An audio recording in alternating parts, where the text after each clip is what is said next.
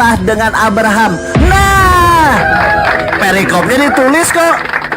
Kejadian 17, ingat ya. Sunat sebagai tanda perjanjian Allah dengan Abraham. Itu perjanjian Abraham dengan Allah itu seperti itu, tentang sunat. Kemudian pada hari itu juga Abraham dan Ismail disunat. Ishak sudah ada belum? Belum. Berarti Ishak ini tidak termasuk dalam perjanjian Abraham dengan Allah. Ini perikopnya jelas loh, coba. Kejadian 17. Jangan, Mak. Sunat. Gampang kok ini. Coba perikopnya coba. Kejadian 17. Kalau itu jadi pedoman Bang, baca dulu aja. Bukan kata saya, kata Bibel. Kata Bibel mengatakan. Anak, iya. Iyalah, alhamdulillah, iya ya. Sekarang Pak Juan disunat enggak? Kenapa semua? Pak Juan disunat enggak? Orang yang lain di rumahnya. Kenapa Pak Juan disunat enggak sekarang? Pak Juan, pertanyaannya. yang dibelinya dengan uang? Pak Juan pertanyaannya sekarang, Pak Juan disunat enggak? Pak Juan disunat apa enggak sekarang? Pertanyaannya gini, apakah Nggak berlaku perjanjian lagi itu bagi kekal aku. antara Abraham dan Ishak itu apa? Loh iya, enggak ada hubungan enggak kan dengan Kristen kan? Aku lagi itu Bang sama aku. Waduh, Jawab Abang dulu nih. Dan semua orang yang lahir di Ini tadi rumahnya katanya sunat juga ini untuk semua Kristen nggak orang penting. Kok sekarang jadi dibahas panjang lebar ya? uang. Kenapa semua disunat orang itu Bang?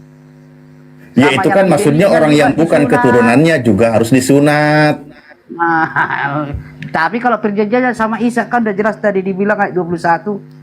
Tetapi perjanjian Tapi pelakunya Ismail. Ishak. Kalau masalah sunat Bang. Iya, orang tapi yang prakteknya dibeli dengan orang- Ismail, bukan dengan Iya, Ishak. orang yang dibeli Ishaknya itu. belum lahir.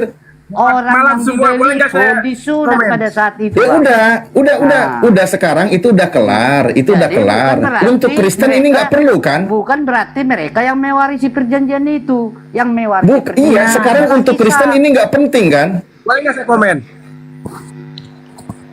Sebentar Pak Jospen, sebentar ya. Perjanjian kekal. Enggak, hanya poinnya di melalui sini untuk Kristen nggak perlu kan?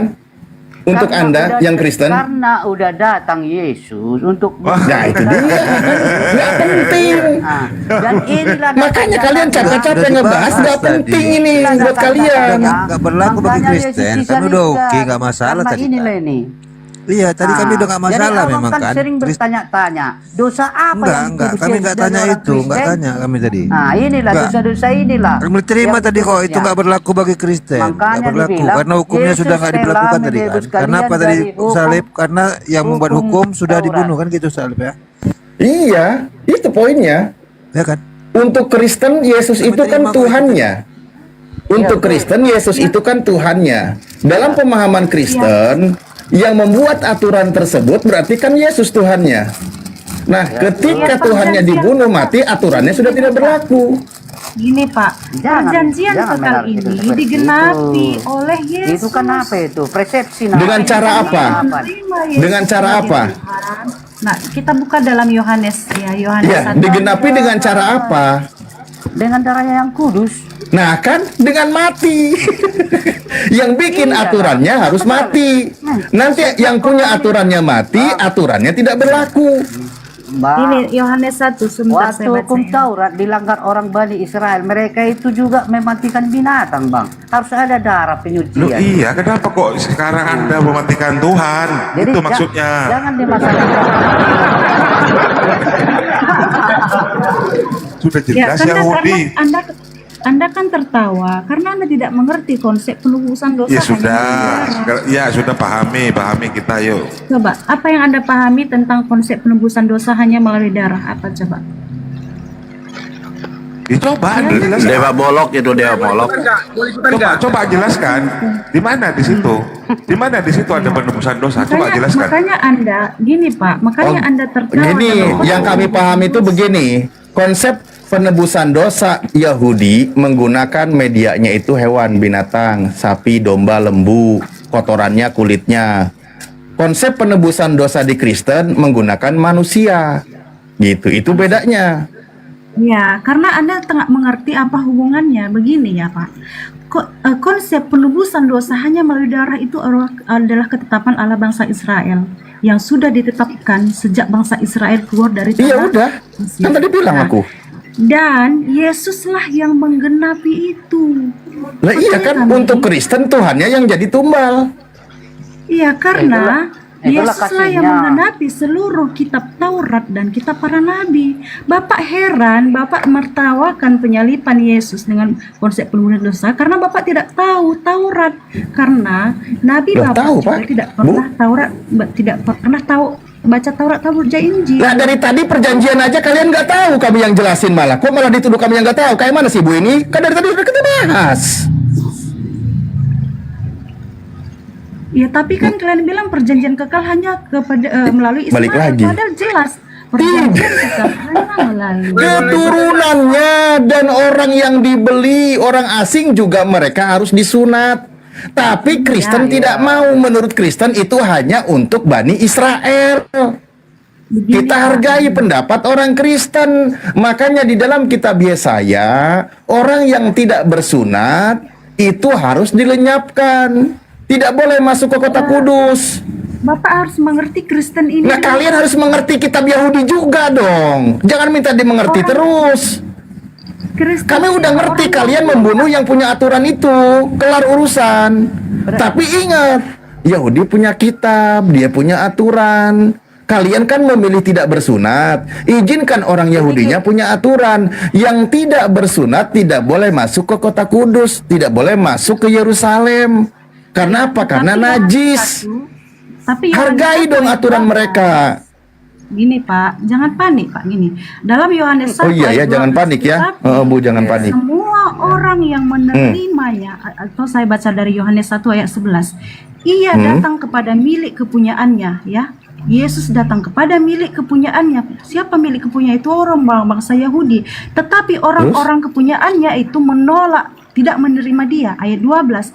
Tetapi semua orang yang menerimanya diberinya kuasa menjadi anak-anak Allah, yaitu mereka yang percaya dalam namanya.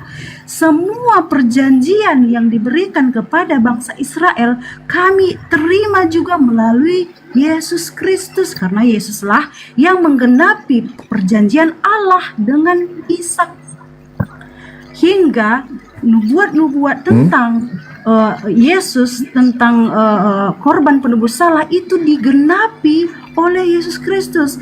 Di Taurat itu hanya bayangan, hanya tipologi. Yesuslah Ya versi yang Kristen. menggenapi. Udah aku jawab tadi. Iya silakan versi Kristen. Udah dijawab loh. Kita udah hargai pandangannya. Kenapa sih dibahas lagi, diputar lagi? Untuk bangsa Yahudi yang punya kitab Torah dan kitab para nabi, cara minta diampuni dosa, satu bertobat, kedua apa? Korban binatang. Ya kan? Darah binatang, kotoran binatang, kulit binatang. Itu untuk Yahudi. Untuk Kristen, darah Tuhan, daging Tuhan yang ditumbalkan. Tuhannya Iya, ini betul. berbentuk manusia. Ini udah kelihatan berbeda kok. Karena begini Pak, itu kan saya bilang tipologi. Semua perjanjian lama kita para nabi itu puncaknya adalah kepada Kristus. Bahwa tidak akan pernah darah binatang itu menyucikan dosa manusia. Ya Dosa kata orang manusia- Kristen. Dosa manusia harus disucikan dengan darah manusia juga. Lalu siapa manusia Ya kata yang orang suci? Kristen. Sabar dulu dong, sabar dulu. Nah, Ya kan udah siapa selesai dari manusia tadi kok diulang-ulang lagi. Ya supaya Bapak mengerti, jangan lagi Sudah ngerti menghina-hina banget, pun. sudah sangat ngerti Bu, ngerti. Oke, kalau Ngerti Bapak banget. mengerti, mengapa kalian gini aja. dikatakan batu yang menebus dosa kalian? Di mana batu menebus dosa kami? Ya bukankah ada ayatnya bahwa batu Di mana itu coba? menebus dosa kalian? Ya ini kebiasaan salah paham disimpulkan. Kalau di agama Anda silahkan, kami nggak ikut campur. Tapi kalau di agama kami jangan dong. Kami itu jelas dalilnya. Kalau kalian salah paham konsep agama Anda, salah menuhankan, itu hukum Anda silahkan.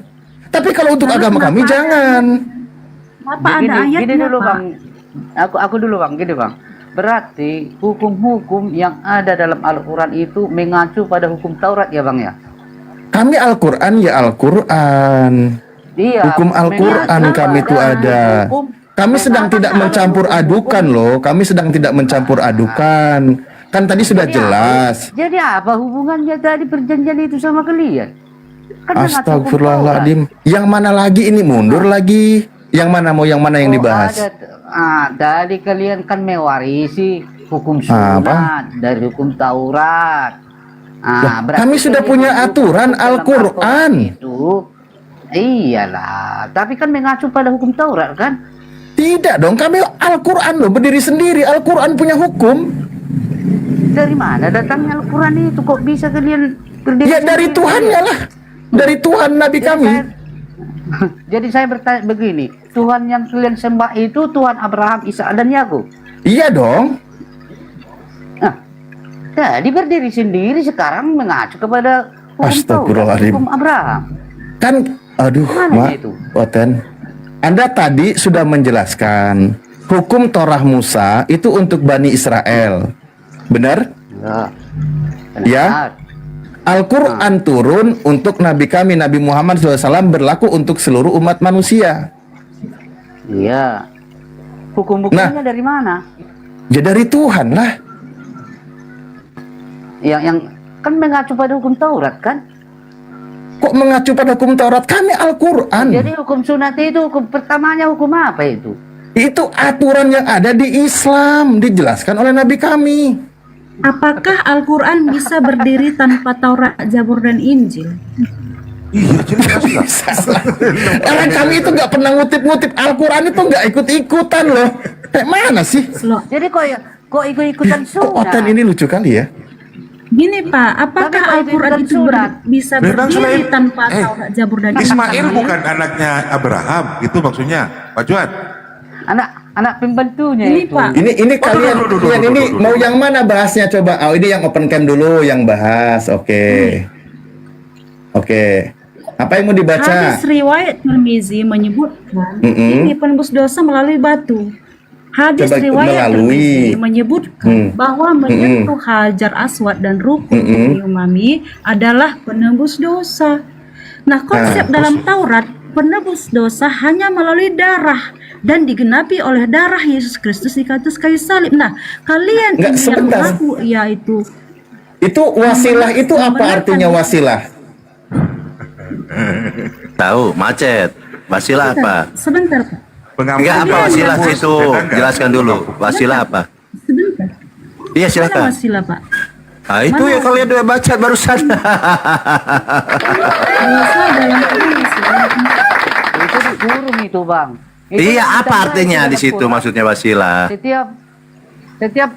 Setiap kalimat yang di Nah kan nggak ngerti. Ditanya apa, dijawab apa. Iya. Itu kan Coba ditambah di situ bang. Dijawab dulu apa tuh wasilah, silahkan. Karena yang mengurung kalian. Loh, Tuhan kalian aja dikurung kok, gimana sih? Apa tuh lagi cuma kata-kata? Enggak. Iya silakan wasilah apa tuh? Itu Jangan kan lari-lari. ditambah di dalam Quran. Ini dosa. Nah, ya udah kalian yang buat artikanlah. Artikan Nih lagi. ya, Saya saya kan kasih hanya tahu yang baca Kristen ya. penebus dosa Ya, iya dan makanya. hukum wasilah. Oh, sekarang hanya baca betul. Tadi menyimpulkan, sebelum baca sudah menyimpulkan. Tadi kau bilang Saya apa? tidak menyimpul. Saya tidak Tadi awalnya kau menyimpulkan. punya narasi apa? Batu. Saya hanya bertama.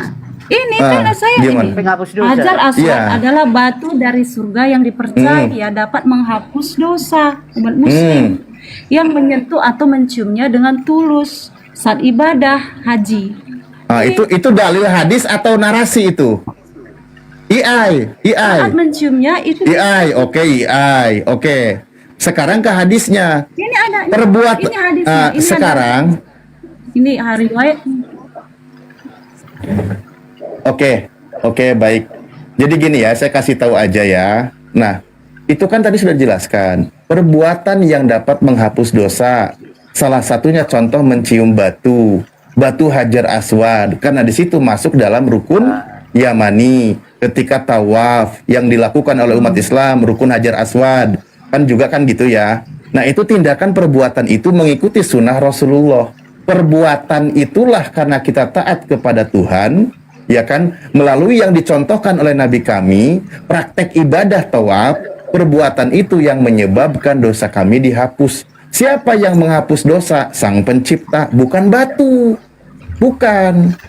Nah, Dengan kalau mencium Anda batu, Bang. kalau Anda menyimpulkan yang menghapus dosa itu batu, maka di dalam kitab Anda itu lebih bahaya. Ini saya kasih contoh. Apa dicium-cium batu itu, Bang? Ini contoh nih contoh. Sabar dulu. Kalian Contoh. aja cium lato-lato Yesus buat apa? Bu, Ini contoh. coba lihat dulu, ini, lihat ini dulu. contoh ya. Ini contoh. Contoh. Ini di dalam kitab Anda ya. itu Kitab apa dicium-cium itu? Enggak, yang Kristennya diam dulu, yang Kristennya diam dulu. Jelas Pak ya, saya nggak ngarang. Sabar dulu, Ustadz Ali mau Makanya bicara, aku sabar bilang dulu, sabar. wasilah itu apa yang Kristen? Wasilah itu kan sebuah tindakan perbuatan kita yang menjadi penyebab gitu loh. Yang mengampuninya Sang Pencipta. Kan, Bang? Bang. Nih, di sini ada korban penghapus dosa, oke? Itu kan? Kenapa Ya, Tuhan panik dong. oten nih? Kenapa panik? Sabar dulu nih, Ustadz Ali mau bicara, sabar dulu. Nih, saya baca dulu ya. Ini contoh. Ini contoh. Panik oten. Tetapi daging lembu jantan itu, kulitnya dan kotorannya haruslah kau bakar habis dengan api di luar perkemahan. Itulah korban penghapus dosa. Jadi di sini penghapus dosa itu apa di sini? Kotoran sapi. Ini Pak, saya Tai di situ.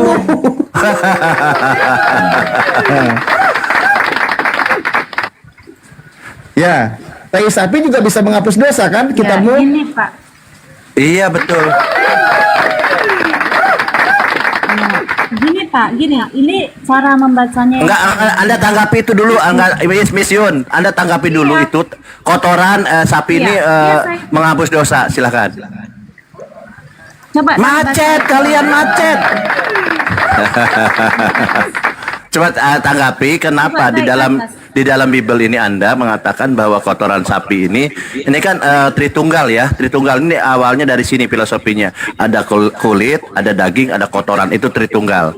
Itu yang menghapus dosa nanti diimplementasikan kepada Yesus. Ada ke Yesus karena ini ada korelasinya dengan Yesus. Nah, tolong jelaskan kepada kami di sini. Tolong jelaskan kepada kami kenapa kotoran sapi Tritunggal ini bisa menghapus dosa. Silakan. Talib kena, Ustaz Talib. Ya. Ustaz Talib. Iya, gara-gara nampilin kotoran sapi jadi kena pembatasan ya. Artinya, Korban penghapus Nanti dosa aku lagi, itu Ustaz. kan Biarin. norma Ganti aku Ustaz. yang Pembahasan. dibakar di atas mesbah, sedangkan tainya dan kotorannya dibakar di luar kemah. Artinya itu bukan yang dipersembahkan di atas mesbah. Oh, jangan ngarang, pakai data, ngarang, jangan ngarang. Silakan pakai data. Baca, kita baca ulang. Kalian kan tidak mengerti cara membacanya. Semua kotorannya itu ya kan dibakar di luar perkemahan. Itu kan Oke. harus dibakar. Tetapi yang korban penghapus dosa yaitu adalah lemak-lemaknya yang dikorbankan dibakar di atas mesbah, sedangkan tainya dibakar di luar perkemahan. Begitu cara membaca Alkitab, Pak. Ya, sebentar, Miss Yun. Pertanyaan Sebentar. saya gini, pertanyaan saya Iya, begini. sebentar Pertanyaan sebentar dulu, Miss Yun. Saya sapa dulu. Izinkan saya bertanya satu, boleh? Iya, nanti kita bertanya. Saling interaktif nanti. Kenapa Ya. ketika Allah kalian membenarkan Taurat, Zabur, dan Injil, konsep penebusan dosanya itu berubah menjadi mencium batu? Bagaimana mungkin batu yang dicium bisa menghapus dosa? Bukankah dia benda mati? Apa hubungannya dengan Taurat, Zabur, dan Injil? Karena Allah kalian, Al-Quran tidak bisa berdiri sendiri. Jadi boleh saya izin ya, Bang Juma. Assalamualaikum warahmatullahi wabarakatuh. Waalaikumsalam warahmatullahi Iya. wabarakatuh. Jadi semuanya. lanjut. Iya. Sedikit ya saya tampilkan. Itu teman Kristen kelihatannya kurang baca Bible ya. Jadi aduh, sahabat saya. Kenapa Tritunggal saya mengambil dari sini? Karena Anda meyakini bahwa Yesus ini adalah penghapus dosa. Dan penghapus dosa ini, Yesus ini, maaf nih, dalam Kristennya diibarat kotoran. Anda mengatakan bahwa yang menghapus dosa ini bukan kotoran. Ini terlalu Anda tidak paham. Ya, karena ini korelasinya dengan Yesus. Jangan dikorelasi. Kenapa saya menggunakan kata Yesus? Nih, izin sebentar ya.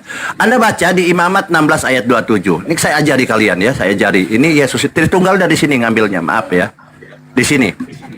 Lihat ya, Imamat 16 ayat 27. Saya pakai data ya. Tolong dibesarkan, Bos.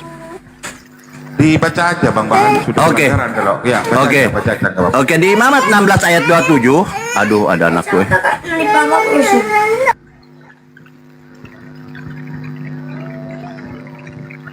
Silakan lanjut. Oh ya, lanjut anakku belum tidur, kacau. Iya. Karena kalau nampilkan data itu rentan kena banned. Kalau akun ini anti rungkat. Silakan Gurunda, masuk Gurunda, silakan. Assalamualaikum warahmatullahi wabarakatuh. Waalaikumsalam. Waalaikumsalam warahmatullahi. Ya, saya baca ayat suci Al-Quran satu ayat ya teman-teman. Bismillahirrahmanirrahim. Walikulli ummatin ja'alna man sakal liyazkurusmallah ala ma razaqahum min bahimatil an'am. Fa ilahukum ilahu wahid falahu aslimu wabashiril mukhbitin. Bagi setiap umat telah aku syariatkan, telah aku aturkan sebuah aturan agama, penyembelihan korban, agar mereka menyebut nama Allah atas binatang ternak yang dianugerahkannya kepada mereka. Jadi Al-Quran mengatakan setiap umat itu disyariatkan kemudian berkurban dengan menggunakan hewan ternak. Orang Yahudi juga dikatakan begitu. Imamat 1 nomor 2, katakanlah kepada Bani Israel apabila mereka hendak mempersembahkan kurban, hendaklah mereka mempersembahkan hewan ternak. Lalu kemudian ada hadits yang ditampilkan barusan disebut sebagai batu yang menghapuskan dosa. Anda salah memahami hadits itu. Bukan batunya yang menghapus dosa, tapi Jadi kenapa tindakan mencium yang menyebabkan kemudian Allah menghapuskan dosa. Bukan batunya yang menghapus dosa. Sama ketika Anda kemudian mengangkat batu lalu diupah, digaji uang, bukan batunya yang memberikan Anda uang, tapi orang yang memerintahkan Anda untuk mengangkat batu itu yang memberikan Anda uang. Sama. Jadi itu berbicara mengenai batu di kitabnya orang Yahudi, Yesaya 6 nomor 6 nomor 7. Tetapi seorang daripada serapim itu terbang mendapati aku, di tangannya ada bara yang diambilnya dari sepit dari atas mesbah. Ia menyentuhnya kepada mulutku serta berkata, lihat, batu ini telah menyentuh bibirmu, maka kesalahanmu telah dihapus dan dosamu telah diampuni. Jadi di Islam dan di Yahudi sama. Berbicara mengenai hewan kurban, ada sama-sama hewan. Berbicara mengenai batu, ada sama-sama batu. Nah, yang jadi masalah ini Kristen. Kristen mirip dengan Dewa Molok. Di mana itu tertulis? Imamat 18:21. Janganlah kau serahkan seorang di antara anakmu atau di antara anak manusia untuk dipersembahkan kepada Molok, supaya engkau tidak melanggar kesucian Tuhanmu. Akulah Tuhan. Imamat itu Jangan kau kitab Yahudi enggak? Imamat Yahudi. Itu kitab Yahudi. Yahudi. Kenapa Yahudi. kamu membenarkan Yahudi tapi mengolok-olok imamat kitab orang Yahudi? Lah, bukan itu Kamu permasalahannya mengakui kamu sekarang, sama Ibu. dengan Ibu, jangan lari Tapi kemana-mana, kamu Ibu. mengolok-olok Jangan lari kitabnya kemana-mana, imamat Ibu. yang dipakai oleh orang Ibu, Yahudi. saya sedang Gini, Pak, membandingkan gini, Pak. Ibu, diam dulu. Gantian dulu, Hei. gantian dulu, Hei. gantian dulu, gantian dulu. Dasar ini. Ya, Memang gantian. Yesus tidak memberikan mutiara ke babi, tapi jangan Anda tampilkan kebabian Anda di sini. Kalau orang bicara, Anda Karena diam. gini, Kalau Anda kan orang menamakan lagi diri, bicara, wahai keturunan babi, diam Gantian dulu, dulu. nanti bisa ditanggapi Jangan, nanti. babi diam. Tapi udah Gurunda Dengar, ngomongnya dengar. seperti Ini bukan itu. kitabmu yang sedang saya baca. Ini bukan kitabmu. Iya. Ini kitabnya Yahudi. Ya, Ini kenapa kamu kitabnya hina Yahudi. kitab Yahudi? Siapa Kenapa yang kamu menghina kitabnya Yahudi, Tuyul? Kamu Siapa bilang yang kan menghina? mereka menyembah Molok. Kamu bilang di situ sumbernya bahwa Lah, penyembahan dewa Molok. Ini Padahal kamu menyembah Tuhannya Tuhan Yahudi melarang. Iya. Dengarkan dulu, Kan hey, cara begitu. dengarkan dulu, Iya. babi. babi, dengarkan dulu babi. Sana. Jadi Yesus, Ini. Udah nggak Yesusnya jelas lagi nih, kiblatnya Bang. adalah Aduh, Bang. Torah. Ini kenapa babi-babinya Bang. kayak gini semua ya? Sebagai gurunda. Ini gimana ini? Guru Babi, Host, bantu mute aja host, aku bukan moderator. Iya, ini Babi, diam bersama dulu. makanya gantian, Babi. gantian. Rendah kali, Bang. Babi, Ini kan diam narasi, dulu. ini narasi dulu, gantian Babi. dulu nanti ditanggapi. Babi, maaf saya pinjam istilah Yesus untuk Kristen ya. Waduh. Babi diam Pantas dulu. Anda ini seperti Babi, ini. Udahlah, diam Bang. dulu babi. Coba aja dah, Babi, itu, Bang. Yesus Mengerti menyebut kamu. Kristen dengan sebutan babi, diam dulu. Imamat Iya, 18, cium-ciumlah batu itu. Tuhannya Yahudi, Iya, dengar moral dulu, seorang guru Anda ini beda. babi, Moral seorang babi, Anda tidak pantas babi, namanya babi, guru diam dulu, Anda. babi. Harus babi, tidak boleh seperti ini. babi, Ini aja kalian guru bukan moralnya. babi. Kan Yesus bisa menyebut dibantah kalian dengan nanti. babi. Waduh. Anda mengganggu saya berargumentasi. Kenapa Iya, bisa demikian? Karena bahasa- kamu babi. Yesus menyebut Kristen dengan Kamu sebutan tidak layak babi dan jadi anjing. guru Anda. Ya udah, Moralnya tidak apa-apa. tidak baik. Saya tidak bisa Moral kemudian menerima tidak murid lebih seperti baik. kamu juga. Jangan di Saya boleh nggak bernarasi saya? Boleh nggak saya bernarasi? Kalau kamu Silakan. Boleh nggak saya Ini kan diskusi. Sebentar. Ini kan saling menanggapi teman-teman Kristen. Iya, Bang kan Zuma jangan kan dulu. mau menerasikan. Nanti setelah berakhir ending bisa ditanggapi. Ayo cobalah tertib. Jangan kayak pasar. Yesus biasa menyebut dibuat. kalian di dalam Matius 7 nomor 6, Kristen itu babi dan anjing. Oke? Jadi sebagai babi dan anjing, saya Mana ayatnya? bicara dulu. Matius 7 Mana nomor ayatnya? 6. Matius 7 Mana nomor ayat? 6. Matius 7 nomor 6, babi. Udah dibilang, Aduh. masih bertanya. Ya, Yesus menyebut Kristen itu dengan sebut anjing dan babi. Ya, Jadi mana- sebagai anjing mana dan ayatnya babi, waktu itu? kamu diam Bunda, dulu. apa Udah itu? diturunkan Ya, aja saya nih, baca. host. Turunkan aja betina ini, sudah Matius kurapan kayaknya berapa? otaknya. Matius Otaknya udah 7 kurapan. ayat. Kamu di bawah. Kau baca sampai robek mulutmu di bawah kau baca. Agak Nah, bermoral, tinggalkan Bang. saya. Agak Ini masih ada bermoral, babi ya? Masih ada babi? Bang. Aduh, Bang. Masih ada babi nggak di sini? Gurunda. Masih ada babi nggak? Kutanya dulu. Masih ada babi? Masih ada. Oh, masih ada. Dengar dulu babi. Dengar. Imamat 18 nomor 21. Babi diam dulu. Apa sih? Cium-cium lah batu itu. Imamat babi diam dulu, babi. Babi. Diam dulu. Janganlah kau serahkan. Babi diam dulu. Nah, apa sih babi ini? Janganlah kau serahkan seorang anak manusia untuk dipersembahkan kepada Molok. Ini larangan. Tidak boleh mempersembahkan manusia. Yang ada, Tuhan mengajarkan mempersembahkan hewan. Di Islam, Tuhan mengajarkan mempersembahkan hewan. Sama kan? Sama.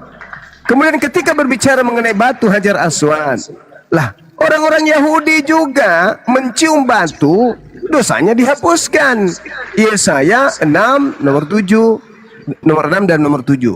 Berarti antara Yahudi dan Islam dalam hal ini sama. Nah sekarang di mana Yahudi mempersembahkan manusia sebagai penebus dosa selain ajaran dewa Molok? Nah silakan giliran kalian. Begitu babi. Belajar kalian berdiskusi, babi-babi, anjing-anjing, belajar ya. Silakan. Tapi Bang dikurangi omongan itu, nggak bermoral apa? Kayaknya jadi rendah kali kuliah Abang gitu. Yesus menyebut kalian dengan sebutan babi dan anjing. Tadi kan Iya, Bang. bagus-bagus Kita saya kan- naik kita di Bang sini. kan tahu, Bang, Saya sama naik di Bang. sini. Abangku. Dari tadi kalian Kita itu kan bernarasi. bisa Saya minta kita izin. mengerti Saya diberikan tonase kemudian seperti host untuk apa. berbicara. Nah, karena Tapi ungkapan kalian sebagai ataupun babi dan perkataan, anjing tidak mengerti nah, bahasa kan kita begitu. mengerti. Nah, Kenapa bisa itu terjadi? Tonase- Karena tonase Yesus berbicara. memang mengatakan kamu itu adalah anjing dan babi. Jangan kau berikan mutiara kepada babi, jangan kau berikan barang kudus kepada anjing. Babi dan anjing yang dimaksud itu baca 2 Petrus 2 nomor 21-22. Ternyata di situ ditulis bahwa Kristen itu adalah anjing dan babi. Oke? Begitu. Kalau Anda mau dimanusiakan, tolong jadi manusia di Komal Islam. Anda kalau mau dimanusiakan, tolong jadi manusia, jangan jadi babi. Kok jadi Nah, sekarang kalau Anda begitu? menjadi manusia, setelah Anda kemudian dipersilahkan berdiskusi, berbicara, silakan Anda tanggapi pernyataan saya tentang batu dan binatang sebagai penebus dosa. Silakan.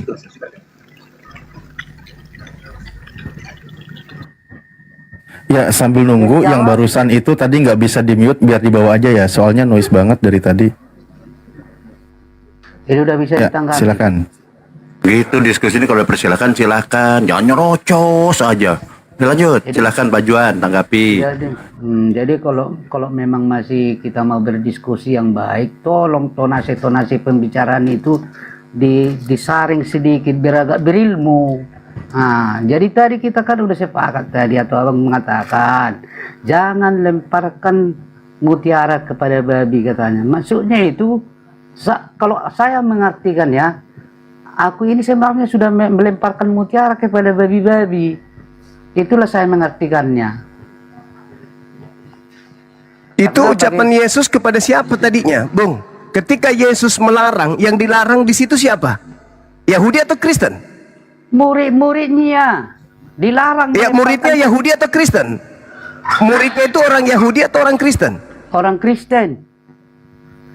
Orang Yahudi atau orang Kristen? Orang Kristen. Ah, pembohong. Nah, Penipu kok kau. pembohong? Yesus, Murid-muridnya dengarkan saya. diajarkan Yesus, supaya tidak melemparkan mutiara kepada babi.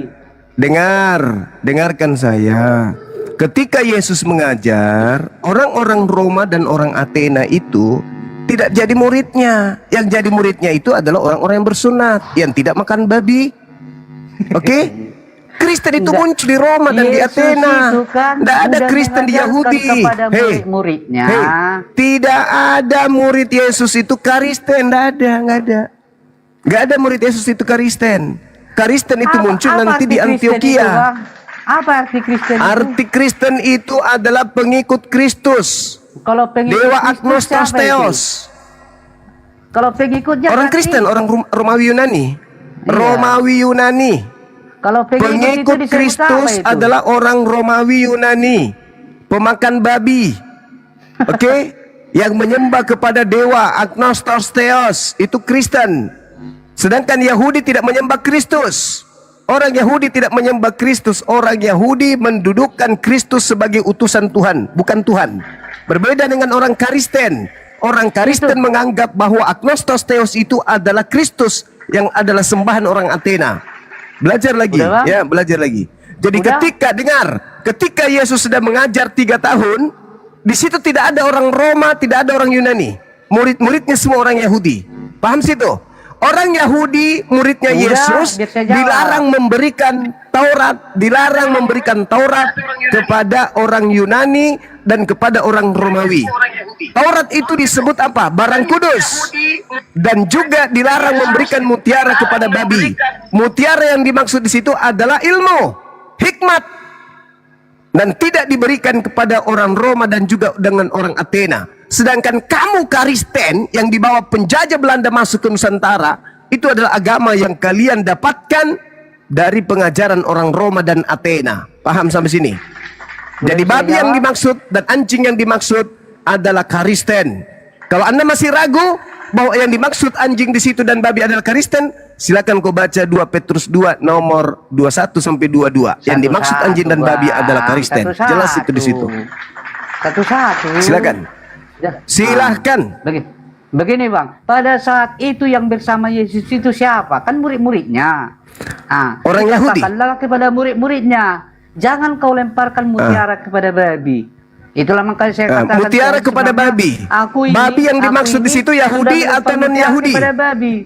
Biar gimana pun nanti saya katakan. Babi yang dimaksud di situ, Yahudi atau non Yahudi? Yahudi. Non Yahudi. Nenekmu kiper. Kan inilah. Pandai kali kau menipu. Pandai kau menipu dan kau turun, kau di bawah, Selamat malam, babi cupu di bawah, babi cupu di bawah, jangan di sini. Kalau Anda hanya ingin menipu, ngapain naik di Komal Islam? Selamat malam, Kumpulkan Bang Suma. di Komal-Komal Karisten Selamat malam. kalau kalian hanya mau menipu. Diskusi itu jujur. Sepahit apapun kalian harus menerima itu. Ya, kita mau mencerdaskan anak bangsa, bukan mau membodohi anak bangsa. Itu dulu. Diskusi dibangun untuk Kami mencerdaskan. menerima Bang Suma, tapi harus sesuai dalil, bukan atas. Nah, sekarang yang disebut Yesus bukan hanya anjing di sana dan pemikiranmu babi, saja, logikamu yang saja, disebut Bang Suma. anjing dan babi oleh Yesus orang Yahudi atau non Yahudi?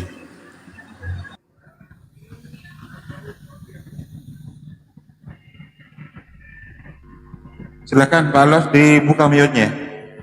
Dibuka mute-nya, Anda berisik dari tadi. Pak Alos, dibuka mute-nya, Pak Alos.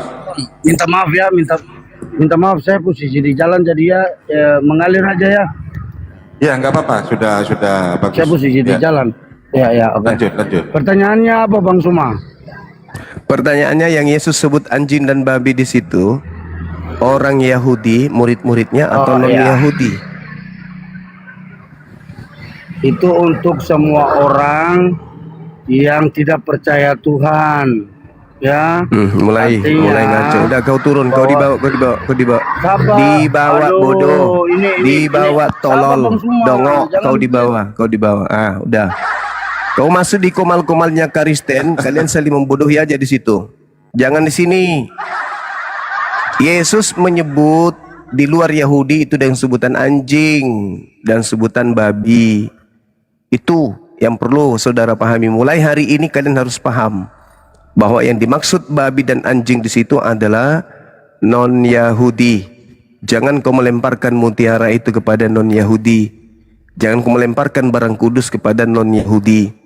Nah, 2 Petrus 2 nomor 21 sampai nomor 22 di situ jelas Kristen di situ disebut sebagai anjing dan babi.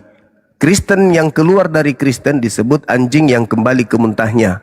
Dan Kristen yang kembali jahat keluar dari Kristen itu disebut babi yang kembali ke kubangan. Berarti Kristen yang baik-baik saja disebut sebagai apa? Itulah kau pikirkan itu. Jadi kalau kita itu naik di komalnya orang, harus mendudukkan akal sebagai tolak ukur. Jangan cuman nyerocos aja. Ya. Jangan asal ngomong aja.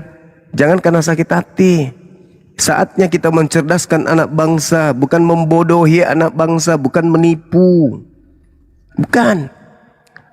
Di dalam kitabnya orang Yahudi jelas sekali dikatakan Imamat 1 nomor 2. Katakanlah kepada orang Israel, apabila mereka hendak mempersembahkan kurban, persembahan sebagai penebus dosa kepada Tuhan, apa persembahannya? Binatang ternak, sama seperti di dalam Al-Quran, binatang ternak. Walikulli ummatin ja'alna mansakal liyazkurusmallah ala ma razaqahum min bahimatil an'am. Binatang ternak kalau mau mempersembahkan kurban, bukan orang, bukan manusia, bukan Tuhan. Nah, dari mana Kristen kemudian ini mengambil pola nebus dosa menggunakan darah manusia? Ada di dalam kitabnya orang Yahudi di Imamat 20 nomor 5. Tuhan berfirman begini katanya nih. Maka aku sendiri akan menentang orang itu serta kaumnya, dan akan melenyapkan dia dari tengah-tengah bangsanya, dan semua orang yang turut berzina mengikuti dia, yaitu yang berzina dengan menyembah Molok. Mempersembahkan apa? Mempersembahkan anak manusia. Oke? Lalu kemudian Imamat 18:21 yang saya bacakan tadi, perintah Tuhan, jangan kau serahkan seorang dari anak manusia, anak-anakmu, untuk dipersembahkan kepada dewa Molok. Ini perintah atau larangan? Larangan. Ada nggak perintah Tuhan agar Bani Israel mempersembahkan manusia? Nggak ada. Yang ada perintah Tuhannya Bani Israel mempersembahkan binatang ternak. Sama seperti Quran. Berarti Al-Quran itu tidak keliru. Ketika Al-Quran mengatakan bahwasanya bagi setiap umat telah aku syariatkan penyembelihan kurban agar mereka menyebut namaku atas binatang ternak yang dianugerahkan kepada mereka. Nah, binatang ternak kan? Sementara kalian mempersembahkan kemudian Yesus. Anda akan mengatakan, oh kami tidak mempersembahkan. Ya sama aja. Sama aja. Kalian menebus dosa dengan menggunakan apa? Darah. Tapi darah apa? Darah manusia. Yang ngajarin mempersembahkan darah manusia untuk nebus dosa itu siapa yang ajarin? Berat kan? Berat. Makanya kalian itu cuma ngomong tanpa ilmu. Asal ngomong doang. Pakai kitabnya orang. Sebebas perutmu. Semaunya kamu. Yang penting kau senang. Kau pakai kitabnya orang. Mau salah, mau benar. Yang penting kau imani saja. Tapi bukan saatnya sekarang ini untuk membodohi manusia. Bukan. Saatnya manusia sekarang itu cerdas. Begitu. Jadi kalau Anda dikatakan oleh Yesus sebagai babi dan anjing, ya jangan sakit hati. Itu fakta, itu real. Oh, kalian makan anjing dan babi kok.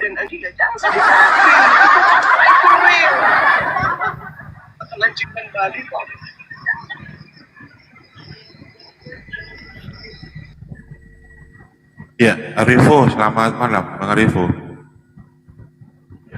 Bang Arifo, dibuka kamionya, Bang Arifo. Silakan teman-teman Kristen, masih banyak slot kosong di bawah yang mau berdiskusi. Selamat malam. Ya, gimana Malam. kabarnya, Bang Arifo?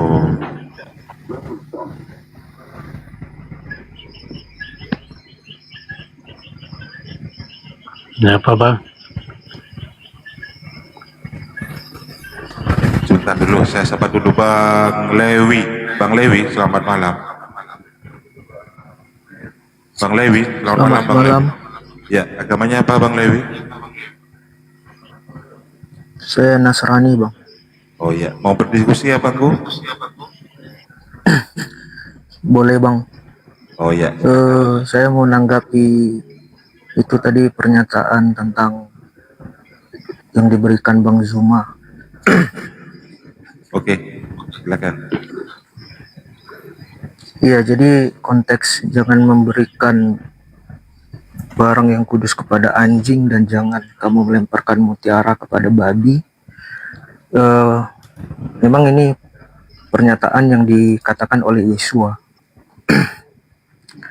Dan tujuan pernyataan ini adalah kepada orang-orang yang tidak memelihara hukum Torah. Jadi di dalam kalangan Yahudi itu sendiri yang membedakan mana manusia mana binatang itu ya itu bang, hukum Torah itu. Nah, banyak sekarang yang orang-orang Kristen yang tidak memelihara hukum Torah itu, seperti tidak berpantang makan, mereka tidak ada hukumnya. Terus mereka tidak bersunat. Kalau saya pribadi bersunat bang, dan saya juga berpantang makan. Jadi pernyataan Yesus itu memang jelas ditujukan kepada orang-orang yang tidak, orang-orang munafik lah, mengaku pengikut Yesus tapi hukum-hukum Torah itu mereka tidak pelihara gitu. Jadi banyak juga ya ini sih ya pernyataan-pernyataan seperti ini pasti banyak yang menolak dari kalangan Kristen sendiri karena mereka tidak tahu esensi dari Yesua itu sendiri sudah mencontohkan ya semua dari mulai lahir sampai dalam ketaatannya sampai mati gitu. Nah, itu adalah satu role model sebenarnya bagi orang-orang yang beriman. Ya, bersunat itu wajib. Sebagaimana yang telah tertulis dalam hukum Torah itu. Nah, terus banyak juga yang memaknai kematian Yesua itu sebagai penebusan dosa untuk umat manusia. Saya rasa kita tahu bahwa saya bangsa pilihan itu cuma satu. Jadi kalau kita masuk dalam konteks penebusan, itu kepada sesuatu yang kepunyaan kita. Gitu. Jadi kalau bukan kepunyaan kita, bagaimana kita menebusnya? Nah, sebenarnya dalam konteks ini, kematian Yesua itu sebenarnya menebus bangsa Israel itu. Karena Tuhan sendiri, Elohim itu, punya covenant sama keturunan Yakub ini. Gitu. Jadi, dan memang bangsa Israel ini Nanti memang dibatasi diakui ya Bang adalah ya, biar ditanggapi. Iya, sudah poinnya seperti itu Bang ya. Oh ya, oke Bang. Ya, bahwa Anda masih takluk kepada hukum Taurat. Silakan Gurunda. Iya, yang pertama ungkapan saudara tadi yang mengatakan bahwasanya orang-orang Yahudi yang disebut dengan sebutan anjing dan babi. Dan itu Anda katakan Yesus yang memberikan klaim itu kepada mereka. Saya katakan enggak. Yesus menyebut ahli Taurat, orang-orang Farisi itu dengan sebutan ular beludak, keturunan ular beludak. Yesus menyebutnya dengan sebutan ular-ular. Anda boleh baca lengkap di dalam Matius 23 sampai nomor 36. Bagaimana Yesus menyeru kepada ahli Taurat, orang Farisi, sebagai ular-ular dan sebagai keturunan ular beludak. Sedangkan yang disebut anjing dan babi, Anda boleh baca di dalam 2 Petrus 2 nomor 21 sampai 22. Bahwa yang dimaksud anjing dan babi di situ adalah Kristen itu sendiri. Kemudian berbicara mengenai hukum Taurat, kita harus mendudukkan dulu bahwa hukum Taurat itu hanya berlaku bagi Bani Israel. Hukum-hukum yang ada di dalamnya, mulai dari hukum yang terkecil sampai yang terbesar, itu hanya berlaku bagi kaumnya Bani Israel. Bahkan tidak semua Bani Israel. Kenapa? Kalau kita merujuk di dalam ulangan 5, di situ jelas dikatakan bahwa hukum Taurat itu hanya berlaku terhadap orang yang hidup pada zaman itu. Musa memanggil seluruh orang Israel. Nih, orang Israel yang dipanggil. Berkumpul dan berkata kepada mereka, dengarlah hai orang Israel. Jadi kita yang bukan orang Israel jangan merasa. Jangan sampai kita masuk dalam kategori serigala atau anjing yang nyamar domba. Karena domba itu hanya Bani Yakub, Bani Israel. Kita ini bukan domba. Dengarlah hai orang Israel, ketetapan dan peraturan yang ada pada hari ini ku perdengarkan kepadamu, supaya kamu mempelajarinya dan melakukannya dengan setia. Tuhan Elohim kita telah mengikat perjanjian dengan kita di Horeb. Ada nggak kita di situ? Orang Indonesia? Nggak ada. Bukan dengan nenek moyang kita tuh. Sedangkan nenek moyangnya Bani Israel aja tidak terikat dengan hukum Torah. Bukan dengan nenek moyang kita Tuhan mengikat perjanjian itu, tetapi dengan kita. Kita siapa? Kita yang ada di sini pada hari ini. Jadi bukan kemudian kepada seluruhnya. Orang Yahudi bukan. Apatah lagi yang bukan Yahudi. Dengarlah hai orang Israel, ketetapan dan peraturan yang ada pada hari ini kuperdengarkan kepadamu supaya kamu mempelajarinya dan melakukannya dengan setia. Tuhan Elohim telah mengikat perjanjian dengan kita di Horeb. Bukan dengan nenek moyang kita Tuhan mengikat perjanjian itu, tetapi dengan kita. Kita yang ada di sini, yang ada pada hari ini, kita semua yang masih hidup. Yang masih hidup. Kita sudah hidup nggak di situ? Enggak. Jadi kita nggak boleh nyamar-nyamar menjadi Bani Israel. Karena kalau kita nyamar jadi Bani Israel tapi kita bukan Bani Israel, nanti kenanya kepada Wahyu 3 nomor 9, jemaat iblis kita itu nantinya. Kemudian kita lihat di dalam Ulangan 33. Ulangan 33 jelas dikatakan di sana bahwasanya hukum Taurat yang datang kepada Nabi Musa itu adalah hak milik kepunyaan Bani Yakub. Inilah berkat yang diberikan Musa, hamba Allah itu kepada orang Israel sebelum Musa mati. Berkatalah Musa, Tuhan datang dari Sinai dan terbit pada mereka dari Seir. nampak bersinar dari pegunungan Paran, dan ada datang dari tengah-tengah puluhan ribu atau 10.000 orang suci. Di sebelahnya nampak mereka api yang menyala. Sungguh Dia mengasihi umatnya. Semua orang yang kudus di dalam tanganmu lah. Mereka kemudian pada kakimu lah mereka tunduk, menangkap semua firman-Mu. Musa telah memerintahkan hukum Taurat kepada kita, suatu milik bagi jemaat Yakub. Jadi lagi-lagi jemaat Yakub, kita bukan keturunan Yakub. Kenapa pula kita masuk kemudian di dalam? Lagian kalau kita melihat apa yang diterangkan kemudian dalam Ulangan 4 atau Ulangan 5, di situ sangat jelas Tuhan, Ulangan 6 maksud saya, di situ Tuhan menetapkan dengan pernyataan-pernyataan yang sangat-sangat luar biasa, yang kita tidak boleh ikut campur di dalamnya. Maka sekarang hai orang Israel, dengarkanlah ketetapan, dengarkanlah peraturan yang kuajarkan kepadamu untuk dilakukan supaya kamu hidup. Siapa? Orang Israel. Dan memasuki serta menduduki negeri yang diberikan kepadamu oleh Tuhan nenek moyangmu. Jangan kamu menambahi apa yang diperintahkan kepadamu, dan janganlah kamu menguranginya. Dengan demikian kamu berpegang teguh pada perintah Tuhan Elohim yang kusampaikan kepada kamu. Tidak boleh kemudian, tidak boleh orang lain. Kenapa? Karena itu hanya seruan kepada Bani Israel saja. Kita lihat di dalam Ulangan 4, Ulangan 6. Apakah kemudian hukum Taurat itu untuk berlaku untuk bangsa-bangsa lain di luar Bani Israel? Kita lihat. Inilah perintah, yakni ketetapan dan peraturan yang aku ajarkan kepadamu atas perintah Tuhan Elohim untuk dilakukan di negeri kemana kamu pergi mendudukinya, supaya seumur hidupmu, kamu dan anak cucumu takut akan Tuhan Elohim dan berpegang pada segala ketetapan dan perintahnya yang kusampaikan kepada kamu, dan supaya lanjut umurmu. Maka dengarlah hai Israel. Israel, dengarlah hai Israel. Jadi kalau kita tidak mendengarkan berarti kita budak. Kalau kita merasa Taurat itu untuk kita berarti kita ini budak. Karena yang diseru untuk melakukan ketetapan dengan setia anak-anaknya, cucunya itu adalah orang Israel.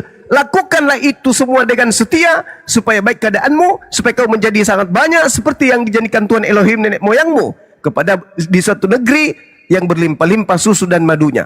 Dengarlah hai orang Israel, Tuhan itu esa, Tuhan itu esa, dan kasihilah Tuhan Elohimmu dengan segenap hatimu, segenap jiwamu, segenap kekuatanmu. Apa yang kuperintahkan kepadamu pada hari ini haruslah engkau perhatikan. Haruslah engkau mengajarkan berulang-ulang kepada anak-anakmu dan membicarakannya apabila kamu sedang duduk di rumahmu, apabila engkau sedang berdiri dan berjalan dalam perjalanan, apabila engkau berbaring, apabila engkau kemudian bangun. Haruslah juga engkau mengikatkan segala tanda pada tanganmu. Ini perintahnya untuk Bani Israel. Israel.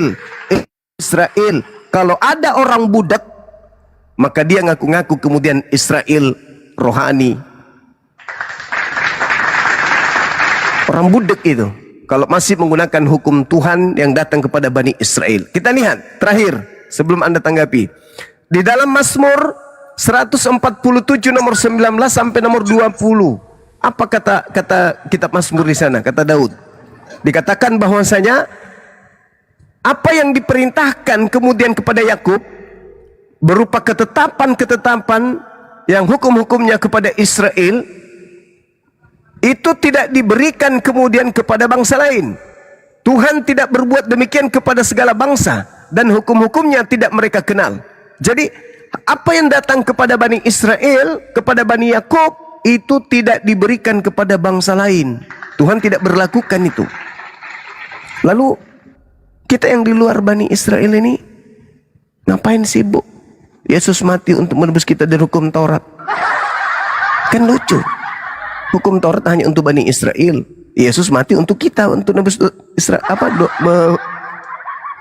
menebus kita dari hukum Taurat. Padahal Taurat itu untuk Bani Israel. Terus kenapa Yesus sibuk mati untuk kita? Padahal ketika ada perintah di Taurat jangan makan babi, di luar Bani Israel mau makan babi, tak ada larangan. Pada zaman itu, sebelum Islam datang, di luar dari Bani Israel mau makan babi kek, mau tidur sama babi kek, tidak ada larangannya, bebas. Nah terus kenapa Yesus diajarkan mati untuk menebus orang-orang Roma dan Athena dari hukum Taurat? Kan lawak-lawak. Sampai-sampai orang Athena tepuk tangan, jingkrak-jingkrak, ore kita ditebus dari hukum Taurat. Pret. Orang Roma tepuk tangan, disko-disko, joget-joget di gereja. Tuhan menebus kita dari hukum Taurat. Emangnya Taurat itu kapan diperlakukan untuk orang Roma Yunani? Kan sibuk-sibuk sendiri, lucu-lucu. Itulah yang disebut serigala berbulu jangkrik. Maka Yesus mengatakan, jangan kau memberikan barang kudus kepada anjing, dan jangan kau berikan mutiara kepada babi. Agar dipahami. Silakan. Oke, terima kasih Bang. Jadi begini Bang, memang di zaman Yesua itu Yesua banyak berdebat sama ahli-ahli Taurat, dikarenakan ahli-ahli Taurat itu hanya mengajarkan gitu kepada orang-orang Yahudi. Ahli-ahli Taurat itu kan mereka termasuk rabi saat itu. Nah, rabi-rabi itu mengajarkan semua hukum-hukum Torah, namun mereka tidak melaksanakan, alias menjadi suatu kaum yang munafik gitu. Nah, disitulah terjadi perdebatan antara Yesua sama ahli-ahli Taurat itu. Lalu kalau dikatakan hukum Torah hanya untuk orang Israel saja, memang sesuai dengan ayat yang abang tadi memang seperti itu. Cuman hukum Torah itu seperti berkorban juga hukum Torah, Bang. Jika berkurban itu hukum Torah tidak bisa dilakukan oleh bangsa lain, oleh agama lain, berkurban itu, lantas kenapa kita melakukan kurban? Sunat juga hukum Torah. Menghormati orang tua juga hukum Torah. Jadi banyak di dalam hukum-hukum Torah itu yang dilakukan gitu. Dan dasar dari semua hukum yang ada, yang berlaku di dunia ini, itu muaranya dari hukum Torah. Makanya jangan mencuri, jangan membunuh, jangan bersaksi dusta. Dan itu diambil gitu di dalam undang-undang negara gitu. Nah, itu sudah diatur. Jadi bahasanya hukum Torah itu, ya saya punya juga ada teman diskusi orang Israel, banyak juga yang bilang hukum Torah itu sudah usang. Ya, itu pendapat pribadi gitu. Jadi kita kan ya pada akhirnya nanti kita akan menemukan kebenaran gitu. Ini kan sesuatu yang kudus, sesuatu yang ilahi gitu, yang membuat hukum ini, yang memerintahkan hukum ini kepada Moshe untuk dituliskan. Nah, bagaimana sesuatu yang kudus itu, produk yang sudah diajarkan kepada Moshe itu adalah produk yang kudus, terus kita bilang ya sudah usang, sudah apa? Dan bagaimana hanya untuk satu ketetapan bangsa saja gitu. Kalau hukum itu hanya untuk orang Israel, ya berarti semua bangsa, semua agama tidak boleh melakukan itu. Nah, kenapa dari bangsa Goyim, non-Yahudi bisa masuk itu? Ya karena dari amanat agung itu. Karena Yesus sendiri memberikan amanat agung sebelum kenaikannya ke Samayim, ke langit-langit, itu memerintahkan untuk para rasul mengajarkan seluruh bangsa menjadi murid-muridnya. Gitu. Ada kata seluruh bangsa di situ, Bang. Jadi bukan hanya berfokus kepada Yahudi lagi nih. Memang Yesua itu awalnya diutus untuk bangsa Israel. Jadi kalau ada orang bilang tidak apa itu, mereka tidak memahami ayat di dalam Bible itu. Dan Yesus sendiri mengakui itu. Aku diutus hanya untuk domba-domba Israel yang hilang. Itu misinya pertama, Bang. Misi pertama Yesua. Tapi setelah itu, kebenaran yang dinyatakan Yesua ini sebagai nabi kepada mereka tidak diterima. Bahkan kenapa saya bilang tadi kematian Yesua itu penebusan atas dosa-dosanya bangsa Israel, karena dosanya bangsa Israel saat itu sudah begitu mengerikan, Bang. Lihat saja bagaimana kehidupan bangsa Israel saat itu sudah jauh dari kekudusan. Nah, saya memang tidak terlalu hafal ayat-ayat Alkitab, cuman kan ada dibilang upah dosa adalah maut. Nah, bangsa ini sebenarnya kalau Karena udah banyak nabi yang diutus kepada mereka dan mereka bunuh semua. Tidak tunduk terhadap perintah Elohim itu. Sampai kepada Yesua ini. Dan Yesua ini ya sudah sampai menegur keras mereka. Bahkan coba lihat aja, Bait Elohim itu dijadikan pusat jual beli, pasar, rumah Tuhan, rumah tempat peribadatan. Di situ Yesua marah, membalikkan semua di situ. Nah, sudah sampai di titik terendah itu moralitasnya orang Israel ini, Bang. Mereka tidak bisa lagi membedakan tempat kudus. Mereka campur adukkan semua. Nah, saya memang orang non-Israel. Tapi kiblat saya ke Yesua. Saya mencontoh role model sebagaimana Yesua hidup mulai dari lahir. Tapi bukan dari lahir saya sudah enggak. Tapi saya mencari banyak tahapan yang saya lalui, Bang. Menemukan ini, dan saya bahkan baru diberi milah, disunat itu tahun 2024. Karena saya mengerti, Yesua itu sudah mencontohkan pola-pola hidup di situ. Bagaimana dalam berpantang makan juga dicontohkan. Nah, kenapa kita tidak berkorban lagi? Karena ada tertulis kurban satu orang untuk semua orang. Dan kurban Yesua ini tidak bercela. Memang kalau kita kaitkan ke Molok, penyembahan manusia, ya memang begitu, memang tafsirannya. Tapi kenapa Yesua dijadikan kurban yang kudus? Karena untuk menggenapi upah dosa adalah maut ini. Jadi bangsa Israel saat itu memang sudah bobrok sekali, Bang. Sudah bobrok sekali. Makanya ya sampai, ya gimana kita nggak bilang bobrok. Saking sayangnya Elohim kepada bangsa ini, memegang teguh covenant itu, perjanjian itu, Nabi dikirim terus nih untuk menyadarkan mereka. Yesaya, Yeremia, Daniel, Samuel, dikirim terus. Tapi mereka nggak ya itu, tegar tengkuk. Jadi ya itu kepada ahli Taurat, iya. Karena ahli Taurat saat itu sudah tidak lagi memang menjalankan apa yang diperintahkan hukum Taurat itu. Mereka hanya jadi guru, Bang. Bukan pelaku hukum itu. Bahkan persembahan-persembahan itu ada ayat di Alkitab. Kalian telah memakan rumah janda-janda. Ada harusnya yang bagian dari persembahan itu diberikan kepada janda-janda, anak yatim. Tapi itu tidak dilakukan. Nah, segitulah bobroknya mental orang-orang Israel saat itu. Nah, jadi babi sama cek Bang Lewi. Ya. Fokus kepada dalil ya, jangan terlalu banyak narasi.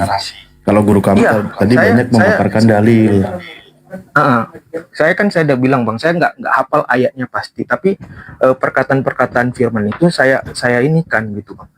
Makanya ya itu, kalau orang bilang kayak tadi kan permasalahannya ini kan perbuatannya nggak terima, mutiara dilempar kepada babi, kepada ya itu orang-orang yang tidak memelihara hukum itu ke situ. Jadi kayak kita menjelaskan gitu, dan mereka nggak ada tuh ya, itulah babinya.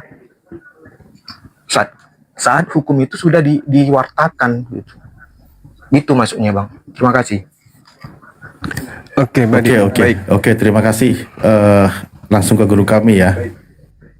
Iya, makasih Dinda. Jadi tadi Anda mengatakan di luar Yahudi tidak diberikan hukum Taurat. Itu betul, dan Anda harus mengatakan yes.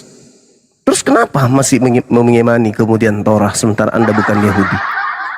Anda mengatakan bahwa ya kalau begitu kenapa juga Islam mengambil hukum Taurat? Kata siapa Islam mengambil hukum Taurat? Emang umat Islam mengambil hukum Torah, mengambil terjemahan kitabnya Yahudi, menempelkan di Al-Quran? Tidak.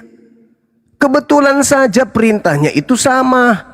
Contoh misalnya ketika perintah hanya menyembah kepada Tuhan yang satu. Perintahnya dalam Al-Quran ada, wa ilahukum ilahu wahid, la ilaha illa huwar rahmanur rahim.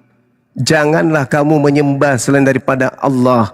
Tidak ada Tuhan selain Tuhan yang Maha Esa, Tidak ada Tuhan selain Dia yang Maha Pengasih lagi Maha Penyayang. Apalagi dalam hukum Taurat itu misalnya jangan kemudian membuat patung dan seterusnya. Al-Quran juga menjelaskan itu. Tak boleh kemudian menyembah selain daripada Allah. Wala tad'u ma'allah ilahau ahar. Jelas itulah ilaha illahu kullu syai'. Bahkan dikatakan inasan, selain yang menyembah kepada Allah itu adalah inasan berhala. Tak boleh. Apalagi jangan menyebut nama Tuhanmu dengan secara sembarangan. Ya di Islam juga begitu. Walillahil asmaul husna fad'uh biha. Ada dalam Al-Quran, tapi bukan meniru di sana. Bukan meniru di sana. Apalagi yang ada di dalam Torah itu. Dilarang menghilangkan nyawa atau dilarang membunuh. Di dalam Islam tidak jelas. Wala taqtulun nafsal lati harramallah illa bil haqq. Ada larangan membunuh. Tapi bukan meniru Torah. Memang Al-Quran mengajarkan sama yang seperti itu. Kebetulan aja sama. Lalu kemudian senantiasa selalu menghormati orang tua. Dalam Al-Quran dikatakan Bismillahirrahmanirrahim. Wa'budullah wa la tusriku bihi syai'a wa bil walidaini ihsana. Jelas itu. Berbuat baik kepada kedua orang tua. Apalagi jangan melakukan zina. La taqrabuz zina. Apalagi yang ada di tempat di Torah. Tidak boleh memberikan kesaksian palsu. Dikatakan kemudian dalam Al-Quranul Karim, ya ayyuhalladzina amanu taqullaha wa qulu qawlan syadida. Nah, jangan bersaksi palsu, tapi ucapkanlah perkataan yang benar saja. Ada, tapi bukan meniru dari Torah. Tidak seperti Kristen mengambil kitabnya Yahudi, jelas-jelas nempel terjemahannya kok. Jadi jangan disamakan. Ketika ada hukum yang sama antara hukum yang ada pada Al-Quran dan yang ada di Torah, itu karena sumbernya berasal pada sumber yang sama, yaitu pencipta langit dan bumi. Sedangkan Kristen ini, apa haknya menggunakan terjemahan kitabnya Yahudi? Ada nggak haknya? Nggak ada. Termasuk saudara Lewi. Ada nggak hak Anda mengaku-ngaku pengikut Yesus? Nggak ada. Kenapa? Karena Yesus mengaku, aku diutus hanya kepada domba yang sesat. Apakah saudara domba? Anda bukan domba. Anda orang Indonesia. Sedangkan yang tadi Yesus katakan, jangan kau berikan mutiara. Jangan kau berikan kemudian barang kudus. Barang kudus itu apa? Barang kudus itu Taurat. Tidak boleh diberikan kepada anjing, tidak boleh. Tidak boleh diberikan kepada babi. Karena akan diinjak-injak, akan dipijak-pijaknya. Agama Anda, keyakinan Anda mengatakan Nasrani, sebenarnya Anda bukan Nasrani. Anda adalah ampas yang muncul setelah melihat kegagalan Katolik, kegagalan Protestan, kegagalan Mesianik, kegagalan sekte-sekte lain, menunjukkan jati diri mereka sebagai pengikut Yesus. Lahirlah Anda. Oh, yang benar itu Nasrani. Kenapa? Karena Anda sudah lahir dari ampas agama-agama Anda yang sebelumnya, Katolik, Protestan, Pantekosta, kemudian apalagi Saksi Yehova, Mesianik dan seterusnya. Setelah gagal untuk menyatukan sekte-sekte ini dengan ajaran Yesus, lahirlah Anda mengaku Nasrani. Yang disebut Nasrani itu adalah orang-orang Yahudi yang berasal dari kota Nazaret. Anda dari kota Indonesia kok jadi Nasrani. Jadi gitu saudara. Saya katakan sekali lagi bahwasanya kita harus jujur mengakui. Al-Quran mengatakan wa makaru wa makarallah wallahu khairul makirin. Kenapa Kristen itu musuh besarnya adalah Bible? Ya karena Allah membalas tipu daya mereka, orang-orang terdahulu yang menginginkan Nabi kami untuk mati demi kemudian keserakahan mereka akan dunia. Ingat, orang Yahudi ingin membunuh Nabi Isa yang kalian palsukan namanya menjadi Yesus, itu karena serakahnya akan dunia, bukan karena dosa waris. Adapun karena dosa waris, itu jajaan Paulus, jualan Paulus kepada orang Roma dan Yunani supaya mereka mau menggantikan agnostos theos, menyembah kepada Kristus yang datang kepadanya. Ingat, orang Kristen itu bukan menyembah Tuhannya Yahudi. Orang Kristen itu menyembah dewa Athena yang disebut dengan agnostos theos. yang kemudian kalian palsukan nama dari Agnestos Theos itu menjadi Kristus Yesus agar lebih cantik kelihatan, agar lebih paten kelihatan. Ditambah lagi diperparah dengan Anda mengatakan saya Nasrani, itu saya sendiri perut saya langsung mual dengarnya, mual perut saya langsung. Karena Nasrani itu adalah orang-orang Yahudi yang berasal dari kota Nazaret yang menjadi pengikut Nabi Isa alaihissalam.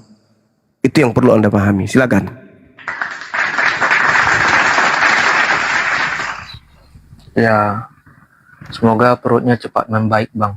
Kalau Anda tidak menyebut lagi diri Anda sebagai Nasrani, insya Allah membaik Ya, perut saya. oke.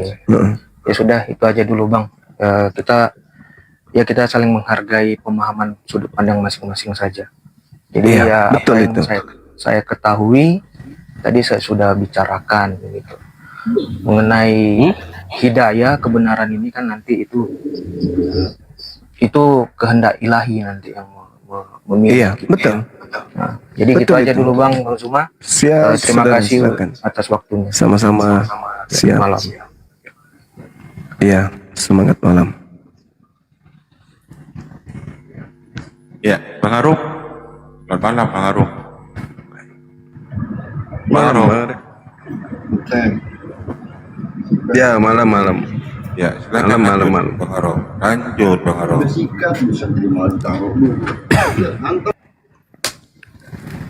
Udah dapat bayaran dia ini, tinggal berapa hari. Udah dapat DP dia. DM kemarin beliau Bang Jum. Saya lagi buat pohon Natal katanya kan. Lagi pohon Natal. Mendekor. Oh, mendekor. Emas dan peraknya ada nggak digantung? Tapi mahal loh harganya Bang, cuma mahal harganya. Emas Bang Juma dan mau perak. nggak? Dipaketin kirim ke rumah. Emas dan perak loh, kata-kata Yeremia. Kan buat hiasan aja Bang Juma. Nah itu dia yang disinggung kemudian oleh kitabnya saudara kita Yahudi di dalam Yeremia 10 nomor 3 nomor 4. Sebab yang disegani bangsa-bangsa adalah kesia-siaan.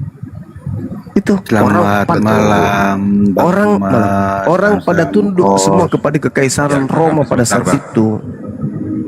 Betul. Hormat kepada kesia-siaan. Betul. Apa itu? Berhala yang dari pohon yang ditebang orang dari hutan, yang dikerjakan dengan pahat oleh tangan tukang kayu. Lalu Makanya sekarang pohon kita itu nggak nebang Bang Juma, kita buat dari plastik. Iya. Gitu. Beda, jangan Untuk samain lah. Beda kan. Untuk memperindah dengan emas dan perak, orang memperkuatnya dengan paku dan palu supaya jangan goyang. Nah ini merujuk kepada Katolik ini dalilnya.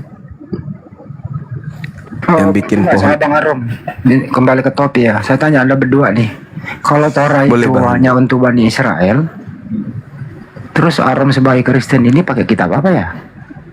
Itu kan sebagai leluhur, Bang. Kan leluhur kita dari sana, Bang.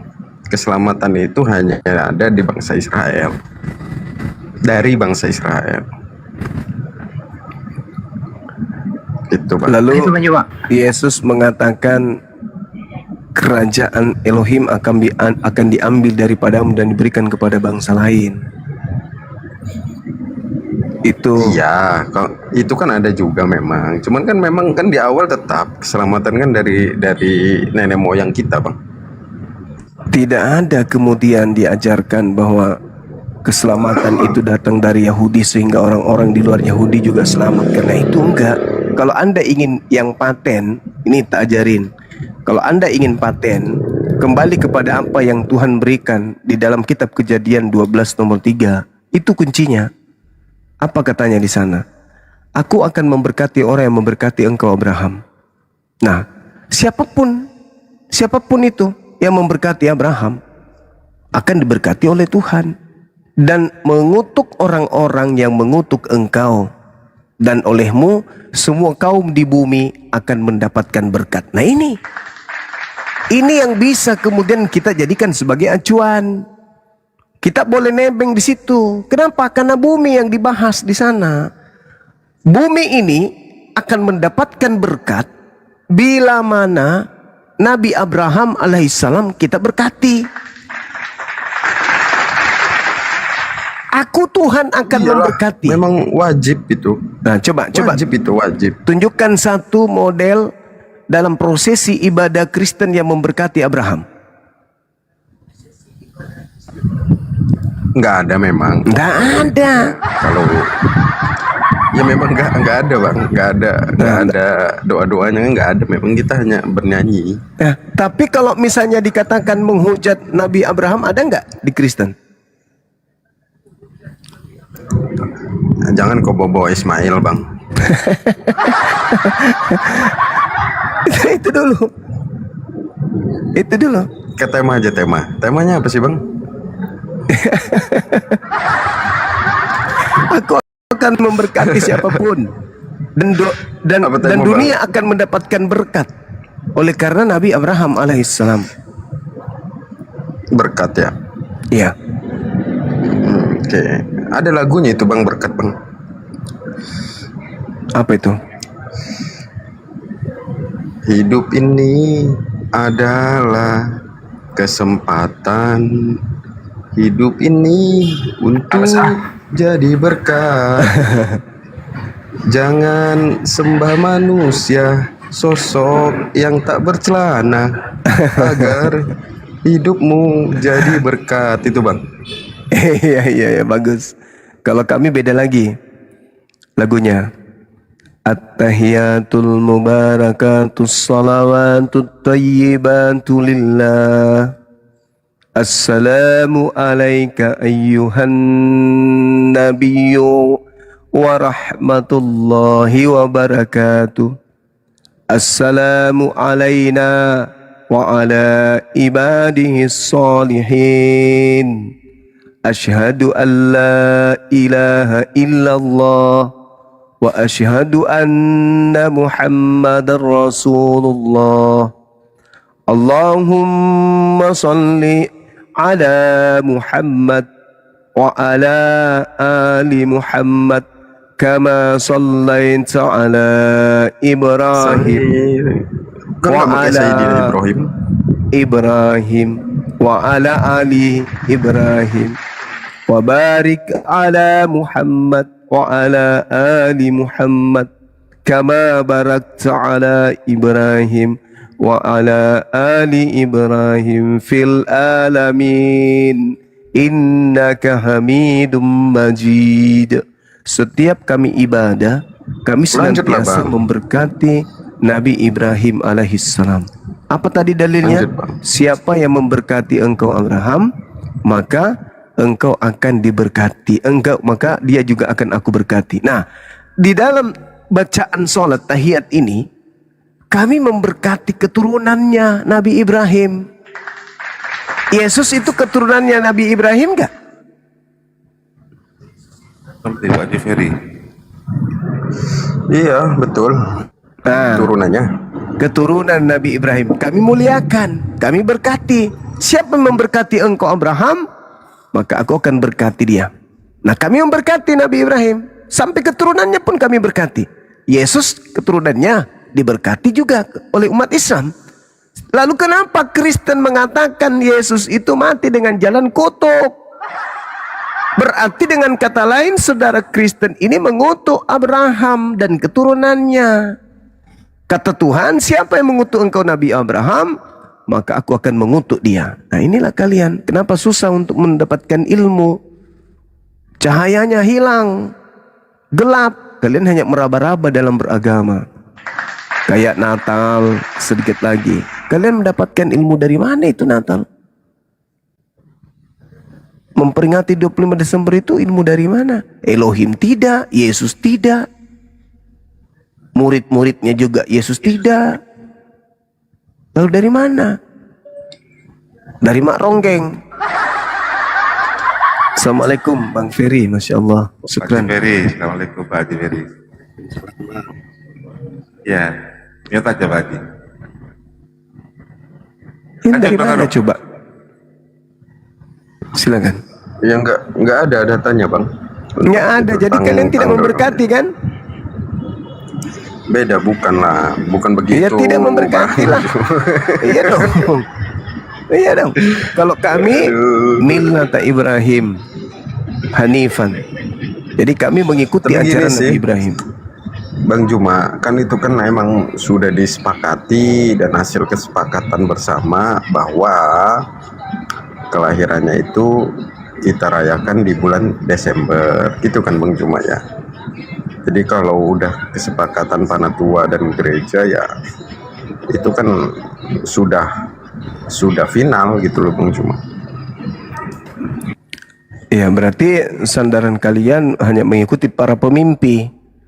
Di dalam kitab saudara, Kolose 2 dikatakan data nomor 16-nya. Di situ Paulus memang sudah melarang. Karena itu janganlah kamu biarkan orang menghukum kamu mengenai makanan, minuman, atau mengenai hari raya, atau mengenai hari Sabat. Semuanya itu hanyalah bayangan dari apa yang harus datang, sedang wujudnya adalah Kristus. Janganlah biarkan kemenanganmu digagalkan oleh orang yang berpura-pura merendahkan diri, beribadah kepada malaikat, serta berkanjang pada penglihatan-penglihatan dan tanpa alasan membesar-besarkan diri oleh pikiran duniawi. Itu larangan dari Paulus memang. Gak boleh kalian itu kemudian menghukum kalian, menghukum diri-diri kalian dengan mengikuti orang-orang yang menghukum kamu mengenai hari raya. Jadi ya suka-suka. Mau bikin hari rayanya tanggal 25, tanggal 35, 45, tanggal 55, boleh aja. Jangan mau diatur, bikin seenak perut, kata Paulus. Peraturan-peraturan ini, kata Paulus, walaupun nampaknya penuh hikmat dengan ibadah buatan sendiri, seperti merendahkan diri, menyiksa diri, tidak ada gunanya selain untuk memuaskan hidup duniawi. Masakan puasa itu dibilang tiada gunanya? Melarang diri tubuh ini untuk masukkan daging babi tak ada gunanya katanya. Melarang tubuh kita untuk tidak dimasukkan minuman khamar tidak ada gunanya katanya. Itu hanya menyiksa diri. Ini Paulus memang pantas jadi Tuhan. Contoh yang semalam yang saya dengarkan ada diskusi gini, Bang Arom. Kami ini orang Kristen dilarang berzina. Siapa yang melarangmu? Paulus. Bukan, dia bilang gini, hukum Taurat, jangan kau berzina. Keluaran 20. Lalu kemudian dibantah, oh itu sudah tidak ada lagi, udah dihapuskan. Tidak ada lagi perintah jangan berzina, sudah dihapus dengan matinya Yesus di atas tiang salib. Maka hukum Taurat dan dengan segala perintah yang ada di dalamnya itu sudah batal, kata Paulus di dalam Efesus 2 nomor 15. Akhirnya dia lari kemana? Dia larinya ke surat Paulus. Oh tidak dong, kita kan dilarang 1 Korintus 6 nomor 18, jangan kau berzina. Oh berarti kau tidak berzina karena perintah Paulus. Sekarang Tuhanmu siapa? Kalau Elohim sudah dibatalin sama Paulus. Perintahnya sama. Kata Elohim jangan berzina, kata Paulus jangan berzina. Tuhan pencipta langit dan bumi tidak pernah membatalkan perintah Paulus, tapi Paulus berani menghapuskan perintah Tuhan, lalu kemudian dia bikin perintah sendiri. Maka orang Kristen hari ini, ketika mereka tidak berzina, bukan taat kepada perintah Tuhan, taat kepada perintah Bapak Paulus. Meskipun sama.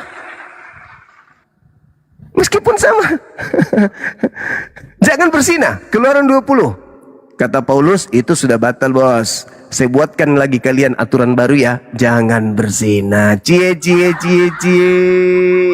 Duduk di tempat kudus nih bikin perintah. Apalagi yang diperintahkan Tuhannya Elohim kepada kalian. Jangan mencuri, batal. Sekarang ku buat sendiri, jangan mencuri. Jadi kalau orang Kristen tidak mencuri bukan perintah Tuhan, tapi perintah Paulus. Makanya Yesus mengatakan, iblislah yang menjadi bapakmu dan kamu mau melakukan keinginan-keinginan bapakmu itu. Berarti iblis ini membuat aturan yang sama dengan aturannya Elohim, tapi dalam hal bertuhan satu yang tidak sama. Apa itu? Elohim meminta jangan ada ilah lain selain dirinya, tapi Paulus satu itu dia langgar. Apa itu? Ilahkanlah anak Maria yang saya sebut agnostos theos yang adalah Kristus. Paulus ajarannya bagus. Jangan berzina, jangan mencuri, jangan mencabul, jangan memburit. Bagus perintahnya, bagus. Untuk menyaingi Tuhannya Yahudi. Tapi ada satu yang kurang ajar. Apa itu?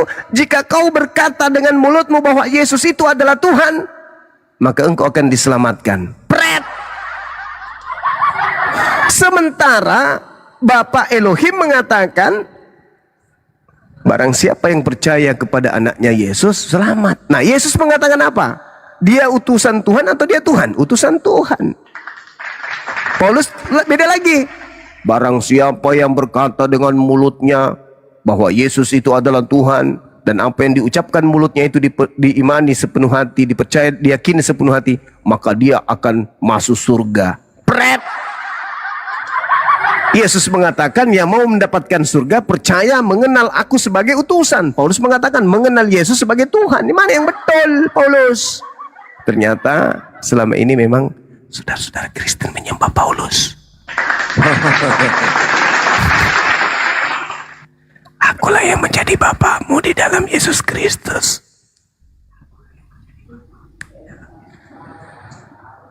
Ini Bang Arif sama Bang Juma nggak usah lah.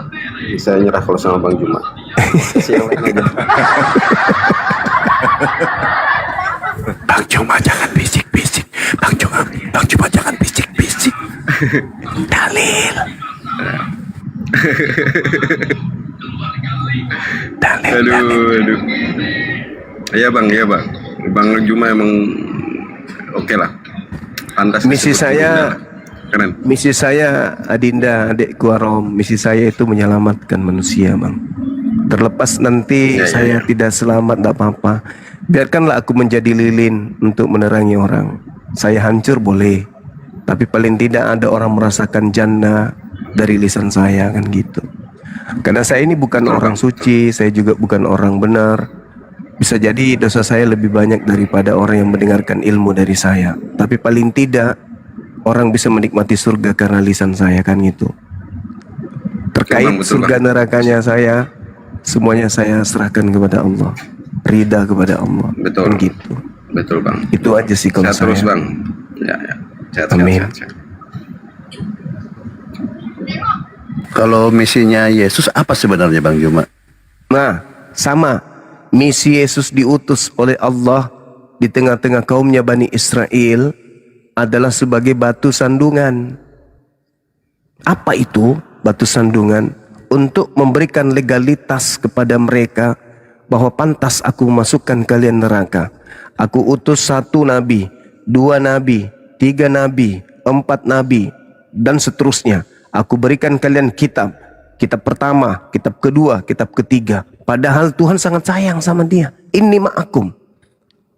Pencipta langit dan bumi itu sangat-sangat mengistimewakan mereka. Tapi selalu sekali Allah itu dibuat cemburu, dibuat marah, dibuat dengki. Maka legalitasnya untuk Tuhan menghalalkan mereka kemudian masuk neraka diutus Nabi Isa alaihissalam. Nih aku utus lagi nih, sebagai tandaku kepada kalian, sebagai sayangku. Nanti kalau kalian juga masih menolaknya, maka sudahlah, aku akan memberikan mutiara itu kepada bangsa lain. Dan aku akan menjadikanmu sebagai bahan api neraka. Itu. Maka Yesus datang. Apa kata Yesus? Tidak dikatakan aku diutus untuk seluruh umat Bani Israel. Tidak. Dia diutus untuk domba-domba yang sesat saja. Kalau yang tidak sesat, tidak. Jadi Bani Israel yang taat menjalankan hukum Taurat, tidak. Cuman mereka yang kemudian sesat, kepada dia Yesus datang. Aku diutus kepada domba-domba yang sesat bagi Bani Israel.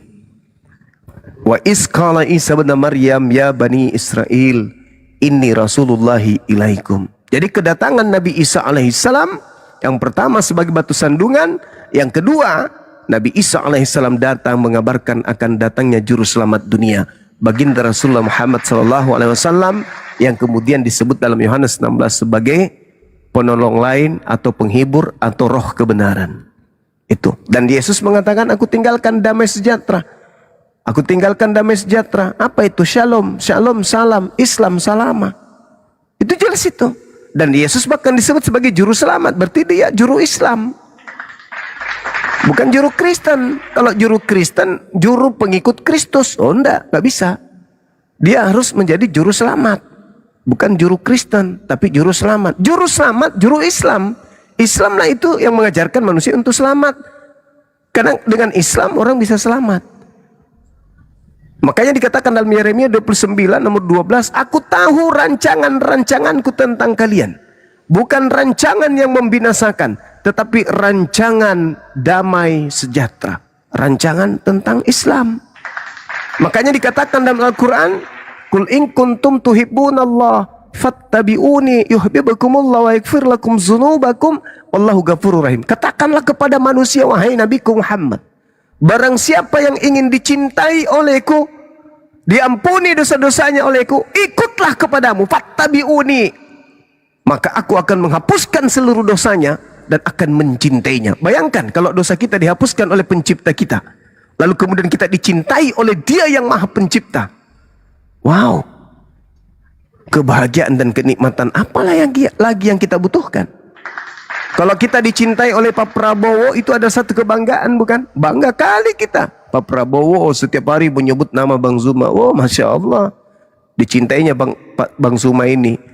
Setiap Bang Zuma ke Jakarta disambut oleh orang-orangnya Pak Prabowo. Bangga kita. Ini bukan lagi kelas presiden, pencipta langit dan bumi. Yuhibbukumullah wa yaghfir lakum dzunubakum wallahu ghafurur rahim. Dicintai oleh pencipta langit dan bumi, dihapuskan dosa-dosanya oleh pencipta langit dan bumi. Bila mana ikut kepada baginda Rasulullah Muhammad sallallahu alaihi wasallam. Makanya beliau adalah juru selamat dunia. Yesus juru selamat bagi kaumnya Bani Israel. Musa juru selamat bagi kaumnya Bani Israel, bagi Fir'aun. Tapi Nabi Muhammad jangan bertakia cuma di sini kamu, jangan bertakia, bos. Gantian bro, ini Nabi Muhammad juru selamat adalah juru selamat. Ya ayo tunjukkan. Makanya, kamu datanya. Nabi Muhammad berkata dengan mulutnya sendiri, selamat. Jaminlah aku 6 perkara. Ya, coba tunjukkan saya datanya di mana dikatakan Muhammad juru selamat. Jaminlah aku 6 perkara. Di mana? Sedang Muhammad sendiri mengatakan napas hidupmu ada di tangan ini. Jangan kau bertakia semua di sini. Kau sudah lama bertakia semua. Waduh, mau diskusi apa enggak bro? Pakai data kamu. Tunjukkan data. Kadang-kadang gini ya Bang Juma ya. Kadang-kadang gini Bang Juma. Sebentar. Ya, sebentar Bang Juma. Kadang-kadang gini Bang Juma ya. Mereka ini bertanya, mana data mana datanya juru selamat. Jangan bertakia, ini bukan masjid ini. Kalau di mirroring enggak juga apa-apa, kita mirroring. Kita juga kelabakan ya. Mau debat apa? Yesus dengan Isa mau enggak? Kamu boleh Bang, boleh. Mau enggak kita bicara tentang riwayatnya Isa dengan Yesus? Ya udah, ada enggak kamu punya riwayat di zaman apa Isa hidup? Boleh, ayo naik, saya naikkan. Ya. Jadi kita ambil data netral ya Bang ya. Data netral. Bro, ya. Oke, silakan. Data netral dari mana kamu ambil? Isa di mana hidup? Tuan rumah di ketika kita berbicara mengenai Nabi Isa dan berbicara mengenai Yesus, tuan rumah di situ siapa? Islam, Kristen atau Yahudi? Kita berbicara Yahudi aja, Yahudi. Kita berbicara Yahudi aja. Bukan. Atau mau ambil dari mana? Dari mana? Dari luar? Ya, maksud saya gini Bang. Dari mana? Isa mau diambil dari mana? Dari sejarah mana mau diambil Isa itu? Maksud saya gini, Kristen itu kan muncul belakangan, Islam juga belakangan. Yang muncul di belakangan, jangan kamu katakan Kristen yang muncul. Islam yang muncul di belakangan. Yang memutarbalikkan fakta.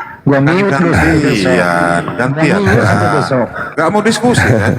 Coba yang teratur diskusinya, biar gak kayak pasar. Nanti bisa Anda sanggah. Itu, asal gantian. Silakan Gurunda dulu. Di mute, Purwandi. Iya, jadi begini saudara, ini kan kita mau berbicara nih antara mana yang benar, Islam atau Kristen dalam hal ini kan gitu. Maka kita harus mendudukkan perkara ini pada tempat yang benar.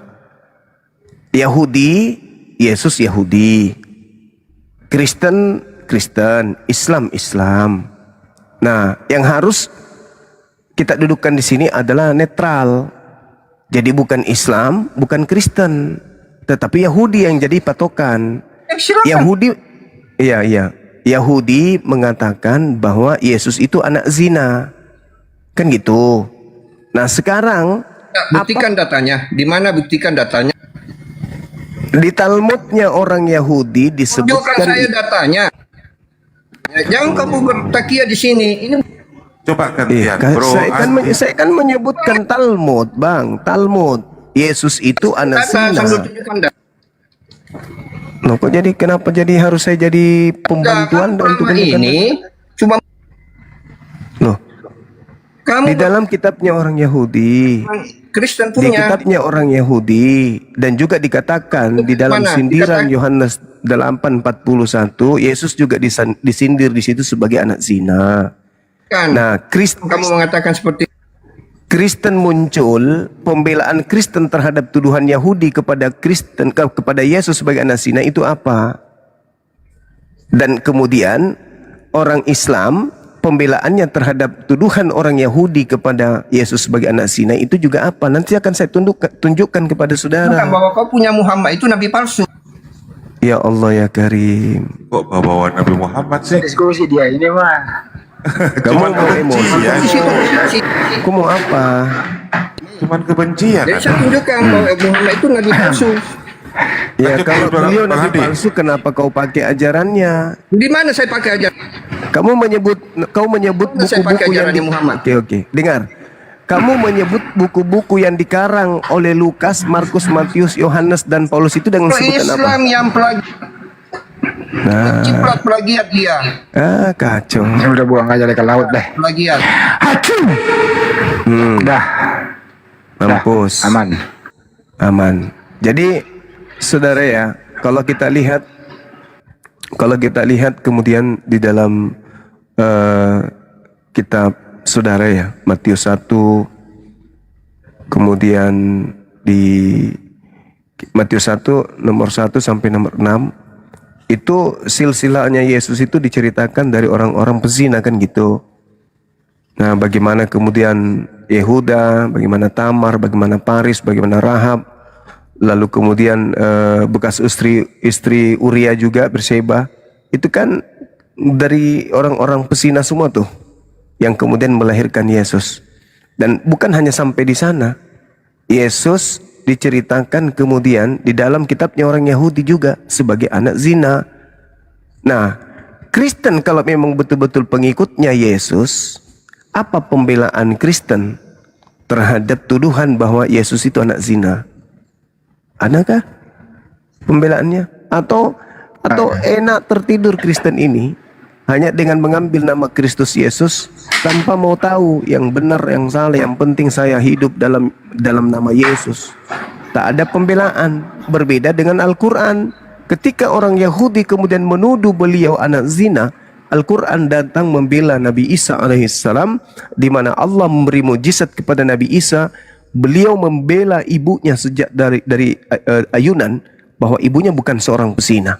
Nah, ada enggak pembelaan ini terhadap Yesus dari Kristen?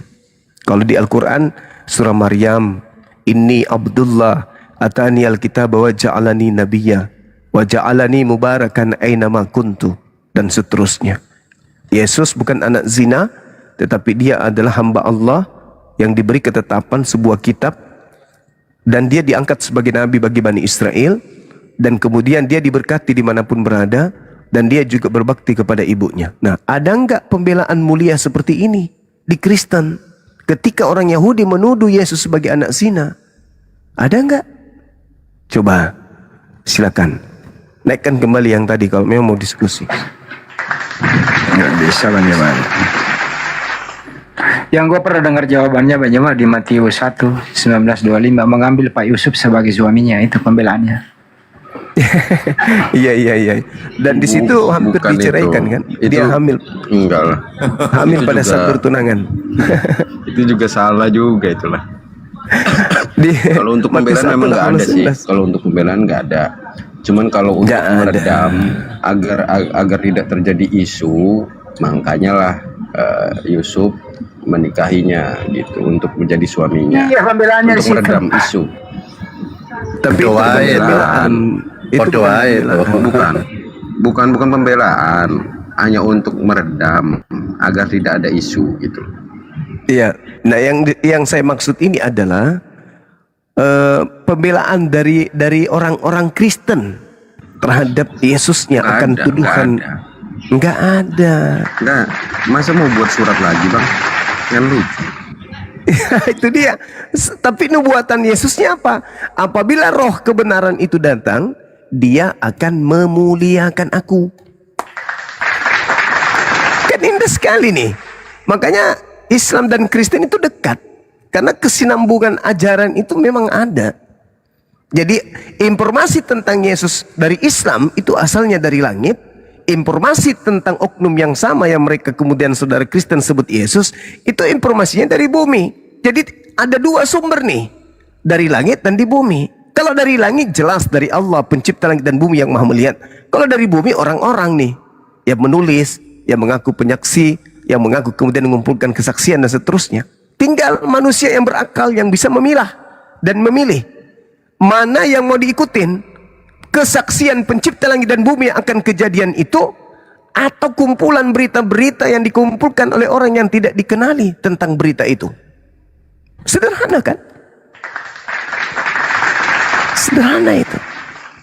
Makanya saya katakan bahwa ketika Yesus mengatakan bila datang roh kebenaran, salah satu pekerjaan roh kebenaran itu adalah memuliakan aku. Ketika aku dituduh sebagai anak zina, roh kebenaran datang membersihkan tuduhan itu dan memuliakan aku. Gampang kok. Pakai akal aja, sederhana itu. Nah, kita ambil contoh yang tadi, ada nggak roh kebenaran dalam diri-diri saudara Kristen ini sampai mereka terpanggil untuk membela Nabi Isa atau membela Yesus dari tuduhan kaumnya? Tidak, malah diperparah dengan adanya Kristen. Makanya Yesus menubuatkan di dalam Matius 23 nomor 15. Celakalah engkau wahai ahli Taurat, celakalah engkau wahai orang Farisi, celakalah engkau wahai orang munafik. Engkau menyeberangi lautan, menjelajahi daratan untuk mentobatkan orang. Setelah orang itu kau tobatkan, kau jadikan dia menjadi orang neraka dan 2 kali lebih jahat daripada engkau sendiri. Jadi orang Farisi, ahli Taurat, oknumnya menyeberangi lautan, menjelajahi daratan, mentobatkan orang. Lalu orang ini setelah menjadi pengikutnya menjadi apa? Menjadi orang neraka dan 2 kali lebih jahat. Nah ini, kenapa dikatakan 2 kali lebih jahat? Tidak melakukan pembelaan terhadap hujatan orang-orang Farisi, orang-orang Yahudi terhadap Yesus. Malah mengaminkan dan berkongko-kongko, bahkan menerima dan bersukacita atas perlakuan yang diberikan oleh orang-orang Yahudi termasuk iblis kepada Yesus. Tanpa penyaliban, tanpa kematian, tanpa kebangkitan, maka sia-sialah kemudian imanmu. Kata siapa? Kata Paulus. Berarti orang Kristen harus seia sekata dengan iblis yang menyalibkan Yesus. Harus seia sekata dengan orang-orang Farisi, mahkamah agama yang menyalibkan Yesus. Karena kalau tidak, maka sia-sialah imannya orang Kristen. Nah ini sinkronnya itu kepada penyesat yang menyesatkan banyak orang dalam nama Kristus Yesus. Itu pasti itu. Begitu saudara-saudaraku sekalian. Jadi ya kalau saya agak keras kepada saudara Kristen, maafkan saya. Tapi tujuan saya itu sebenarnya baik. Aku ingin saudara itu mendengarkan. Enggak apa-apa bang. Memang sebenarnya itu memang harus begitu karena memang mereka nggak diwajibkan membaca kan. Jadi kalau orang nggak terbiasa membaca, lalu dibacakan, lalu dibacakan yang dia sebelumnya di telinganya itu nggak pernah itu didengar, ya pasti tantrum. Itu hal yang wajar lah bang. Makanya harus ada gemblengan agar terbuka telinganya gitu bang, dan biasakan membaca. Iya, gitu. Situ juga sih yang salah. Kenapa? Setiap khotbah pakai terjemahan Al-Quran, saya bukan kan gini Bible. loh bang, gini. Kalau kita gini bang, kita kan dibayar bang di situ bang. Kita kan dibayar di situ. Bang Juma, janganlah begitu. Gini loh bang, Pak Pendeta kok berisik, Pak Pendeta. Sebenarnya gini. Pendeta Rum kok berisik.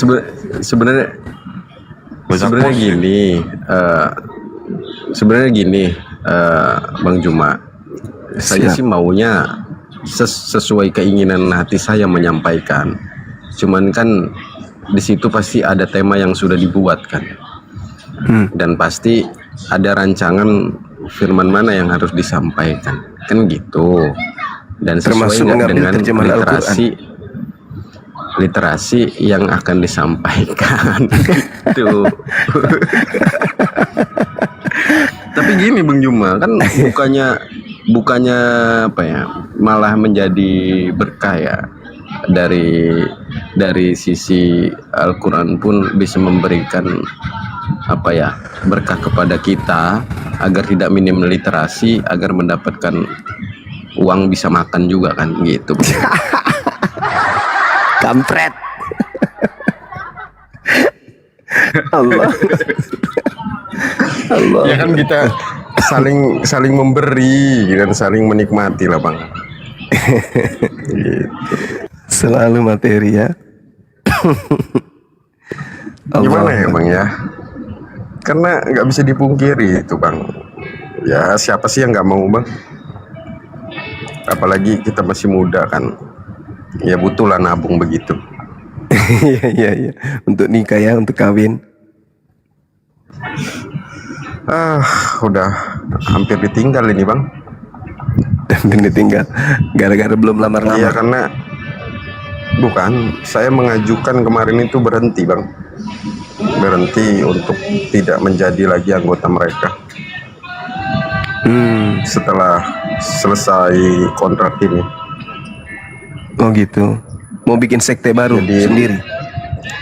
Jadi menurut dia karena nggak mungkin ada masa depannya, ya udah. Mau jadi sekte baru, bikin sekte baru. Enggak Bang, udah janjian sama Kodonditan.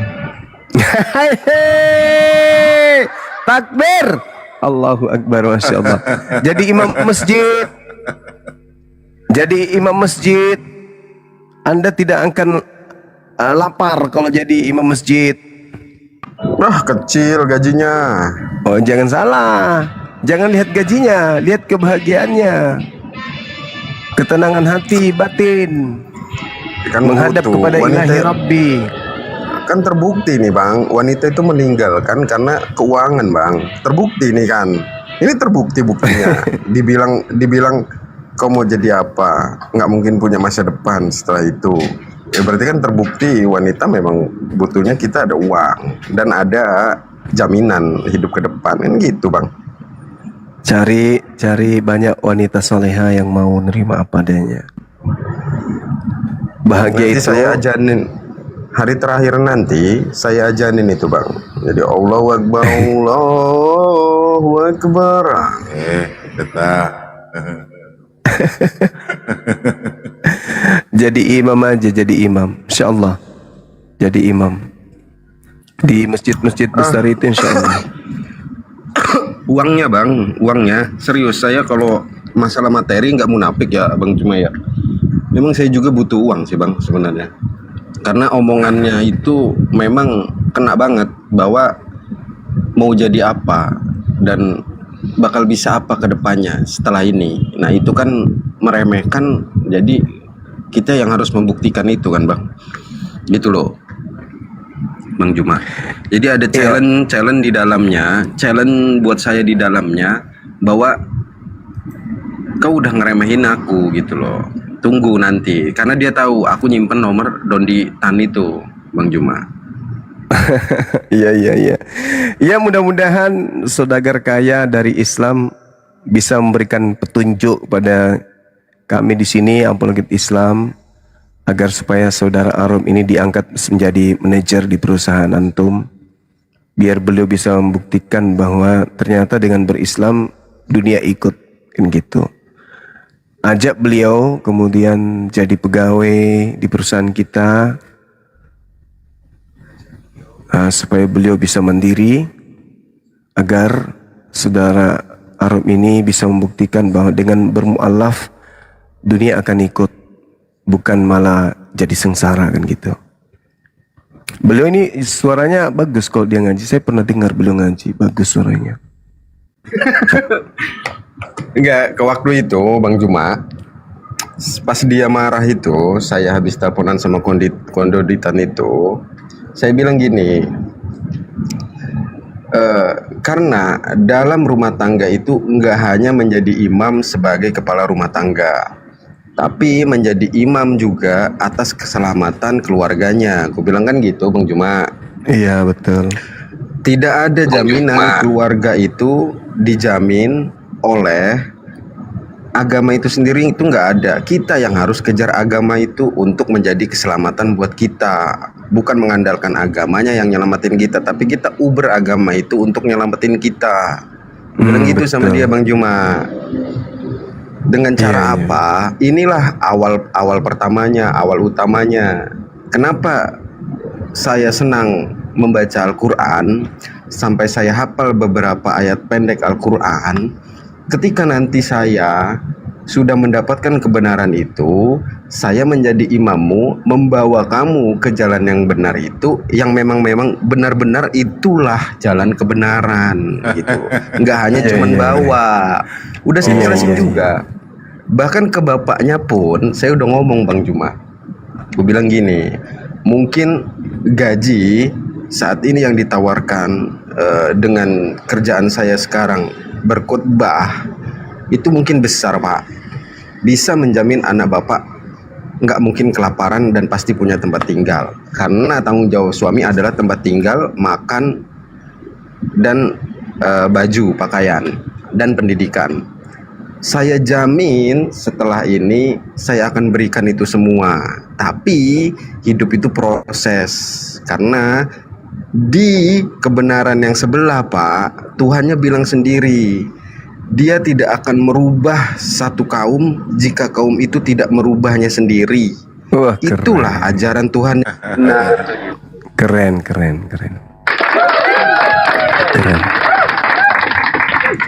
sebentar Bang, saya ada panggilan telepon, bentar ya. Iya. Nanti saya naik lagi, Bang. Oh, mau turun? Oke, sip.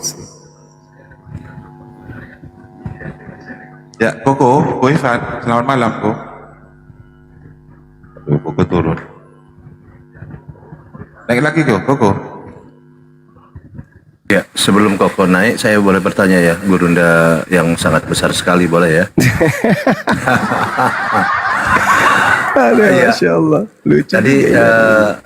Tadi dikatakan bahwa Yesus datang hanya kepada domba-domba yang tersesat dari Bani Israel, kan gitu. Berarti memang luar biasa ya, Yesus itu memberikan jalan keselamatan gitu pada orang-orang yang tersesat itu. Tetapi setelah Yesus terangkat ke langit, kok jadi tersesat lagi mereka? Siapa yang mengajari kesesatan itu? Sedangkan Yesus ini mengajak keselamatan dari kesesatan. Nah, kemudian setelah Yesus terangkat ke langit, keselamatan itu kok jadi tersesat lagi? Siapa nih pelakunya nih, Bang Juma? Silakan. Ya. Jadi ketika Nabi Isa datang di tengah-tengah kaumnya, man ansari ilallah, siapa yang akan menolongku menegakkan tali agama Allah? Sebagian kecil dari Bani Israel menjawab, nahnu ansarullah, kami yang akan menolong ajaran agama Allah. Tapi kelompok kecil ini justru dimusnahkan kemudian berdasarkan apa yang tertuang di Bible. Dimusnahkan ini, ditangkap sebagaimana yang dikatakan Yesus dalam Lukas 21 nomor 8. Endingnya di data nomor 12-nya. Sebelum penyesat itu bereaksi, kata Yesus, terlebih dahulu penyesat ini menangkap kamu, membunuh kamu. Seperti itu. Nah, artinya bahwa ketika Al-Quran mengatakan wa makaru wa makarallah, mereka betul-betul membuat makar. Dan apa yang terjadi kemudian? Ya sama seperti Quran, surah Al-A'raf ayat 27 ayat 30. Allah menjadikan iblis sebagai apa? Sebagai teman mereka, sebagai penolong mereka, sebagai junjungan mereka, sebagai Tuhan mereka. Nah, itulah yang terjadi. Begitu juga Yesus mengatakan, waspadalah kepada penyesat yang datang kepadamu memakai namaku. Benar. Makanya Allah bertanya kepada Nabi Isa, apakah engkau yang mengajarkan mereka menuhankan dirimu selain daripada aku? Nah, berarti memang ada upaya. Ini Al-Quran, bayangkan. Al-Quran ini 1400 tahun silam. Kita nggak tahu apa-apa. Apakah betul Nabi Isa atau Nabi yang datang di kaumnya Bani Israel itu ada yang menuhankannya? Kok terlalu berani Al-Quran ini mengatakan itu? Ternyata 1400 tahun setelah Al-Quran itu diwahyukan, memang betul kita bertemu dengan orang-orang yang menuhankan Nabi yang datang di tengah kaumnya Bani Israel. Kenapa itu bisa terjadi? Ya Allah Maha tahu. Allah Maha tahu. Hari ini kalau kita tanya kepada mereka, adakah yang memaksa kalian untuk menyembah Yesus? Tidak ada. Kalian mau sendiri? Mau sendiri. Wah, keren kali Quran. Mereka sendiri yang mau. Artinya, Yesus ketika datang kepada kaumnya Bani Israel, ya sama seperti kaumnya Nabi Musa. Sepeninggal Nabi Musa, mereka kemudian membangkang. Makanya dikatakan Nabi Musa kata lamuna apa wa isqala Musa liqaumihi ya qaumi lima tu'zunani wa qad ta'lamuna anni rasulullahi ilaikum. Nah, itu kata Nabi Musa. Kamu tahu aku ini adalah rasul utusan Tuhanmu kepadamu, tapi kenapa kau sering menyakiti aku, kata Nabi Musa. Artinya bahwa sama Nabi Musa, Nabi Isa ketika datang ya dipeloncoh sama kaumnya. Itulah yang dikatakan oleh Al-Quran. Setiap kali kami utus utusan kepada mereka, mereka selalu mengolok-oloknya. Nah, itulah yang terjadi. Jadi jangankan setelah Nabi Isa, selama Nabi Isa ada di tengah-tengah mereka, ya, jangankan setelah pergi, sedangkan Nabi Isa ada saja diolok-olok, apalagi setelah dia pergi. Seperti itu, Bang. Luar biasa ya, Bang Juma ini cerdas kayak gitu ya, smart gitu ya, ganteng gitu kan, luar biasa, handsome gitu ya, bodinya badan gitu kan, kalau kita lihat seperti itu ya teman-teman. Lalu, ya yang jadi masalah kan ketika Bang Juma bernarasi itu kan berdasarkan data ya, sederhana penyampaiannya, lugas, tegas seperti itu ya. Nah, setelah mereka tersesat gitu, tetapi yang jadi masalah mereka tidak merasa mereka ini tersesat gitu. Seakan-akan mereka ini wah selamat. Padahal kalau melihat pengajaran Yesus dengan ajaran mereka dia ya sangat bertolak belakang gitu. Kenapa mereka merasakan mereka ini selamat padahal tidak sesuai dengan ajaran Yesus? Silakan Bang Juma. Iya. Jadi seibarat orang yang dihipnotis. Selama masih dalam pengaruh hipnotis, mereka tidak akan sadar kalau dia dihipnotis. Orang yang sesat, selama mereka dalam kesesatan, mereka tidak akan sadar kalau mereka sesat. Makanya Al-Quran lebih dulu menyampaikan itu. Ya Bani Adam, la yaftinannakum syaitan, kama akhraja abawaikum minal jannah. Jangan kau ikuti setan. Itu kata Quran tuh. Lebih dulu kemudian Al-Quran menyatakan itu. Nah, kenapa ini bisa terjadi kepada mereka, saudara-saudara kita?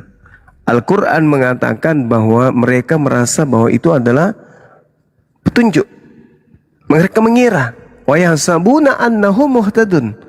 Mereka mengira bahwa mereka adalah orang-orang yang mendapatkan petunjuk, padahal tidak. Kenapa? Karena mereka dalam keadaan sesat. Mereka dalam keadaan sesat. Makanya mereka merasa, ini jalan yang benar. Kenapa mereka mengatakan itu? Karena mereka merasa, mereka mengira. Itu terjadi karena Allah menjadikan iblis sebagai pelindung kepada mereka. Mereka yang mau menjadikan setan-setan itu sebagai pelindung. Mereka sendiri. Karena Allah mengatakan, farikan hada wa farikan haqqa alaihimud dalalah. Sebagian diberi petunjuk manusia itu, dan sebagian juga pantas untuk menjadi sesat. Siapa mereka yang pantas menjadi sesat ini? Mereka yang menjadikan setan sebagai pelindungnya. Dan Allah juga mengatakan dalam Al-Quran surah Al-Araf bahwasanya ya mereka mengalami hal tersebut karena mereka tertipu oleh setan. Itu kata Quran. Kalau ada tamunya. Ya silakan. Oh, sorry Bang, kita sudah selesai. Silakan Bang Robert. Ini ada Bang Juma yang luar biasa nih. Kebanyakan teman-teman pendeta, pastor, semua ya, pelayan Tuhan ini takut sekali sama Bang Juma. Nafasnya aja mereka takut gitu. Kebenaran Bang Robert ini berani gitu ya. Ya ini contoh yang bagus ya. Silakan diskusi karena ini Bang Juma ini cerdas, cermat, handsome, smart gitu ya. Silakan Bang Robert. Balah di bawah pendeta Christian Jupri. Kejang-kejang Gurunda. Saya nggak mau. Oh, Sensei, selamat malam Sensei. Selamat malam semuanya. Pendeta Robert, gimana kabarnya? Baik. Ya, silakan. Pendeta. Enggak. Tadi saya dari tadi ikutin, tapi karena saya ada pekerjaan, saya lagi di Jogja, tapi ya saya dengar aja. Kemudian. Robert ini murid saya nih ya, Pak Robert yang dulu nih ya. Ya. Murid saya Pak Robert ini ya, Pak Robert ini. Kamu udah berapa kali nggak naik kelas? Lanjut Pak Robert, ini murid saya Bang Juma ini. Mungkin kalau pengajaran saya nggak masuk, cara pengajaran saya yang salah metodenya, silakan Bang Juma, silakan mungkin. Lanjut Bang Robert. Waduh, tapi saya kangen sama Baal itu. Baal tuh murid yang cerdas juga, salah satu. Iya. Tapi dia banyak nggak naik kelas ya, aduh, jadi saya bingung. Sensei gimana, sehat? Halo, saudara Bang Juma. Iya, saya Sensei. Ya tadi saya lihat masalah sedang diskusi sama siapa tuh, salah satu orang Kristen ya, tapi saya lupa namanya tadi, tentang membahas itu yang Matius 7 itu tentang memberikan kepada babi dan anjing itu ya. Iya. Yang saya lihat. Ya itu yang menurut yang saya pahami itu adalah suatu perumpamaan dari Yesus Kristus tentang orang-orang yang bebal maksudnya. Bukan orang-orang yang baal ya, yang bebal maksudnya. Jadi sesuatu diberikan kepada orang yang bebal atau itu merupakan suatu kesia-siaan aja. Seperti kalau diistilahkan kenapa diistilahkan oleh Yesus anjing atau babi, bahwa kita ketahui bersama bahwa anjing itu binatang yang paling setia kalau kepada manusia ya. Dia kita udah piara baik-baik, udah kasih baju, kasih makanan yang baik, kemudian pokoknya diperhatikan lah. Tapi satu saat kalau dia sedang keluar berjalan, tetap saja dia mencari tong sampah gitu, kira-kira begitu istilah anjing itu. Jadi salah satu binatang yang dianggap walaupun kita sudah binatang yang setia, kita sudah pelihara dengan baik-baik, tapi ya dia tetap masih mencari, menurut manusia itu sampah, tapi menurut dia itu hal yang baik. Nah, kira-kira gitu. Kemudian kepada babi itu kan kita tahu suatu binatang yang menurut kita jorok ya.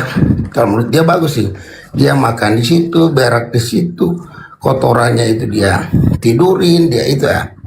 Jadi kedua binatang itu yang selalu dipakai istilah tentang binatang yang jorok, walaupun sudah dipiara dikasih makan yang enak-enak, tapi dia tetap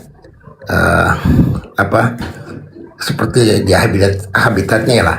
Jadi hal-hal yang berguna kita berikan kepada seperti itu ya menjadi kesia-siaan. Itu satu pengajaran saja itu. Jadi ditujukan bukan kepada satu kelompok atau kepada satu kelompok agama, itu ditujukan oleh Yesus kepada seluruh manusia maksudnya gitu. Itu yang saya pahami ya. Tapi tidak untuk satu kaum, umpamanya Kristen atau apa, tapi itu semua ditujukan kepada seluruh manusia, itu maksudnya begitu. Perumpamaan yang Yesus sering kasih, kita ketahui bahwa Yesus Kristus itu selalu dia memberikan pengajarannya melalui perumpamaan-perumpamaan. Saya kira itu dulu. Terima kasih. Baik.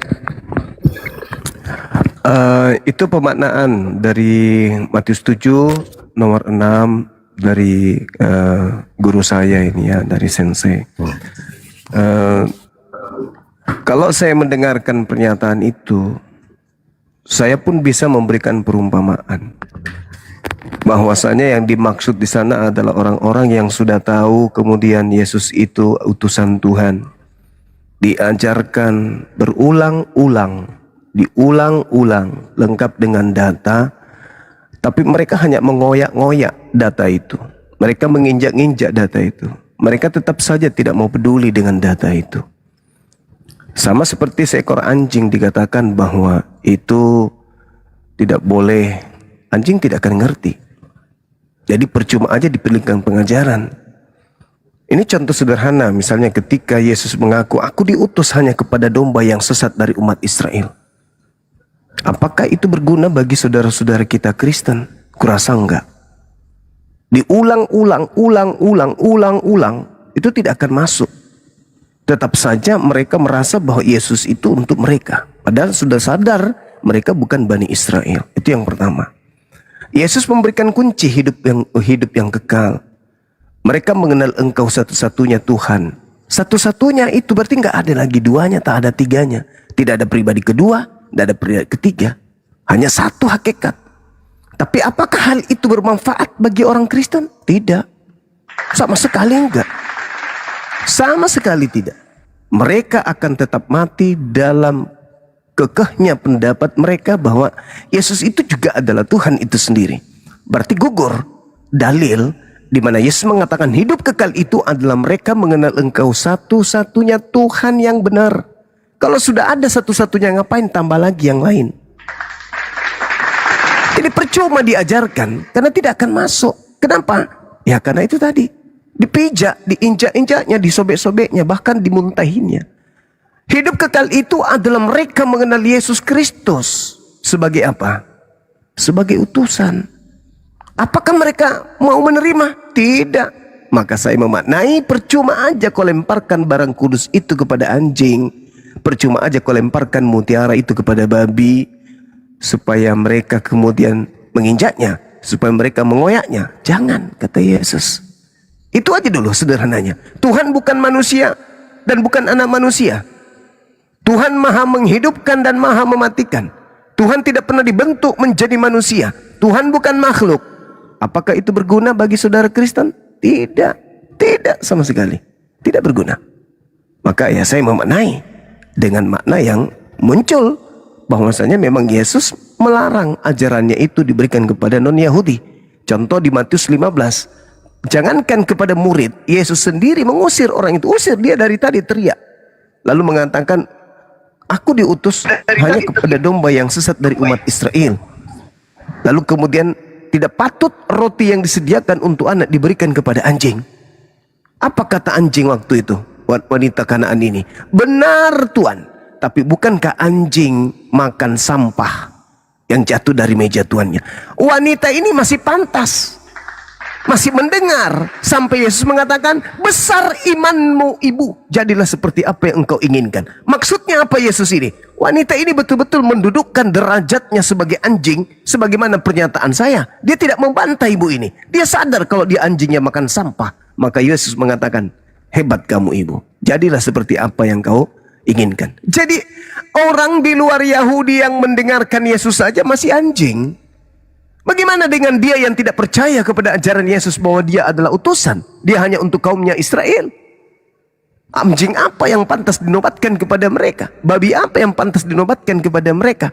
Maka kuncinya ada di 2 Petrus 2. 21, 22. Sekira begitu Sensei. Saya memaknai sebagaimana Sensei memaknai dalil itu. Silakan. Ya betul sekali. Sangat betul sekali. Jadi memang pada waktu itu di luar Israel itu dianggap anjing. Kemudian betul sekali itu dianggap anjing. Jadi Yesus hanya meminjam istilah, namun dia pakai istilah yang lebih halus, anak anjing seperti itu ya. Dia bilang. Jadi sebenarnya apa yang dikatakan oleh saudaraku Juma ini benar, bahwa orang di luar orang Israel itu dianggap anjing. Nah, kemudian ternyata orang Kanaan itu karena dia mau merendahkan diri dan dia menyadari Nah, itulah suatu kerendahan hati. Itu yang Yesus sangat sukai. Nah, seperti kami ini yang orang di luar orang Israel, memang kami ini dianggap anjing, tapi ya kami menyadari bahwa kami ini harus merenakan diri. Nah, itu yang Yesus butuhkan. Jadi bukan Yesus saja butuhkan, itu satu pengajaran bahwa orang selalu harus menganggap, harus tahu diri, harus menyadari. Di saat atau ketika orang itu menyadari bahwa dia adalah bukan siapa-siapa, di situ Tuhan mau terima. Seperti Yesus kan, dia sebenarnya diutus hanya untuk Israel. Tapi di luar Israel yang dianggap anjing mau menyadari bahwa atau memerlukan diri bahwa seperti itu istilahnya. Nah, itu yang sangat Tuhan terima. Kemudian perlu diketahui juga bahwa Yesus sendiri yang bicara kepada di Yohanes 3 bahwa begitu besar kasih Allah kepada dunia ini sehingga dia mengutus anaknya yang tunggal. Jadi kami orang-orang Kristen tidak pernah menyangkal atau membantah bahwa Yesus itu adalah utusan dari Bapa, yang dianggap dia adalah anak tunggal Bapa. Nah, kalau kita lihat di Yohanes kan masih bicara Yohanes ya, bahwa Yesus itu siapa sih yang sebenarnya, itu yang sudah dijelaskan oleh Yohanes bahwa dia adalah hologosnya Bapa ya. Nah, atau sang firmannya Bapa. Nah, dia tidak terpisah dari Bapa, dia adalah bagian dari Bapa, kira-kira gitu. Nah, dia sebagai utusan itu tidak ada satupun orang Kristen yang membantah itu bahwa Yesus ada utusan. Dia adalah utusan Bapa langsung, sehingga dia bilang Bapa sendiri yang mengatakan dia adalah anak Bapa atau anak Allah ya. Walaupun istilah-istilah ini sangat dihindari sekali ya sebenarnya bagi rekan-rekan Islam ya, bahwa menyebut Allah ya, maaf ya saya memakai kata Allah ya. Apa yang ditulis itu bahwa dia adalah anak tunggal Bapa atau anak tunggal Allah. Nah, itu jadi dia diutus sebagai anak tunggal. Nah, itu ya, itu ada di Yohanes 3 mulai dari ayat 13, itu dia sebagai anak manusia maupun dia sebagai anak tunggal Allah. Itu ada juga dijelaskan di 1 Yohanes 18 ya. Ada juga dijelaskan di Yohanes 8, dia keluar dan datang dari Allah. Dia berarti dia itu ada di dalam Bapa, itu sang firman atau hologos itu kan. Nah, itu yang dipahami oleh kami, dia sebagai anak tunggal Allah itu. Maka di Yohanes 10 ayat 36, karena aku mengatakan aku anak Allah sehingga kamu mau melempari aku. Nah, itu orang Israel paling marah sekali kalau dia bilang dia itu ada Allah. Sebab mereka pahami anak Allah itu berarti itu Allah itu sendiri. Nah, itu maksudnya. Sehingga orang Israel mau melemparkan dia. Kemudian tadi juga disampaikan, saya lihat Yohanes 17 ayat 3 ya, itu kalau nggak salah ya. Dia adalah utusan juga ya. Jadi situ kan Yohanes 3 itu kan mengatakan, memang saya bacakan aja supaya gak, ya saya baca Yohanes 17 ayat 3 ya. Itu sering kita jadikan diskusi itu. Yohanes 17 ayat 3. Inilah hidup yang kekal itu, yaitu bahwa mereka mengenal engkau itu si Bapa, satu-satunya Allah yang benar. Jadi satu-satunya Allah yang benar adalah Bapa, dan satu-satunya yang Allah yang benar adalah mengenal Yesus Kristus yang telah engkau. Jadi di situ ada kata dan. Kalau kata dan itu adalah akumulasi. Jadi satu-satunya Allah yang benar adalah Bapa dan Yesus Kristus yang dia utus. Karena Yesus itu ada sang firman, sang hologos yang ada di dalam Bapa. Nggak mungkin yang di dalam Bapa itu adalah bukan bagian daripada Bapa. Itu kira-kira begitu.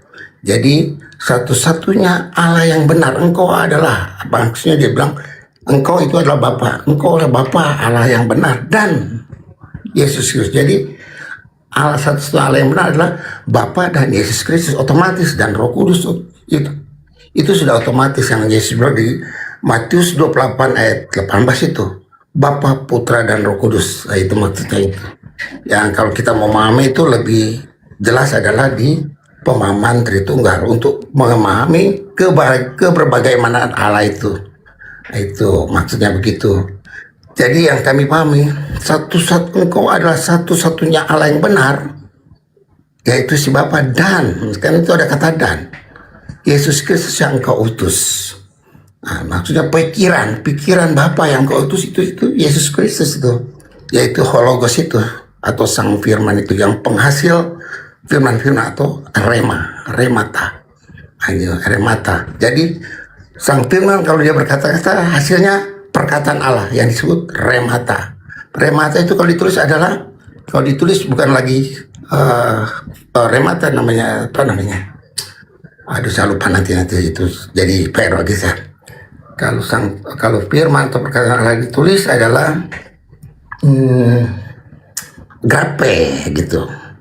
Ya, tapi orang Indonesia juga bilang karena kosakata kita sangat terbatas, perkataan Allah juga dibilang firman. Firman yang ditulis juga dibilang firman. Padahal itu firman itu adalah grape. Firman yang dibaca itu leksikon. Nah, jadi gitu. Itu maksudnya firman. Itu sudah saya bahas juga. Sementara itu, jadi semua panjang nanti kita bahas lagi. Sementara itu dulu, Saudara Juma. Lanjut. Terima kasih. Baik.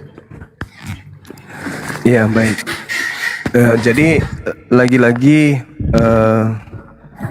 guru saya ini menyatakan bahwa Yohanes 17:3 itu adalah Bapa yang adalah Yesus itu sendiri sebagai firman. Inilah hidup yang kekal itu, bahwa mereka mengenal Engkau satu-satunya Tuhan yang benar. Jadi mengenal satu-satunya Tuhan yang benar. Tuhan itu cuma satu, yaitu Engkau. Setelah itu mengenal Yesus Kristus yang telah Engkau utus. Jadi di sini ada dua yang ingin dikenal. Tetapi kalau dari guru saya tadi mengatakan bahwa satu-satunya yaitu Bapa dan adalah Yesus itu sendiri. Ya silakan aja, itu penafsiran sensei, silakan. Tapi kalau saya memaknainya bahwasanya hidup kekal itu mengenal yang mengutus Yesus itu sebagai satu-satunya ilah. Dan untuk mengenal ilah ini, maka harus mengenal Yesus yang memperkenalkan ilah itu kepada kaumnya Bani Israel. Makanya kalau kita membaca data-data selanjutnya, ada Yesus itu mengatakan, aku telah menyatakan namamu kepada semua orang yang engkau berikan kepada aku dari dunia. Mereka itu milikmu dan engkau telah memberikannya kepadaku, dan mereka telah menuruti firman-Mu. Sekarang mereka tahu bahwa semua yang engkau berikan kepadaku itu berasal daripadamu. Jadi memang harus dipahami dengan paham Trimurti atau Trinitas atau Tritunggal. Karena kalau dipahami dengan Ahad atau Tauhid nggak bisa. Kalau mau dipaksakan Yesus itu satu hakikat dengan pencipta dan bumi yang disebut Elohim atau Bapa di situ, itu nggak bisa kalau menggunakan konsep Tauhid atau konsep Esa, kecuali konsep Tritunggal atau Trimurti. Itu baru bisa masuk. Artinya ada Tuhan besar yang kemudian mengutus Tuhan kecil ke bumi. Itu baru bisa dipahami. Karena menurut data yang ada, Yesus itu memang hanya ingin dikenal sebagai utusan. Contoh, ketika Yesus mempersaksikan siapa dirinya dalam Yohanes 5 nomor 30, ada kesaksianku yang lebih penting dari kesaksian Yohanes Pembaptis, bahwa semua pekerjaan yang aku lakukan, pekerjaan itulah yang bersaksi tentang aku, bahwa engkaulah yang telah mengutus aku. Nah, sedangkan Yesusnya mengatakan bahwa aku diutus kemudian untuk melakukan, aku mempermuliakan engkau di bumi dengan jalan menyelesaikan pekerjaan yang engkau berikan kepadaku untuk melakukannya. Jadi Yesus turun ke bumi untuk menyelesaikan pekerjaan yang menjadi PR dari Sang Bapa. Berarti Sang Bapa dan Yesus dalam hal ini itu tidak satu. Makanya dikatakan di dalam Yohanes 5, Yohanes 8 nomor 29, Bapa yang mengutus aku tidak membiarkan aku seorang diri, tetapi dia menyertai aku sebab aku selalu melakukan apa yang berkenan dalam hatinya. Nah, artinya bahwa Yesus tidak seorang diri. Kalau dia tidak seorang diri berarti dia berdua. Nah, kalau dia berdua berarti sudah beda hakikat. Engkau menghakimi manusia, tetapi aku tidak menghakimi manusia. Apabila aku menghakimi manusia, karena maka penghakimanku itu benar, karena aku tidak seorang diri, tetapi aku bersama dengan Dia yang telah mengutus aku. Dan bukankah di dalam kitab Tauratmu dikatakan bahwa 2 saksi itu adalah benar? Bapalah yang bersaksi tentang aku 1, dan akulah yang bersaksi tentang diriku 2. Aku dan Bapa adalah 2. Jadi kalau dikatakan dalam Yohanes 17 nomor 3, hidup kekal itu ya harus mengenal 2. 1 Tuhan, 2 utusan Tuhan. Lalu kemudian ketika sensei, tanpa mengurangi rasa hormat saya, ketika sensei mengatakan tidak ada orang Kristen yang tidak mengaku Yesus itu sebagai utusan. Di mulut, tapi di praktek Yesus bukan utusan, Yesus adalah Tuhan. Di gereja orang Kristen itu bukan menyembah utusan, tapi orang Kristen itu menyembah Tuhan. Siapa Tuhannya? Yesus. Berarti teori mengatakan Yesus itu adalah utusan, tapi praktik mengatakan Yesus itu adalah Tuhan. Makanya muncul konsep dogma, Yesus itu 100% Tuhan, 100% manusia. Sepenuhnya ilah, sepenuhnya ciptaan, sepenuhnya makhluk manusia. Kenapa bisa demikian? Karena ada pola yang tidak beres di situ. Maaf sekali lagi, saya tanpa mengurangi rasa hormat saya, ada yang tidak beres di sana. Ketika sebuah cincin dikatakan seutuhnya sepenuhnya emas, maka mustahil ada baginya kemudian sebagian bukan emas. Ketika Yesus dikatakan seutuhnya manusia, sepenuhnya manusia, 100% manusia, maka mustahil ada sekian persen bukan manusia pada diri Yesus.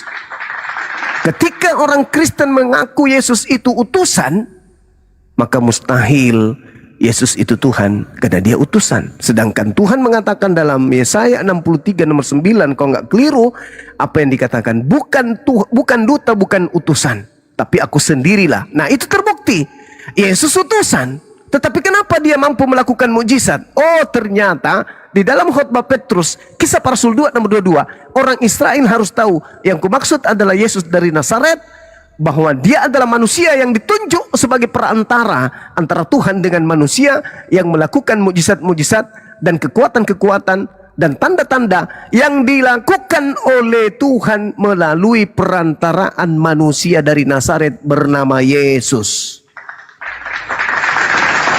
Jadi sekali lagi, ya boleh sah-sah saja sensei saya, guru saya mengatakan itu tafsir, saya pun bisa menafsirkan. Cuman skala prioritas saya ketika saya menafsirkan, saya menggabungkan pernyataan kesaksian Yesus terhadap dirinya. Ada kesaksianku yang lebih penting, kata Yesus. Kesaksian yang lebih penting, semua pekerjaan yang Yesus lakukan itu untuk membuktikan kalau dia utusan Tuhan, bukan Tuhan. Nah, itu dia. Demikian, teman-teman, Bang Baal mungkin bisa setelah ini saya bikin kopi dulu, silakan. Kayaknya saya sama guru-guru. Lanjut Bang Baal. Ya, terima kasih. Bisa saya jawab? Bang Handi? Iya, silakan. Iya. Oke. Luar biasa ya. Bagus. Pemahamannya saudaraku Juma ini sudah mulai meningkat ya. Gini, jadi tadi dia menyinggung Yohanes 5, di situ ada Yohanes 8 juga saya lihat. Kemudian menyinggung Yohanes 5 kebanyakan ya. Itu memang tidak salah Yesus. Oh, Yohanes 8 juga ayat 27 ke 29 tadi, bahwa Yesus itu diutus, dia bukan sendiri. Yang mengutus aku ada bersama-sama dengan aku, ada di dalam aku. Berarti dia utusan yang tidak dibiarkan begitu. Yang mengutus itu tetap bersama-sama dengan dia. Siapa dia itu? Ya Bapa ya. Ya jelas tidak mungkin terpisah. Pikiran Bapa dan Bapa itu nggak bisa terpisah. Seperti kita analoginya, manusia dan pikirannya nggak akan terpisah walaupun berbeda gitu kan. Dia mau ada di mana tetap ada di situ, tapi selalu yang kelihatan, yang menonjol ya seperti pemikirannya Allah itu atau pemikiran Tuhan itu, yaitu hologos itu sih yang kita kenal ada Yesus Kristus. Yohanes 5 juga mengatakan bahwa dia mengatakan apa yang Bapak kerjakan itulah yang aku kerjakan. Nah, jadi apa yang Bapak kerjakan itulah yang aku kerjakan. Sampai sekarang Bapakku masih bekerja. Aku pula masih bekerja. Itu orang Israel marah sekali ya, menganggap Bapak itu atau si Bapak Tuhan itu bapaknya dia sendiri, marah sekali ya. Itu dianggap menyamakan diri dengan Allah. Itu memang benar. Yesus kan tidak pernah menolak bahwa dia Bapakku masih bekerja sampai saat ini. Ya, aku pula masih bekerja. Jadi apa yang Yesus kerja itu yang Bapak kerjakan. Bapak bekerja kita nggak bisa lihat, diaplikasikan atau diwujudkan oleh si anak itu ya yang menjadi manusia. Yohanes 1 ayat 14 itu kan, bahwa Sang Firman itu sudah menjadi manusia, gitu kira-kira gitu. Nah, mungkin saudara Juma ini tidak tahu paham bahwa Yesus yang manusia dan Yesus yang ilahi itu Yesus atau dikenal Yesus yang punya dua kodrat. Itu ditetapkan di Konsili Kalsedon 451. Pada itu 451 abad 5 itu baru ada konsili bahwa Yesus itu punya dua kodrat. Kodrat ilahi maupun kodrat manusia. Itu kan ada ayatnya. Abad 1 udah ditulis. Yohanes 3 ayat 13 sampai 18. Yesus bilang, anak manusia, dia anak manusia. Bahwa dia punya kodrat manusia. Dia punya kodrat ilahi. Anak tunggal Bapa itu kodratnya ilahi. Gitu. Kemudian dia bilang lagi, Yohanes 17 ayat 5. Sebelum dunia ini jadi, dia sudah ada. Itu kodrat ilahinya itu. Nanti 4-5 abad kemudian baru dikonsilikan. Jadi bapak-bapak gereja pada waktu itu ya belum paham sebenarnya sudah paham, tapi ada pengajaran-pengajaran sesat yang mengatakan bahwa Yesus itu ajaran Arius. Itu bahwa Yesus diciptakan itu. Padahal abad 1 udah ketahui bahwa Yohanes ditulis pada abad 1 kan. Sudah ditulis Yesus yang bicara bahwa anak manusia harus ditinggikan. Itu merujuk kepada dia. Itu di Yohanes 16, Matius 16 yang ditanyakan kepada Petrus. Menurut orang siapa aku? Baru menurut kamu siapa aku? Petrus bilang bahwa engkau adalah Mesias, anak Allah. Baru apa Yesus bilang? Bukan engkau yang berkata-kata, tapi Bapakku yang mengatakan itu. Jadi dia sedang menunjukkan keilahian. Nah kemudian kenapa orang Kristen mengangkat dia Tuhan? Ya gini, Tuhan itu sebenarnya itu gelar saja ya, gelar penguasaan. Kalau bahasa Indonesia, bahasa Inggrisnya Lord atau sang yang punya atau yang berkuasa. Nah kalau itu disandingkan kepada Yesus itu bisa. Sebab Yesus bilang di Matius 28 ayat 18, ayat 18 kalau salah ya, bahwa seluruh kuasa di surga maupun di bumi telah diberikan kepadaku. Gitu kan dia bilang. Dia sebagai gelar penguasa di bumi maupun di surga. Nah, kalau kita melihat siapa sih si penguasa di bumi itu? Dia bilang di Matius 25 juga, dia adalah raja. Ya, dia juga bilang di Yohanes 12 kalau nggak salah terakhir itu, dia akan datang sebagai raja. Waktu itu dia diwawancara atau dia sedang diadili oleh Pilatus. Siapa sih engkau sebenarnya? Apakah engkau raja? Engkau yang mengatakan. Tapi kerajaanku bukan di sini, kerajaanku ada di surga. Dia adalah raja di surga. Jadi penguasa di surga itu maksudnya. Kalau itu disandingkan pada itu Yesus yang bicara, bukan orang Kristen. Jadi siapa sih raja di surga itu? Yaitu dia, Yesus bilang dia. Dia itu siapa? Dia adalah hologos, pemikirannya Allah atau ilmunya Allah. Gitu, atau jiwanya Allah, kira-kira gitu. Kalau kita mau itu saya bisa bawa ke pengajaran Tritunggal. Itu memang harus dipahami dengan ajaran Tritunggal ya, baru bisa. Tapi kalau sepintas-sepintas saja memang kita akan edis yang itu sih, tentang Tritunggal ternyata dia ya kita lihat sendiri ya, dia belum terlalu paham. Nah, kira-kira begitu. Jadi untuk memahami keberadaan Allah atau hakikat Allah itu ya kita harus pakai ilmu Triados ya, atau yang dikenal yang paling top adalah Trinitas itu, yaitu apa namanya itu yang diistilahkan oleh bapak-bapak gereja sebelumnya itu Ousios Substantial Trinity, atau yang setelah itu dikenal dengan apa itu hipostasis atau hypostatic union. Nah itu. Nah kalau kita belajar ke situ tentang kristologi ya kita akan paham itu. Sebab itu dikonsilikan pada abad 5. Bayangin aja. Baru abad 5 baru orang paham itu. Yohanes 3 itu ada di Yohanes 3 loh. Yohanes sudah tulis. Yesus sendiri yang ngomong. Dari abad 1 Yesus sendiri yang ngomong bahwa dia adalah anak manusia dan dia adalah anak Allah. Ya, masuk Linda. Iya. Ya, dan guru yang bikin kopi ya. Beliau selesai dulu. Silakan selesai sampai selesai Sensei. Oh iya. Jadi tuntaskan. Kira-kira gitu, banyak sekali yang tadi saudaraku Juma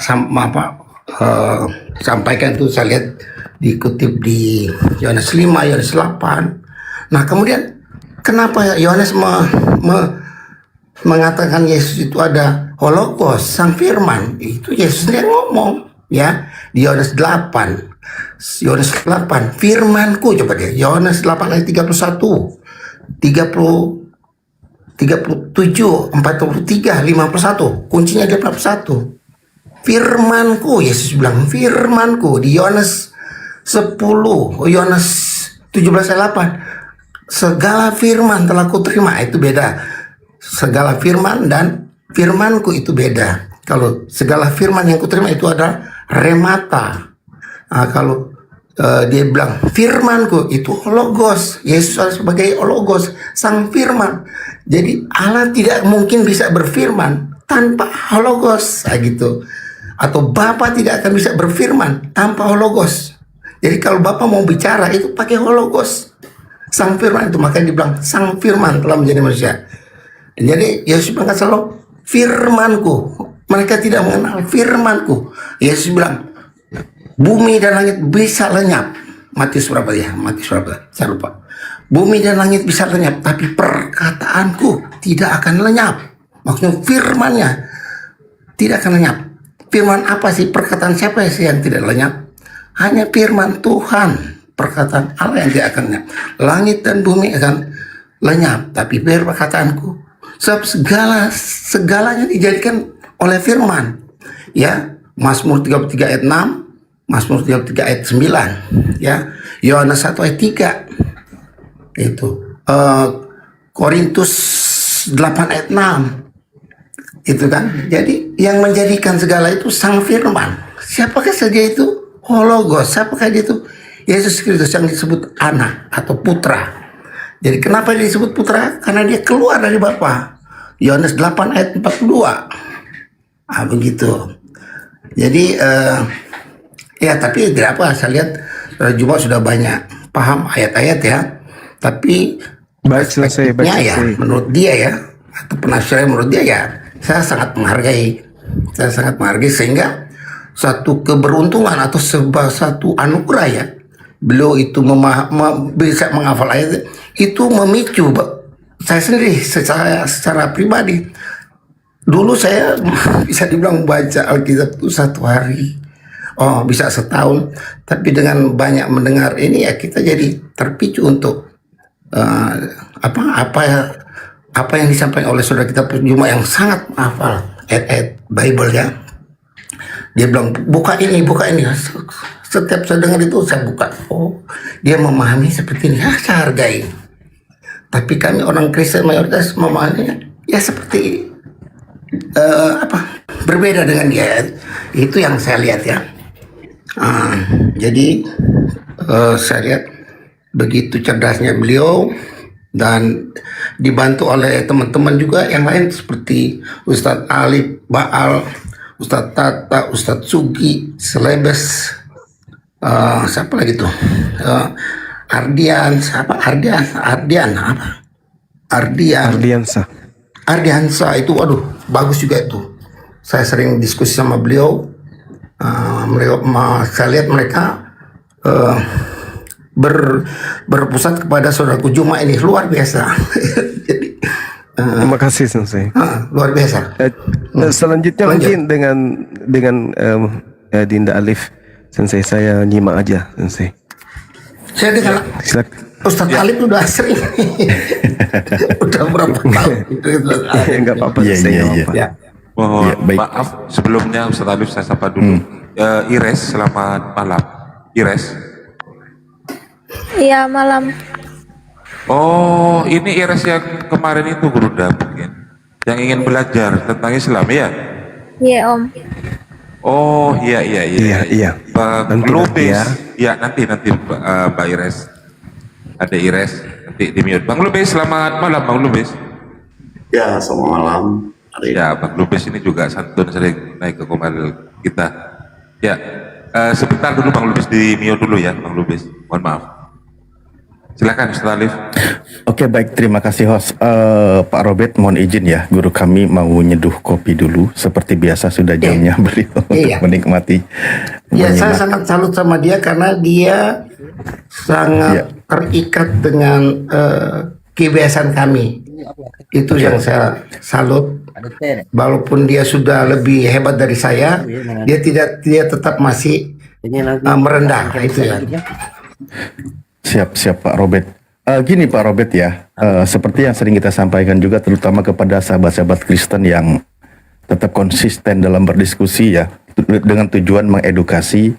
Kita sampaikan ketika orang Kristen menjelaskan tentang keimanannya, kita sampaikan, kita hargai keimanannya tersebut, ya kan? Nah, ini kita diskusi.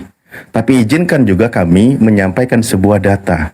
Apakah yang Anda sampaikan itu sejalan atau sesuai dengan apa yang diajarkan oleh Yesus? Tadi sudah dipaparkan beberapa data yang disampaikan oleh guru kami. Ada kalimat, ada perikop sampai bunyinya kesaksian Yesus tentang dirinya. Ada, ya kan? Bagaimana di situ Yesus sedang menjelaskan kalau dirinya itu sebagai anak manusia yang diutus oleh Tuhan, yang tidak memiliki kekuasaan, dia berbuat sesuai dengan apa yang diperintahkan oleh Tuhan.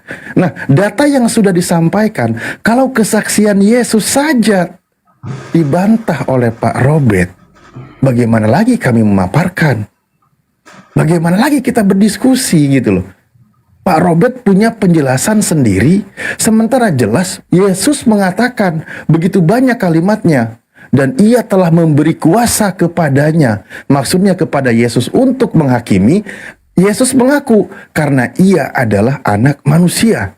Pengakuan Yesus itu, dia sedang bersaksi tentang dirinya. Kata Yesus, kan gitu. Di Yohanes 5, 26, 27.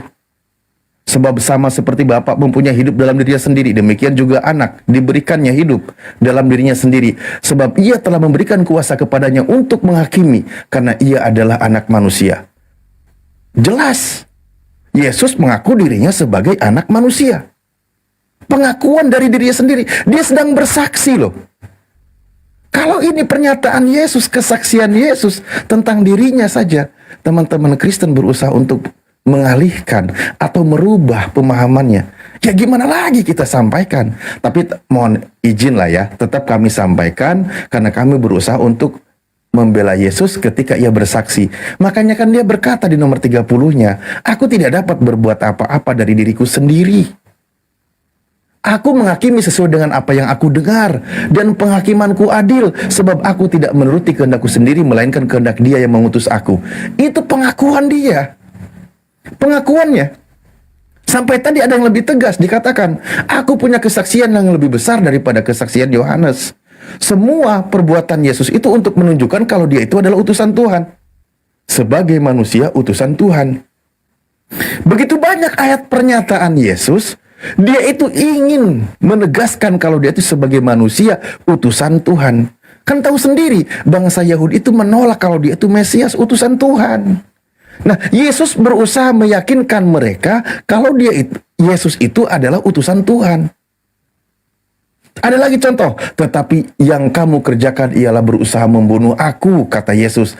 Aku seorang yang mengatakan kebenaran kepadamu. Aku seorang manusia, antropos. Aku manusia loh, kata Yesus, yang mengatakan kebenaran kepadamu. Yaitu kebenaran yang kudengar dari Tuhan, dari Bapa. Pekerjaan yang demikian tidak dikerjakan oleh Abraham. Maksudnya apa? Berusaha membunuh Yesusnya. Tapi Yesus tuh lagi negasin kepada mereka, mengatakan, aku ini manusia yang menyampaikan atau yang mengatakan kebenaran. Dan kebenaran itu dari Tuhan, yang ia dengar, ia sampaikan, tapi selalu ditolak. Jadi kalau pernyataan-pernyataan Yesus kayak gini, dirubah maknanya, diputar balik, diposisikan dia sebagai Tuhan, ya bagaimana kita mencari pembelaan lagi? Karena kami Muslim tidak mungkin berasumsi membela Yesus di luar dari pernyataan Yesus. Contoh tadi Pak Robert mengatakan dia sang firman, dia hologos dan sebagainya. Dia menyampaikan firman, firmanku, firmanku.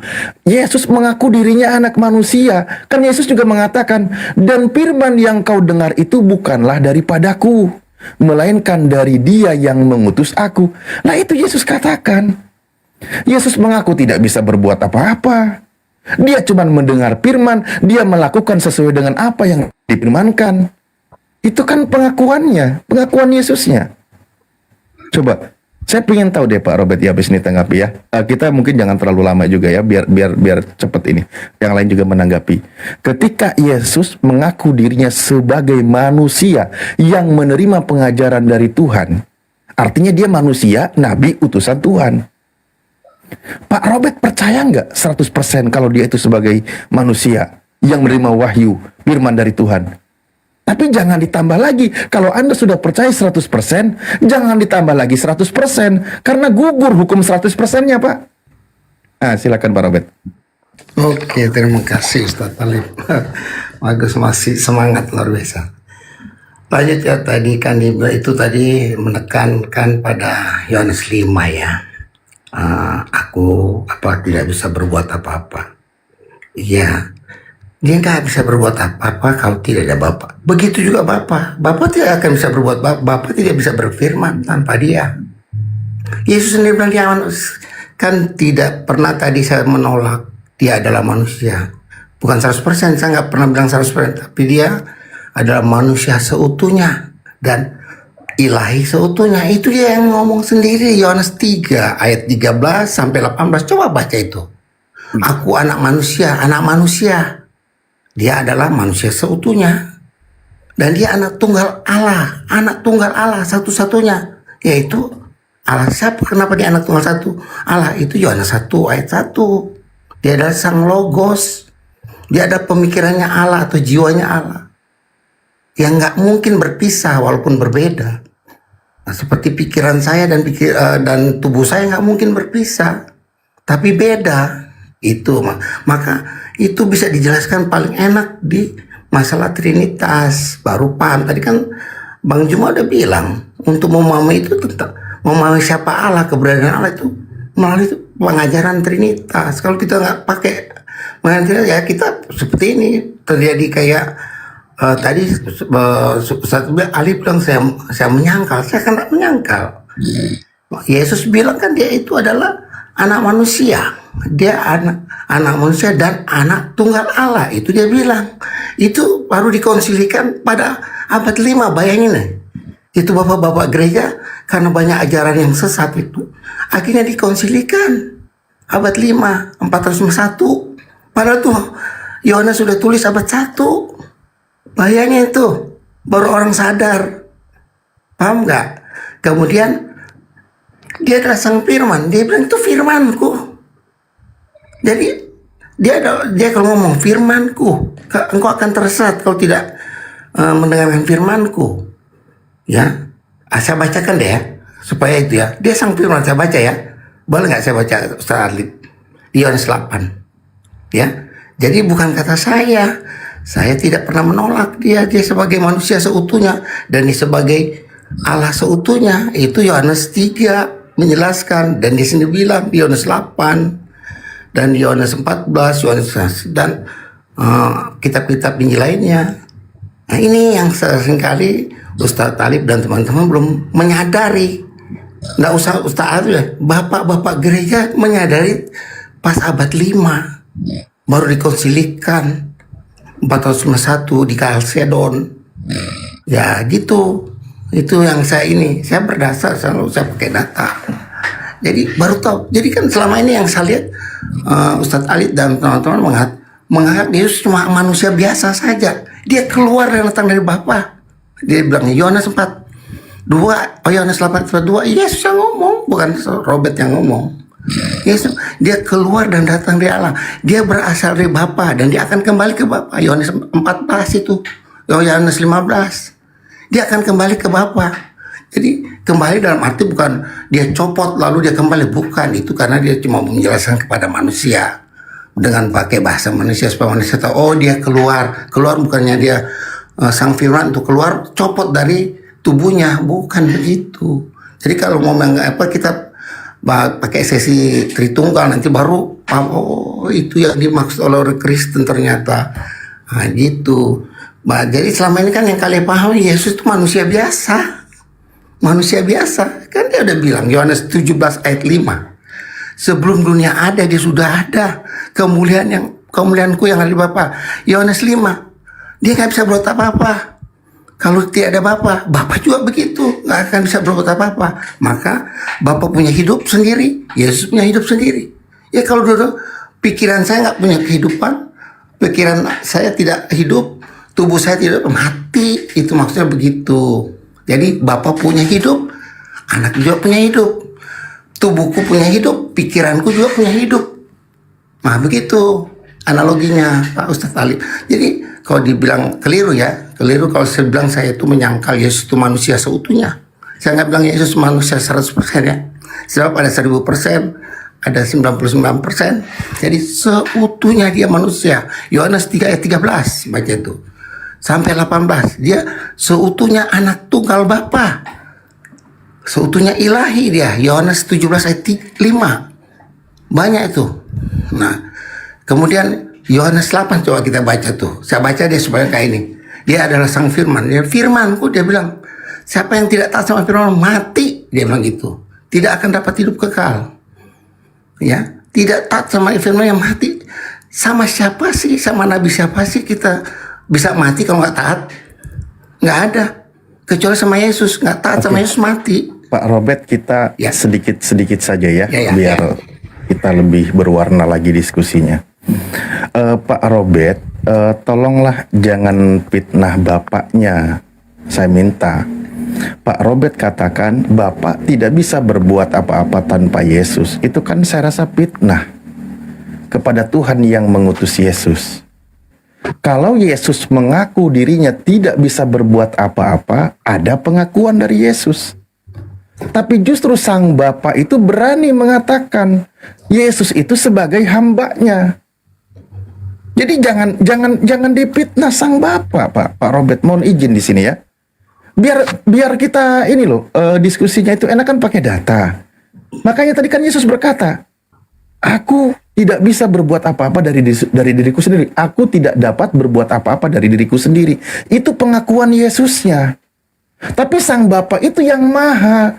Bukankah orang-orang Kristen juga berkata sang Bapa itu sang sumber? Berarti sang mahanya itu Bapa gitu loh.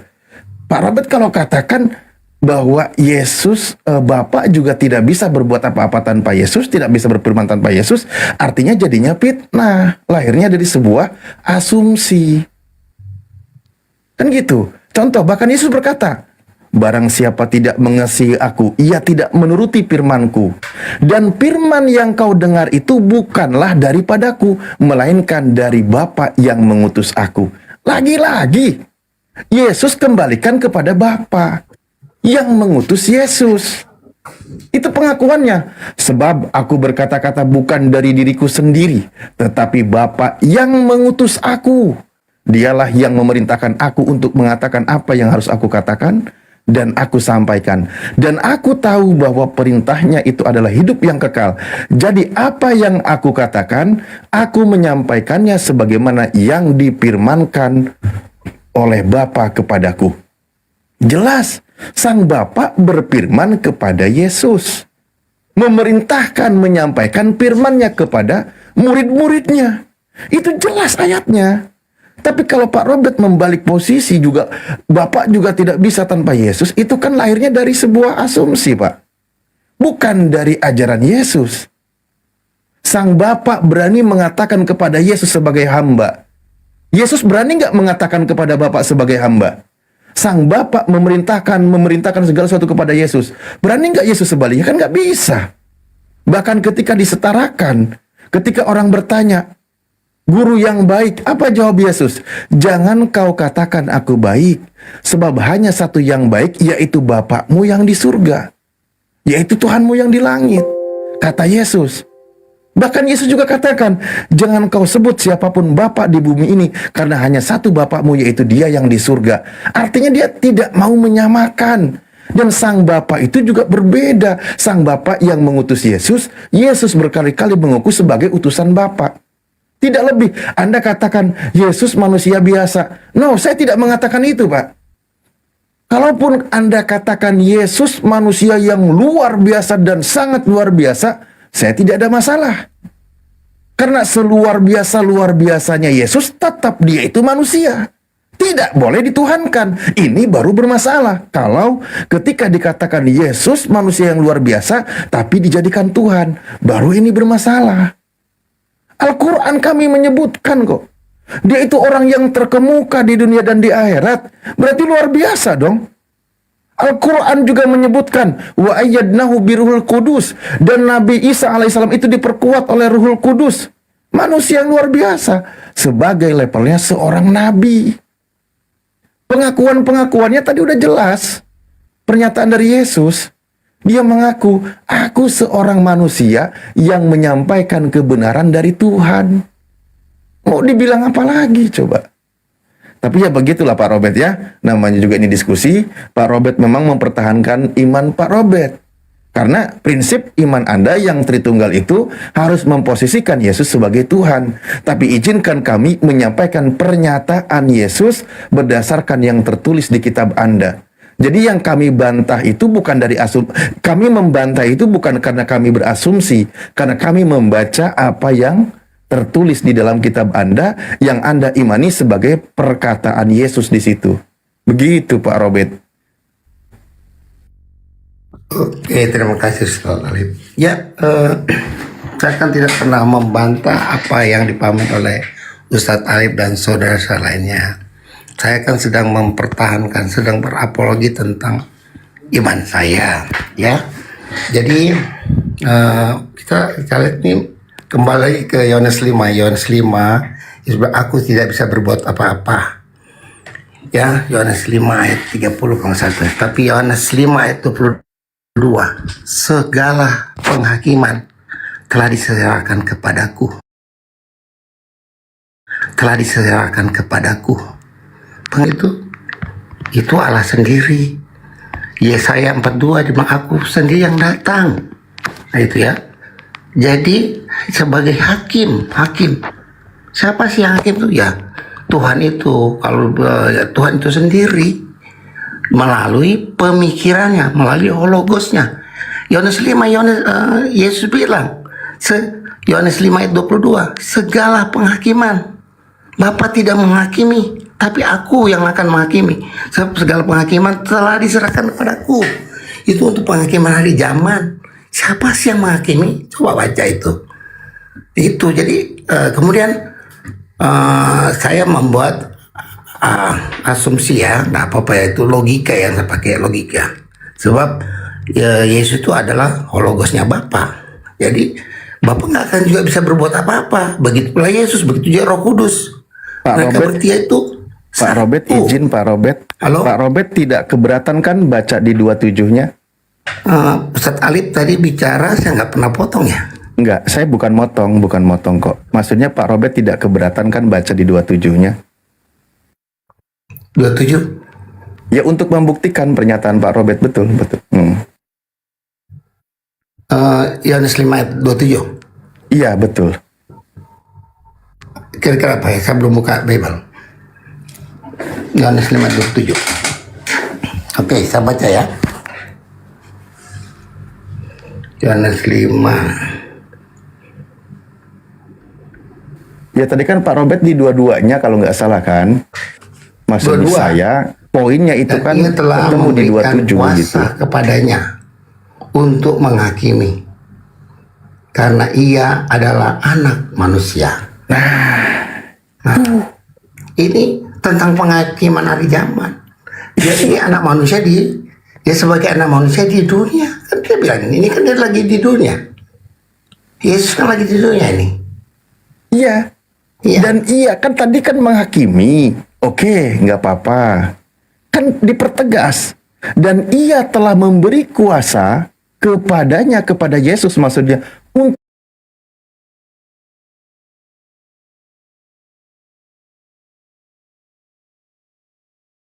menghakimi.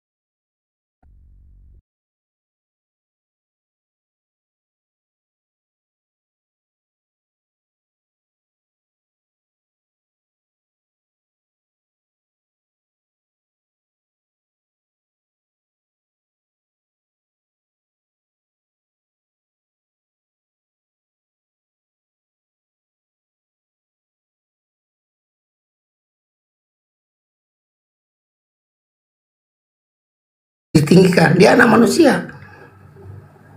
Dia terlahir dari Bunda Maria. Seingatku Yohanes 3:13 nggak ada deh Pak Robert. Ini ke Yohanes 3 kok Yohanes 13. Bahkan Yohanes begitu besar kasih Allah, 3:13 itu Yohanes kan tidak ada 3:16, seorang sebelumnya pun ya, yang pernah naik ke surga. Apa? Iya. Jadi dia bilang di situ belum pernah ada orang naik ke surga, tapi anak manusia telah turun dari surga. Berarti dia duluan, sebelum orang naik ke surga, dia sudah di surga, dia sudah turun. Itu pemahaman seperti itu. Dia sudah ada. Di Dia situ kan dia bilang siapa dia berasal dari atas, kamu dari bawah. Yohanes 6 Ya, di situ ayat anak 38. manusia juga kan. Dia turun dari sorga. Yohanes 10 ayat 28, dia yang memberi hidup kekal. Baru kita lagi bicara hidup kekal di Yohanes 17. Sebelumnya dia bilang yang memberi hidup kekal siapa? Yohanes 10 ayat 28. Nanti siapa sih definisi daripada hidup kekal itu? Itu Bapa adalah satu-satunya Allah yang benar dan Yesus Kristus. Kata dan tahu nggak tuh? Dan itu kan akumulatif. Pemisah dong. Makanya itu kalau baca seutuhnya kira-kira itu. Nggak apa-apa, saya Ustadz Alif memahami seperti itu, saya hargai, nggak jadi masalah. Iya, enggak, maksud saya gini, kan tadi Pak Robert membawa dalil di Yohanes 5 yang di dua-duanya kan, yang tadi Bapak bawakan, dia diberi kuasa menghakimi. Siapa yang bisa menghakimi? Kan gitu. Kalau bukan Tuhan. Itu dalam pemahaman Pak Robert. Tapi bisa nggak Pak Robert kembali kepada pernyataan Yesus di 27-nya? Kenapa dia diberi kuasa untuk menghakimi? Gini Ustaz, Karena dia itu anak manusia. Iya, sebelumnya dia sebagai anak manusia dia menyatakan. Sebab kalau dia datang sebagai anak tunggal Allah, orang nggak bisa dengar. Dia transenden, omnipresent, nggak bisa. Nggak ada yang bisa dengar. Dia kan bilang di Matius 11 ayat 27, baca itu. Tidak ada yang bisa memahami Bapa kecuali anak. Tidak ada yang bisa memahami anak kecuali Bapa. Tapi anak manusia itu menyatakan. Jadi yang menyatakan sebagai, jadi supaya orang itu mengerti, dia jadi manusia dulu. Nah makanya itu dia dibilang Injil, dia sebagai sang Injil. Dia membawa kabar baik dari sorga. Dari sorga loh langsung. Yohanes 6 ayat 38, dia turun dari sorga. Dia keluar dan datang dari Bapa. Yohanes 8 ayat 2. Nah, kemudian dia punya firman, firmanku dia bilang gitu. Itu firmannya dia. Bukan. Bukan, firman yang kau dengar itu bukanlah daripadaku. Betul. Dia berkata firmanku betul. Iya. Tapi dia katakan Pak Robert, Kan tertulis tadi di Yohanes 14. Itu 14, 12, 14, 15, 16. Yohanes 8, baca tuh.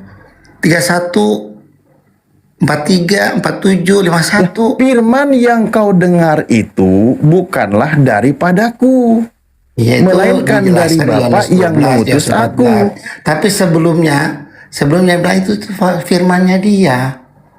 Iya, firman yang kau dengar itu bukanlah daripadaku. Kata Yesus dia ini loh.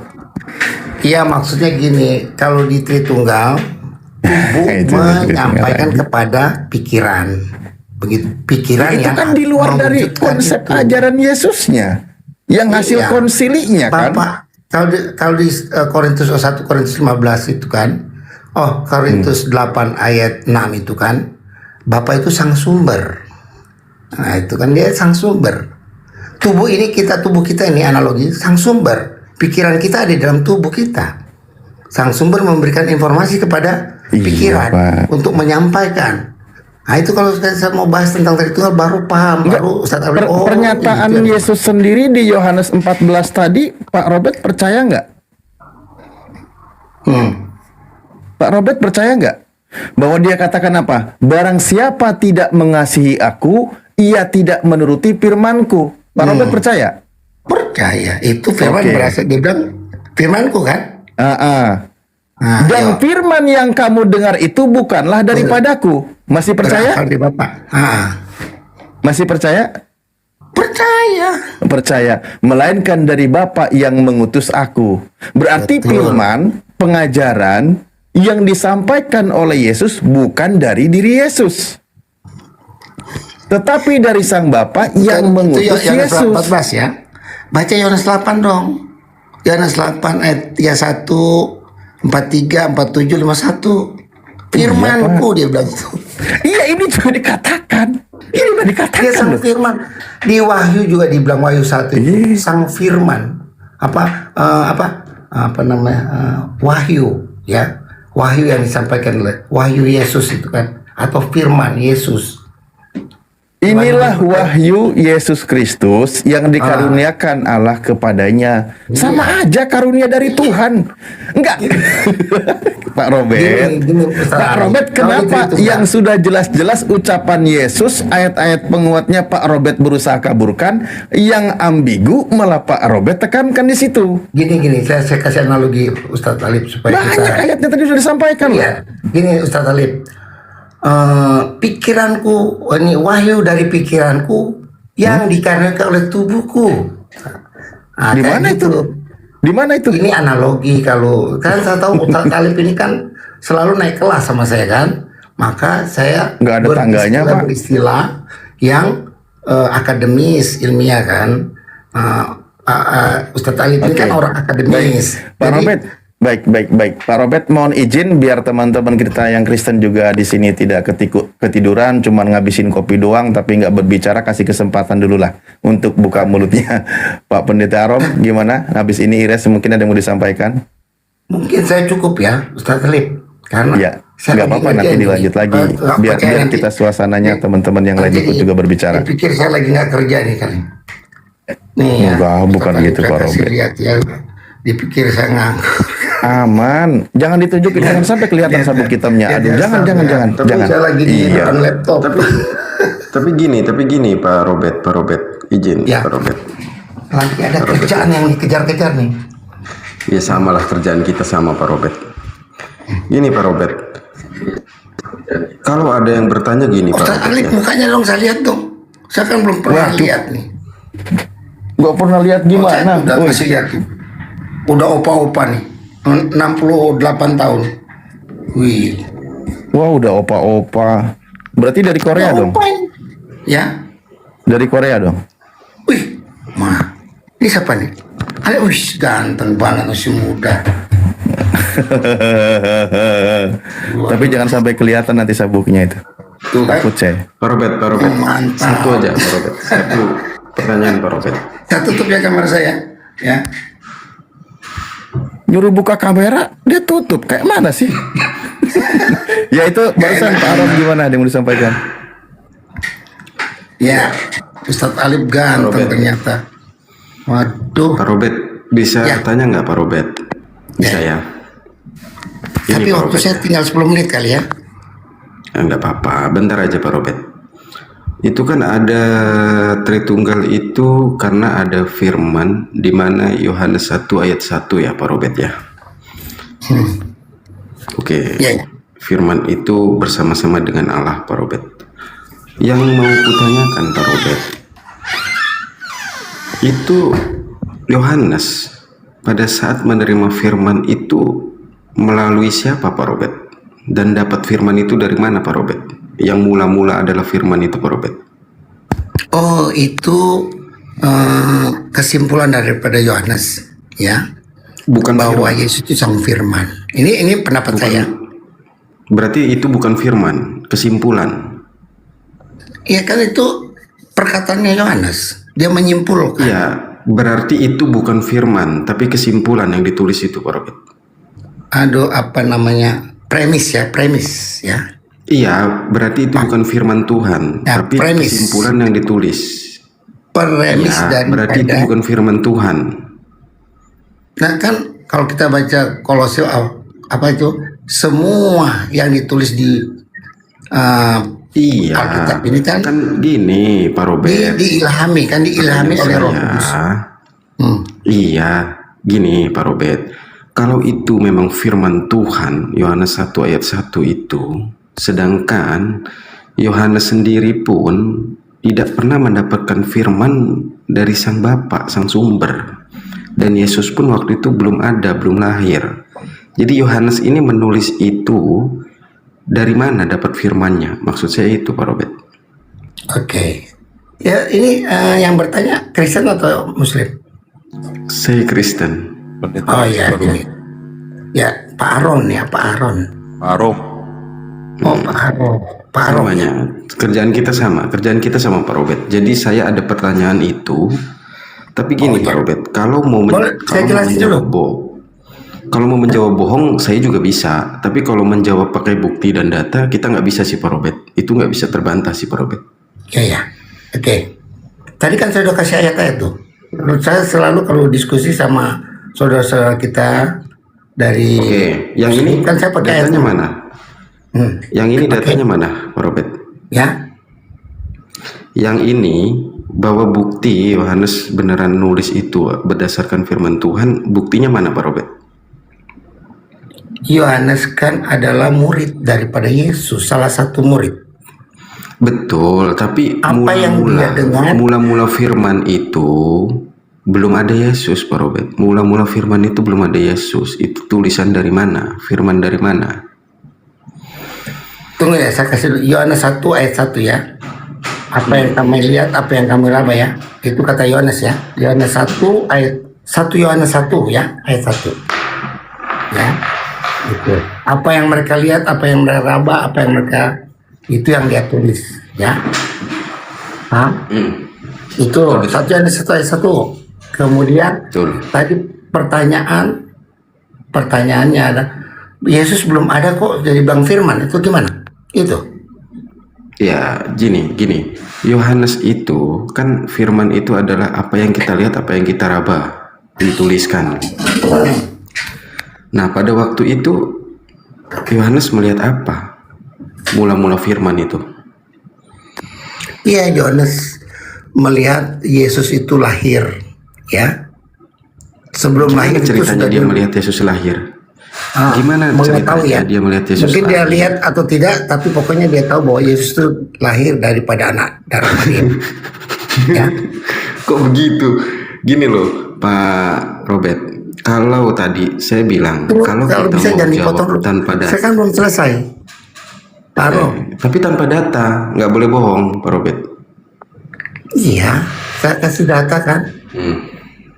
Ya, Yohanes 1 ayat 1 kan dia bilang itu kan data.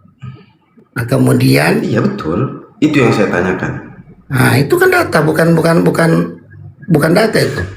Yohanes 1 ayat 1. Iya, Yohanes 1 ayat 1 itu Yohanes menerima firman dari siapa, Pak Robert? Dari sang firman, dari Yesus itu sang firman. Belum paham? Loh, tulisan itu ditulis setelah Yesus lahir atau sebelum? Setelah, malah setelah Yesus sudah terangkat ke surga. Dia tulis itu tahun 80. Yohanes menulis kitab itu, Injilnya atau kitab Injilnya dia itu tahun 80-90-an. Mula-mula firman itu emang gini loh Pak Robert, kalau mula-mula adalah firman, berarti sebelum ada firman belum ada apa-apa. Gini, pada mulanya ada. Jadi itu menjelaskan tentang Yesus. Yohanes membuat premis atau membuat kesimpulan. Iya, pada mulanya adalah firman. Berarti sebelum ada firman ini belum ada apa-apa. Ini kan konteksnya masalah Yohanes menjelaskan siapa Yesus. Aduh, nggak begitu Pak Robert. Firman Tuhan bilang pada mulanya adalah firman. Berarti mula-mulanya kan firman. Berarti sebelum firman ini nggak ada apa-apa.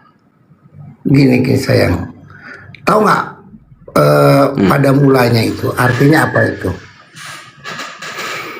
Iya, pada mulanya itu apa? Berarti nggak ada mula-mula lain selain firman. Halo, gini, pada mulanya itu bahasa bisa dibilang bahasa apa majas yang artinya itu prima causa. Prima causa itu apa? Solangrasi generasi. Masa begitu jawabannya? Tunggu dulu. Ini saya mau bicara secara akademis dulu supaya Anda paham. Tadi Anda minta data, saya kasih data. Sekarang saya mau jelaskan. Paham nggak? Saya mau jelaskan apa itu.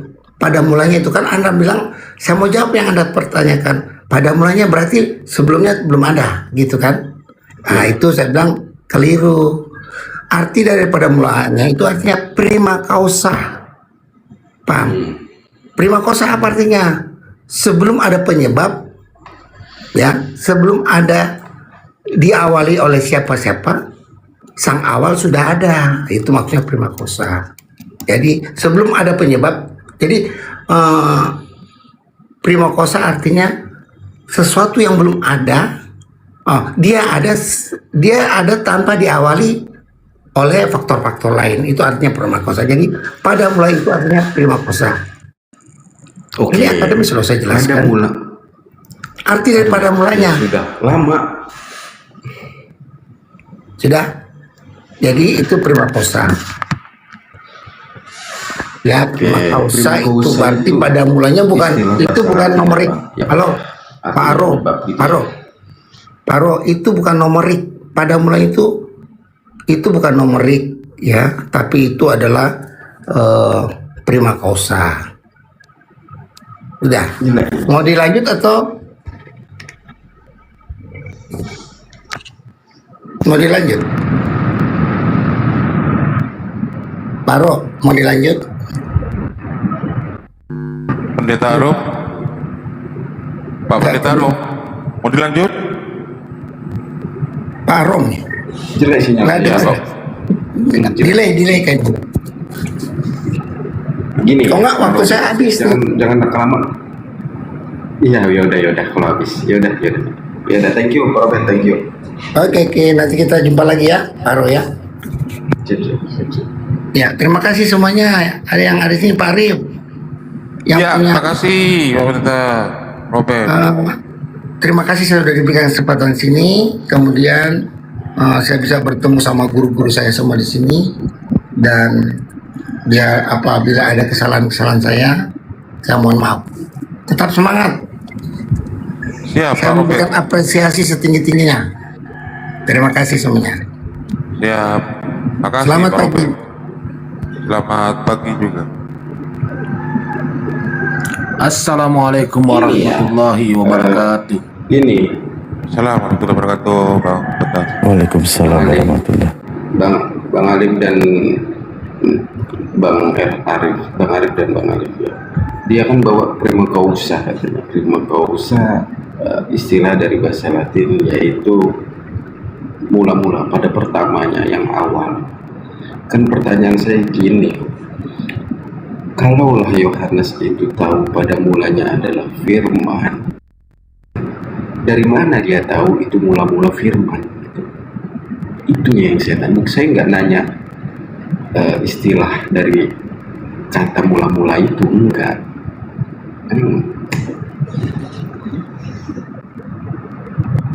Pertanyaan itu dilontarkan sama Bang Faruk ke saya waktu itu.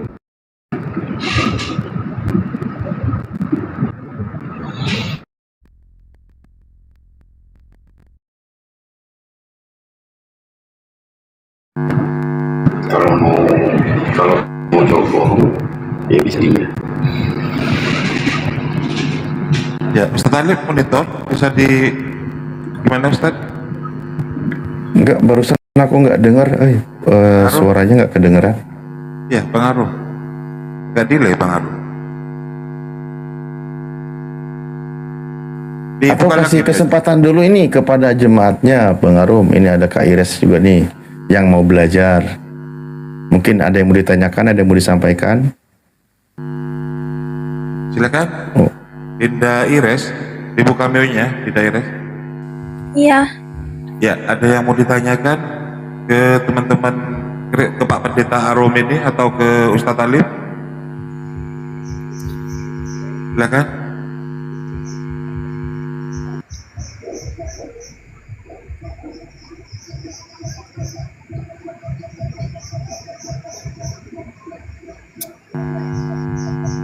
Silakan.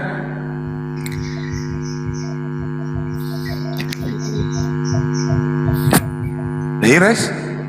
Iya. Ye, ada yang mau ditanyakan? Mau bertanya ke siapa?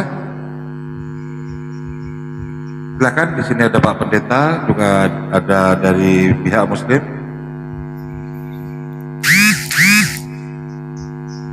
Gak ada ya? Iya, belum. Siapa yang nulis? Pendeta Arun masih ini, masih normal jaringannya, sinyalnya. Coba cek dulu. Ini udah normal lagi. Oh, sudah normal kayaknya ya. Teman-teman penonton yang di bawah, mohon bantu tap layar dulu teman-teman ya. Dan di repost, mesti ngulang lagi. Karena sudah di atas jam 12 ini. Jangan lupa absennya juga teman-teman ya. Sudah di lain hari ini. Lanjut Ustaz Alif. Ya, siap. Cuman tadi gini, kalau Bang Arom itu kan tidak kedengaran tadi, suaranya benar-benar pelan, makanya saya tidak bisa menanggapi. Cuma saya izin lanjut lagi ya sambil nunggu nanti biar berkembang juga pembahasannya. Di sinilah kadang-kadang ya, tadi kan hari ini kita ada bertemu dengan beberapa pendeta senior ya, Pak Robert yang sudah sangat senior. Tadi pagi siang juga Pak Martin yang senior. Tapi uniknya pendeta-pendeta yang senior ini ketika menjelaskan lebih ke masalah tentang doktrinnya, bukan tentang yang tertulis. Makanya saya tadi sampaikan, saya juga bingung, kalau kesaksian Yesus saja sudah ditolak, menjelaskan tentang Yesus bukan dari kesaksian Yesus, ya dengan cara apa lagi kami berdiskusi? Dengan cara apa lagi kami sampaikan? Karena kalau kami ngarang tuh nggak mungkin, kan gitu. Coba cukuplah kebenaran apa yang disampaikan oleh Yesus itu diterima. Bayangkan Yesus berkali-kali dia katakan, firman yang kau dengar itu bukanlah daripadaku, melainkan daripada Dia yang telah mengutus aku. Itu pengakuannya loh. Tapi paksa malah dia itu sang firman itu sendiri. Ya kan repot jadinya. Kita mau gimana lagi? Tapi ya lagi-lagi kalau masalah prinsip iman ya kita hargai kan gitu. Apalagi itu tadi kalau di dunia debat ya memang kita akui kan senior-seniornya itu kan. Tapi ya begitulah. Nah ini Pak Arom ini yang bahaya ini. Gimana Bang Arom tadi tuh tanggapannya? Kalau Pak Arom Pak Ketua tinggal tunggu waktu aja. Iya betul. Menanggapi kan tadi pasti mendengarkan kan perdiskusian ini. Maksudnya bagaimana dia menanggapi komen dari seorang Kristen tadi yang menjelaskan tentang keimanannya? Dia lebih ke menjelaskan, menguatkan pernyataan Yesus, atau arahnya lebih ke membantah dari apa yang Yesus sampaikan gitu loh.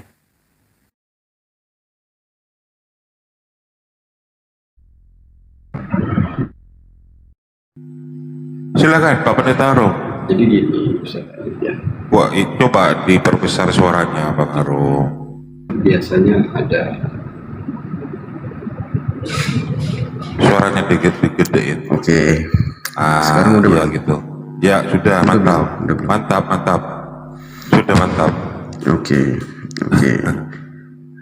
Kalau di kita kan biasanya ada pertemuan ya, Ustadz Alif, pembahasan tentang pengkajian isi Alkitab, Pak Alif. Jadi menggunakan literasi bahasa yang mudah dimengerti oleh jamaat. Makanya apapun itu bahasa dari Yesus, kita menggunakan itu hanya dia merendahkan diri atau dia mengajarkan kebagaimanaan seorang hamba kepada Tuhannya pada saat pengajaran. Gitu Ustaz Halib. Yang kita cari, yang kita dalami itu seperti itu pembelajarannya. Paham. Justru itu malah bagus. Kalau Yesus itu sedang mencontohkan sebuah pengajaran, artinya dia sebagai guru, maka akan diikuti. Apa yang menjadi contoh dari Yesus? Apa yang diucapkan, apa yang diajarkan oleh Yesus? Saya setuju itu. Nah, betul, tapi ada ini. Tadi udah benar itu. Di mana Om Paulus juga buat surat. Itu Ustadz Alif. Makanya yang kita bawa catatan-catatan Paulus pada saat berkhutbah. Semalam Pendeta Arum sudah mengakui bahwa surat-surat Paulus itu bukan firman Tuhan dan tidak percaya. Ini internal Kristennya. Ini internal. Iya. Bashum masailnya. Jadi membahas tentang permasalahannya. Kan tadi poinnya kan cenderung berbeda dengan apa yang diajarkan oleh Yesus. Tadi dikatakan Yesus itu kan ketika dia merendah, ketika dia mengajar, kesetaraan, itu kan dia sedang mencontoh, mengajarkan. Ya saya setuju. Artinya yang dicontohkan oleh Yesus itulah mestinya Kristen ikuti. Bukan malah menafsir ulang gitu loh, tentang pribadi yang sedang merendah ini. Kan itu penegasannya sudah ada dari Yesus, kan gitu. Nah, masuklah nanti doktrin dari pernyataan di luar Yesus. Nah, ini penguat imannya, disinilah yang menjadi tapi barusan. Gitu. Padahal ya sebenarnya kalau Yesus itu sedang mencontohkan apa yang diajarkan sebagai pengajaran, mestinya kan diikuti. Gitu. Kasihan lah Pak Robert kalau kayak gitu. Janganlah, itu kan internal ya. Jadi nggak boleh lah kita bahas internal lah. Ustaz Alif. Iya, betul. Kita makanya kan yang lain aja. Kita sudah sering kali kan dengan beliau ini sampai bingung bahas mana lagi kan gitu. Ya masih gitu-gitu aja memang. Ya tapi itulah Kristen gitu. Tapi izinkan diskusi ini sebagai sebuah edukasi buat teman-teman kita yang menyimak, yang haus akan kebenaran atau punya pertanyaan-pertanyaan yang masih mengganjal selama ini tapi tidak berani bertanya, terwakili dalam sebuah perdiskusian seperti ini kan gitu. Ya kan? Pak Peta, buat teman-teman Pak Pendeta Arum, sebentar Pak Peta. Saya izin sampaikan dulu buat teman-teman yang menyimak di bawah. Tadi sudah disampaikan, dikasih waktu buat Kak Ires untuk bertanya, untuk menyampaikan. Sudah, beliau mau menyimak. Terus kita mau paksa dia untuk syahadat. Jadi jangan gitu. Biarkan dia menyimak, mendengarkan perdiskusian ini. Menyimak itu bagian dari belajar. Dia sedang menelaah, dia sedang mencerna, dia sedang menyimak, mendengarkan, bisa jadi dia mencatat gitu. Jadi metode belajar itu bisa dengan berbagai cara. Ya gitu Pak Peta. Iya, karena gini Ustaz Alif, tadi orang tua beliau PM ke saya, suruh kasih pertanyaan-pertanyaan. Cuman karena diskusi dengan Pendeta Arum masih belum kelar gitu kan, ya sudah dilanjut aja. Iya betul. Kan tadi udah dikasih kesempatan juga. Iya. Oke, makasih Pak host Arif. Bang Peta mau masuk ke Pak Pendeta Arum?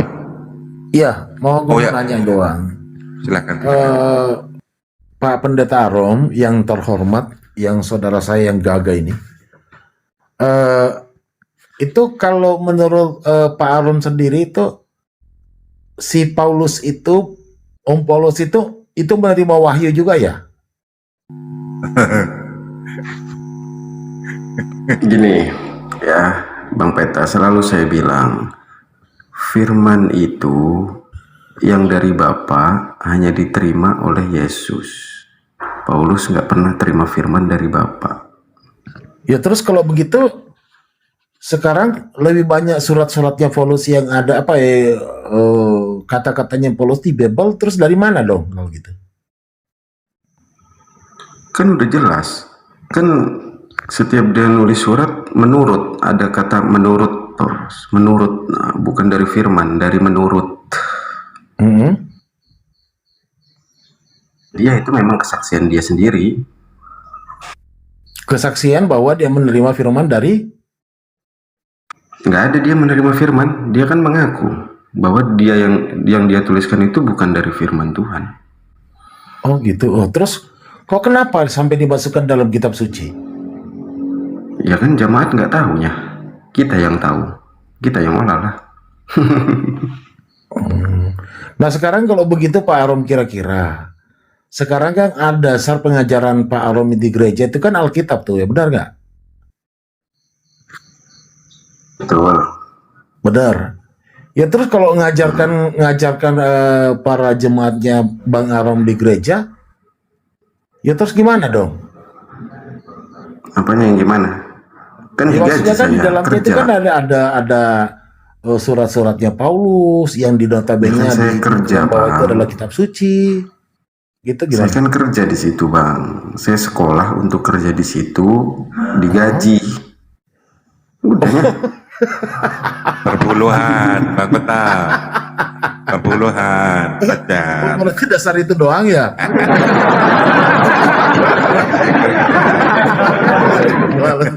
Gue jadi ketawa di maaf di Bang Aron ini. Aduh. Oh, berarti kalau begitu Bang Aron bukan artinya mengajar dari berdasarkan pengetahuan dan pemahaman berdasarkan hati nurani, tapi karena faktor-faktor lain gitu ya Bang Aron ya. Karena nggak ada yang bisa dipercaya di situ. Apa yang bisa Masya dipercaya di situ? Allah. Saya target tiba tinggalan ini Pak host ini. Hari Sebelum 25. ini sudah login ini. Sebelum 25, sebelum hari Makanya Muharram. saya selalu Iya kayaknya sih. selalu saya Kayaknya sih, bilang, kayaknya. selalu saya bilang sama Bang Andi, sama Bang Juma, sama Kian, saya pelajari Islam itu setahun lebih, Bang. Makanya saya Masya hafal Allah. ayat-ayat pendek dan bisa baca Al-Quran juga. Iya, saya pernah mendengarkan Bang Arom itu membaca Quran, itu udah termasuk fasih loh. Saya cara-cara membacanya itu. Insya Allah. Lumayan. Saya tinggal menunggu. Saya mengucapkan kepada Bang Arom ini selamat datang kembali. Iya. Jadi Anda bukan masuk Islam kalau Anda memang masuk, tapi Anda kembali ke jalan yang benar. Karena sesungguhnya Itu sebenarnya itu Ires dulu aja, Bang Peta. Ires itu dulu aja tanya-tanyain. kagak mah gue sengaja Bang Arom aja gitu. Karena sesungguhnya sebenarnya Bang Arom semenjak di dalam kandungan itu sudah Islam sampai dengan sebelum balik. Ya, Anda sudah Islam sebenarnya. Anda berubah itu setelah Anda dewasa. Jadi sebenarnya kalau Anda kembali kepada Islam, masuk Islam, bukan masuk Islam, tapi kembali ke habitatnya sebenarnya. Bang Arom. Betul nggak Pak Ketua? Betul.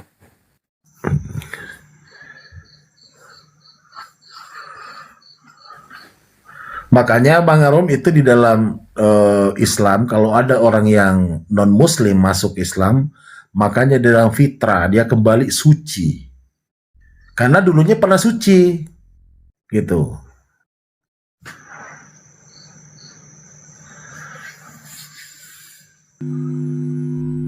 Oh, jadi Jadi saya perkirakan kira-kira ya Pak Arif ya. Kira-kira sebelum tanggal 25 atau pas tanggal 25 nih Bang Rom?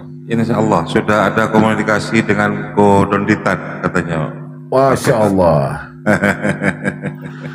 Enggak, itu sih kemarin saya diskusi sama Kondoditan. Saya bilang daripada saya pikirkan mencari untuk mengembalikan, lebih baik saya tuntaskan pekerjaannya gitu. Dan ini kalau Bang Arom masuk Islam ini ya termasuk menggegerkan juga ini karena kenapa? Asli Bang Arom adalah seorang pendeta di rumah dan saya selalu nggak pernah ngomong Masya Allah. Saya nggak pernah ngomong kayak gitu di Komal loh.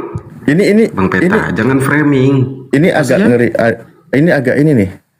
Jangan framing begitu. Saya nggak pernah ngomong begitu di Komal. Maksudnya ngomong apa? Masuk Islam? Pak Arom. Enggak. Saya yang bilang gitu loh, bukan Bang Arom gitu. Ya, Bang Arom. Kenapa tidak berusaha mengembalikan? Lagi berusaha, cuman nggak ada yang mau dengar. Takut. Bukan, nggak takut nggak ke Uber Bang Alif. Kekurangannya ada, tapi mereka nggak mau. Mereka bilangnya bukan sistem kredit, tapi sistem pengembaliannya itu langsung. Gitu. Iya, maksudnya kan alangkah baik kan gitu ya, alangkah baik. Tapi itu kan kembali sih pada prinsip ya. Maksudnya tadi mungkin itu setelah sebut. Banget.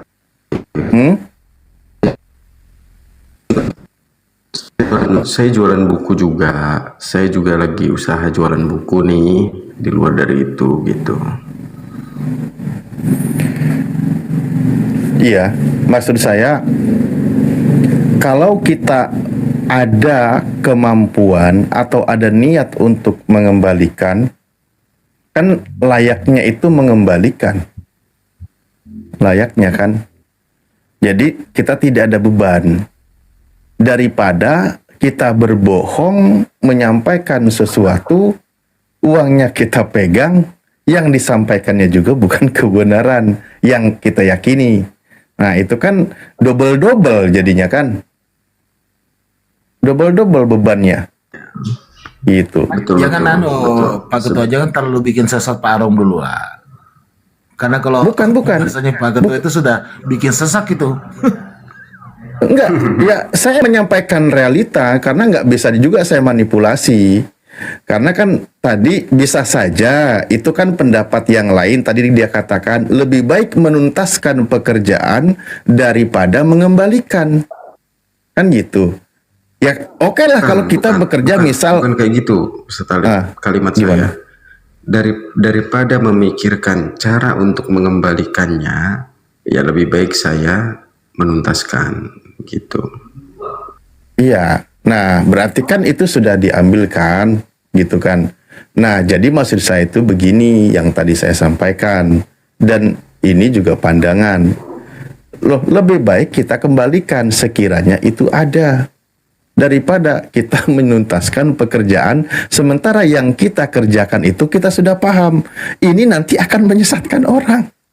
Beda dengan komitmen pekerjaan bahwa misal kita punya target menyelesaikan mikul padi, mikul apa, batu atau semen atau apa kan gitu sudah dibayar duluan ya. Logis, mendingan saya tuntaskan tuh kerjaan gitu. Tapi ini tentang yang lain kan gitu. Ini cuman kita sampaikan. Sekiranya kita ada kemampuan lebih baik kita targetkan untuk kembalikan. Tapi kan kembali kepada Anda. Untung ruginya juga bukan di diri saya gitu. Saya cuman berbagi pandangan, itu hak masing-masing. Gimana Pak Pendeta? Kenapa Bang Arif? Oh sebentar saya berusaha sama tamu. Bang Melki, selamat pagi sudah ya. Selamat pagi Bang Melki. Bang Melki. Halo. Bang ya. Dari kemana Bang? Katolik apa Protestan? Siapa? Bang Melki. Saya Katolik. Hah? Saya Katolik. Oh Katolik. Hmm. Mau diskusi? Ya, Atau saya dengar saja. Kok kayak sudah dengar ngantuk? saja. Kok kayak sudah ngantuk sih? Iya, saya dengar saja. Ya sudah, lanjut dulu setelah lift.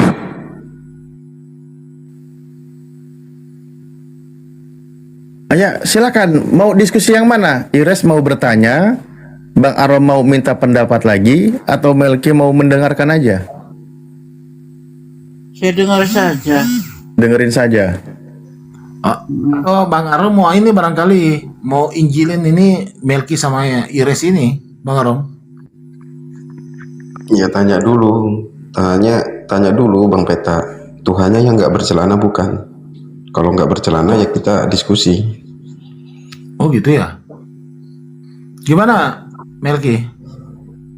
Kamu agama apa? Bang Arom. Jadi Melki gini Melki. Saya kemarin itu ngelihat ada begal dipukulin, dilepas bajunya, dilepas juga celananya, dibunuh, dibunuh. Mau Islam. Dibunuh katanya tuh. Muhammad itu. Loh. Nabi Muhammad itu. Nabi palsu. Loh. Yang menyatakan Sebentar dulu. Ini Bang Arom ini pendeta, Mbak Melki, Mbak apa Mas ini? Itu sama Bang Alip kalau membahas Nabi Muhammad kan.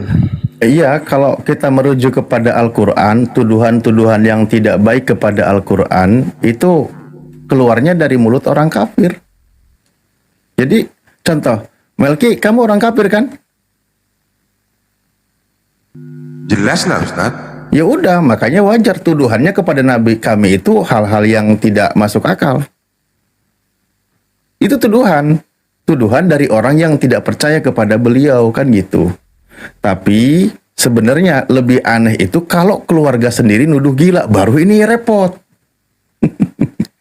Kalau di Islam itu, Nabi kami itu dituduh dia itu dikatakan sebagai pelaku sihir, ada dari orang-orang kafir yang menolak kenabian. Ada yang menuduh dia itu sebagai penyair, ada karena lantunan ayat Al-Quran begitu indahnya ketika dibacakan. Ada itu. Ada yang menuduh orang kafir itu sebagai Nabi kami itu gila, ada. Dan semua tuduhan itu dari orang kafir. Jadi kalau ada Anda nuduh apapun kepada Nabi kami lihat dulu, oh Anda orang kafir. Ya begitulah riwayatnya, sejarahnya Nabi kami dituduh hal yang tidak-tidak dari orang-orang yang menolak kenabiannya atau disebut sebagai orang kafir, kan gitu. Cuman kalau kita bahas, karena Anda juga punya kitab, yang lebih repot itu kalau Tuhanmu dituduh oleh keluarganya atau dikatakan sebagai tidak waras alias gila, baru repot ini. Begitu.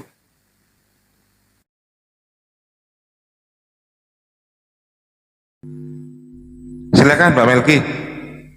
Kalau tidak mau diskusi, saya turunkan. Silakan Pak Suki yang di bawah tipping bahwa menyesal Pendeta Arom katanya kalau login. Silakan naik Pak Suki.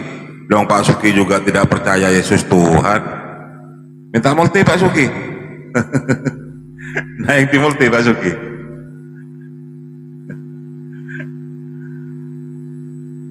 Melki, gimana Melki? Mau ditanggapi?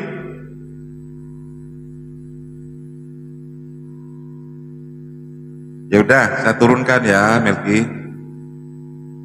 Silakan teman-teman Kristen yang lain kalau mau naik. Pak Suki silakan, Pak Suki depan dengan Pendeta Arom ini. Pak Suki minta di multi, Pak Suki minta permintaan tamu. Lanjut Ustaz Alif.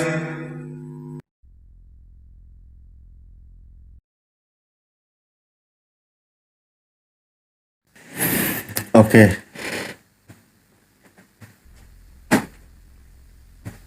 Silakan pertanyaannya apa, host?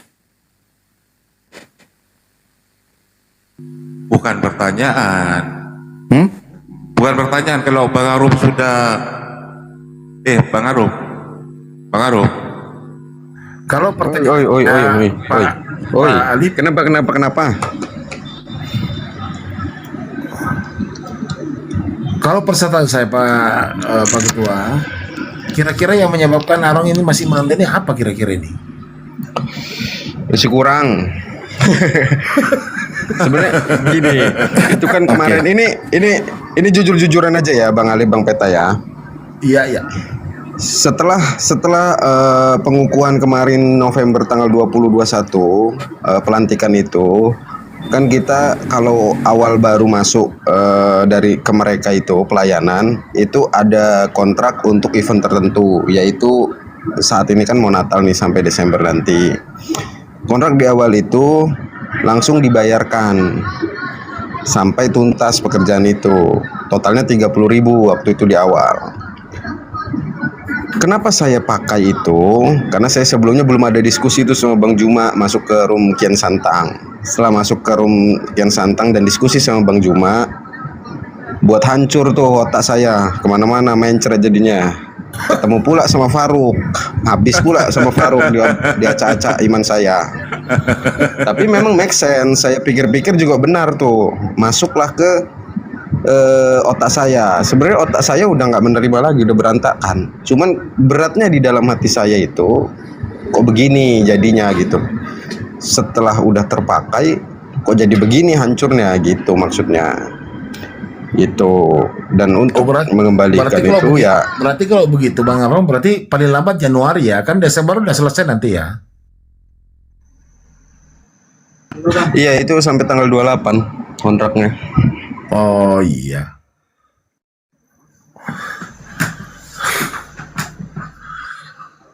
Ya udah nggak apa-apa, login dulu lah. Kayak kemarin siapa itu Ustaz Alim? Syahadat tapi dia pasti ke gereja. Tapi maksudnya ini itu Bang, mempermainkan lah itu jadinya. Ya, maksudnya Bang Arif ini kan ada beban ini, beban tanggung jawab ini yang dipikul oleh Bang Arom ini karena sudah menerima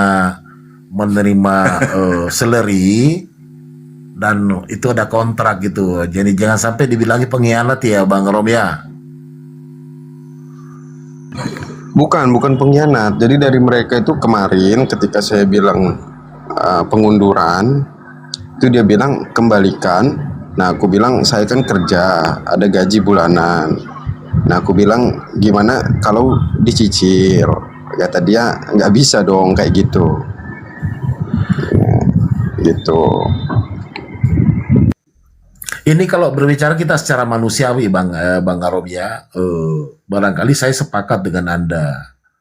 Ya karena Anda sudah menerima kontrak itu, artinya harus menuntaskan kontrak itu ya. Itu kita berbicara secara manusia. Tapi kalau kita berbicara masalah keselamatan, siapa kira-kira yang bisa menjamin diri Bang Arom itu bahwa akan hidup sampai dengan tanggal 28? Nggak masalah itu, soalnya saya udah baca juga di sebelah bahwa hutang itu dibawa sampai mati itu. Jadi resiko juga kan.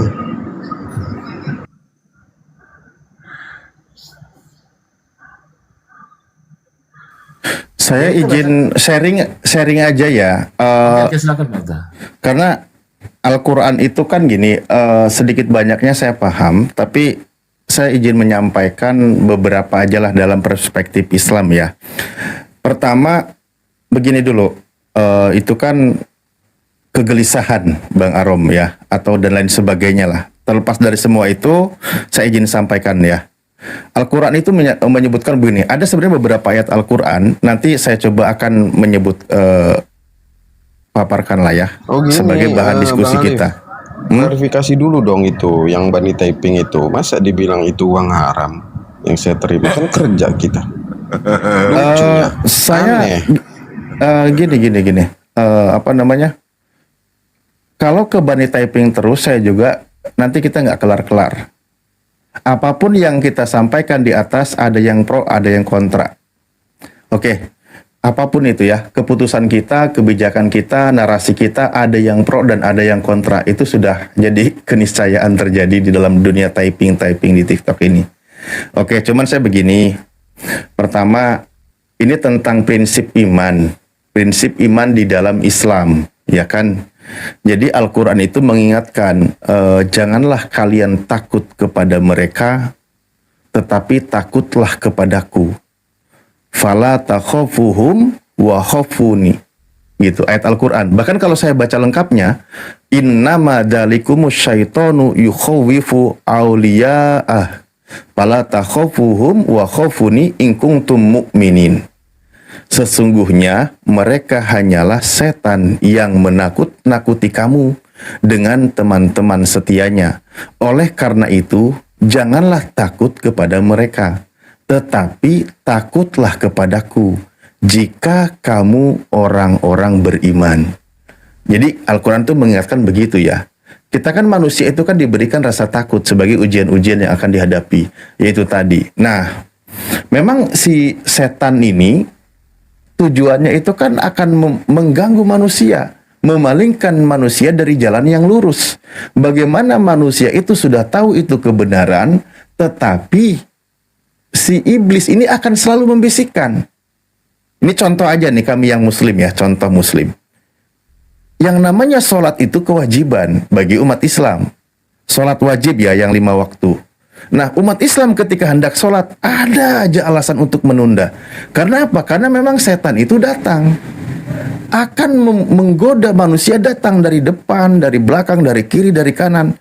Ketika kita memaksakan diri melawan itu bisikan setan, tetap kita melakukan sholat. Ketika kita mau sholat, masih aja godaan datang. Sampai-sampai ketika tetap sholat, sholatnya jadi tidak khusyuk dan sebagainya, kan gitu. Jadi memang akan selalu datang godaan itu.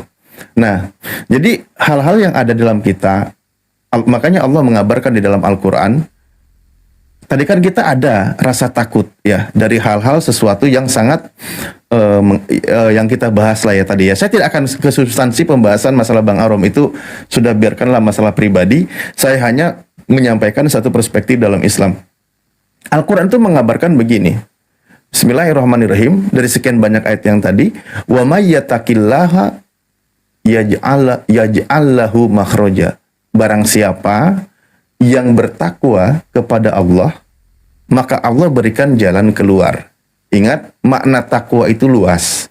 Takwa itu makna lain itu takut. Takutnya hanya kepada Allah. Dengan cara apa? Ya melakukan segala ketetapan perintah Tuhan gitu. Maka kalau orang itu takutnya hanya kepada Allah, janji dari Sang Maha Kaya ini, Tuhan akan memberikan jalan keluar. Nah itu, kalau prinsip di dalam Islam. Prinsip di dalam Islam. Wa may yattaqillaha yaj'al lahu makhraja wa yarzuqhu min haitsu la yahtasib. Prinsip di dalam Islam. Dan Allah akan memberikan rizki kepada orang itu yang takutnya hanya kepada Allah dari jalur yang ia tidak sangka-sangka. Ini prinsip. Di dalam Islam itu prinsipnya begini.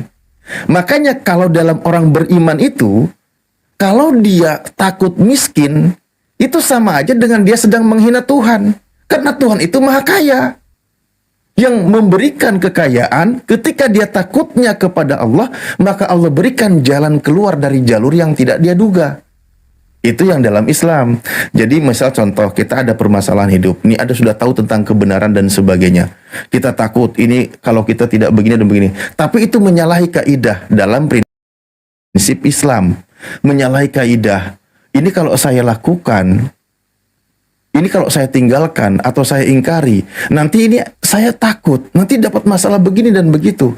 Tapi ternyata yang ditakutkan itu prinsipnya berbenturan dengan akidah. Di dalam Islam, ya takutnya hanya kepada Allah. Kalau takutnya kepada Allah, apa yang jadi masalahmu, Tuhan berikan jalan keluarnya. Itu kalau prinsip di dalam Islam. Makanya, wa may yatawakkal 'alallah fahuwa hasbuh. Kalau kau pasrahkan dirimu kepada Allah, maka Allah cukupkan urusanmu. Gitu. Innallaha balighu amri. Allah itu akan menyampaikan urusan perkaramu. Itu kalau prinsip di dalam Islam. Jadi kita ada masalah ini dan itu ternyata Anda sudah tahu tentang kebenaran, Anda takut. Misal, Anda udah tahu Islam itu benar, tapi Anda mau masuk sekarang, Anda takut. Takut apa? Ada urusan dengan orang lain, kan gitu. Padahal ketakutan urusan dengan orang lain itu bisa jadi sebuah bisikan yang diberatkan, yang diada-adakan dalam diri kita. Karena godaan tadi dari si setan yang menyesatkan manusia dari jalan yang lurus. Padahal bisa jadi ketakutanmu itu justru ketika Anda mengambil keputusan, solusi terbaiknya ada. Lebih dari apa yang Anda takutkan. Karena Al-Quran mengabarkannya, wa yarzuqhu min haitsu la yahtasib. Tuhan akan memberikan rizki dari jalur yang tidak terduga. Misal contoh begini, kita tidak tahu kan? Kita tidak tahu. Contoh misal begini. Kita sekarang sudah ada urusan dengan orang lain. Ini kalau tidak saya selesaikan, maka saya akan dituntut dengan jumlah sekian. Ini gambaran saja. Ini gambaran saja. Kan gitu. Tapi ini prinsip komitmen ini ternyata melanggar kebenaran yang hakiki. Melanggar kebenaran tentang Tuhan. Melanggar kebenaran akidah. Nah kan gitu. Maka pilih. Ketika Anda sudah tahu itu adalah pelanggaran dalam hal akidah, takut hanya kepada Tuhan, ya udah, kau berani tinggalkan itu, takutnya hanya kepada Allah, Allah berikan jalan keluar. Bisa jadi masalah kita 10 urusan dengan orang, Tuhan berikan jalan keluar dari jalur yang tidak terduga, ada ribuan, ratusan ribu bahkan datang menyelesaikan masalah itu. Itu bisa jadi kan gitu, seperti itu. Tapi kalau keyakinannya benar-benar mutlak, takutnya benar-benar hanya kepada Sang Pencipta. Kan begitu prinsipnya kalau di dalam Islam. Tapi kan Anda kan non-muslim kalau kita lihat saat ini. Jadi kita tidak bisa paksakan hal seperti itu.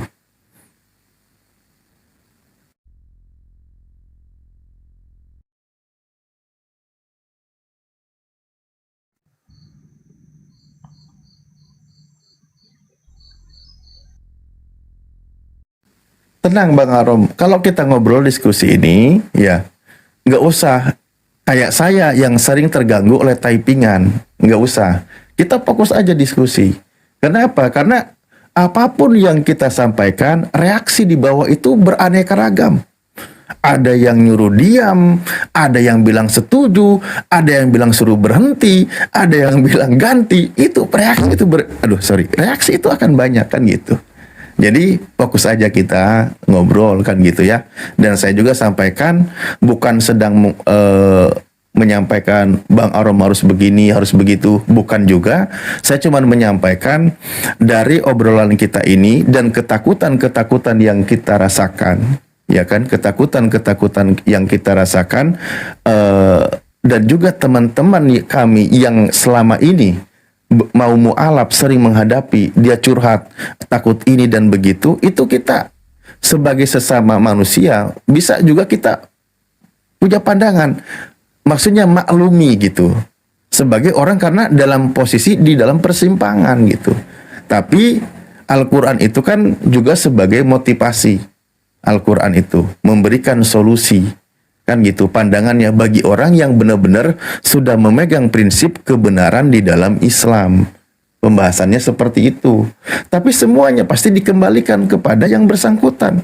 Karena Al-Quran itu melarang memaksa. Seandainya dibolehkan memaksa, ya tentu akan dipaksa. Karena Al-Quran melarang, ya sudah, silakan. Tapi hanya sebatas menyampaikan gitu.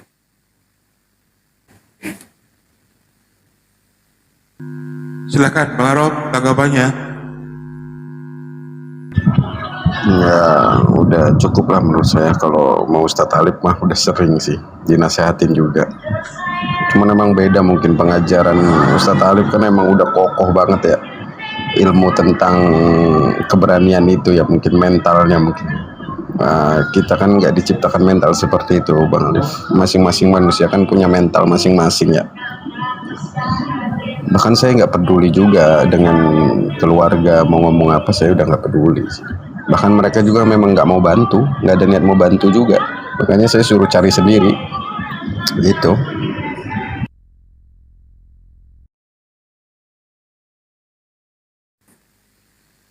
Iya, iya. Siap. Dan kita kan sambil mengisi juga menyampaikan ya, di dalam Islam itu kan banyak ayat-ayat yang mengabarkan. Islam itu kan sebagai petunjuk. Al-Quran ini maksudnya adalah petunjuk kan bagi manusia. Hudalin nas. Menjelaskan. Juga sebagai syifa, sebagai obat, penawar. Bagi orang yang berada di dalam kegelisahan, kebingungan, hati luka dan sebagainya. Itu kan Al-Quran seperti itu.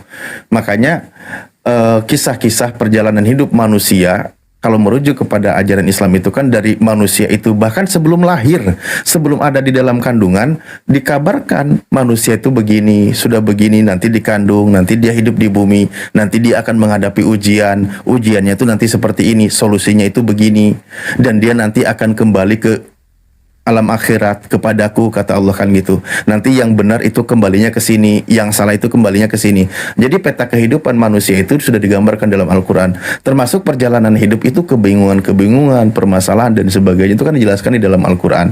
Dan saya juga menyampaikan, dan kita juga tidak tahu ujian itu yang terberat akan kita alami, bisa jadi kan gitu. Seandainya posisi itu ada di saya juga bisa orang yang menjadi seorang yang galau kan gitu. Sama saja kan gitu. Tapi yang namanya menyampaikan kebenaran, saling nasihat menasihati sudah menjadi tugas dan kewajiban di dalam pelajaran kita sebagai umat Islam atau kami sebagai muslim kan gitu. Masalah tentu ketika kita sedang menghadapi masalah, menghadapi ujian, bisa jadi kan Bang Arom itu justru orang yang lebih tegar, lebih kuat daripada saya kan gitu. Atau yang lain juga sama. Jadi seperti itu.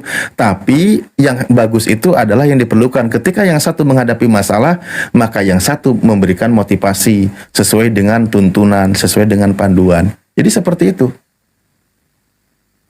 Santai aja Bang Arom ngobrol.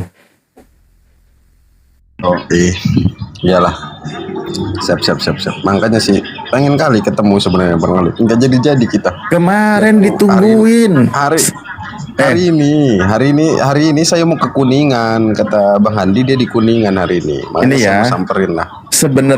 Sebenarnya gini loh. Allah itu kan memberikan jalan keluar tadi dari jalur yang tidak terduga dan tidak tahu dari mana arahnya, bisa jadi dari siapapun. Sebenarnya kalau kita kemarin bertemu saja kemarin, itu satu masalah itu akan kelar. Serius. Dan ente, saya yakin, ini kalau saya bahasakan ya, karena melihat rancangan-rancangan pembahasan kami kemarin dengan beberapa tokoh, yuk kalau jadi hadir datang waktu itu, bukan cuman terkenal di dunia TikTok, seluruh Indonesia.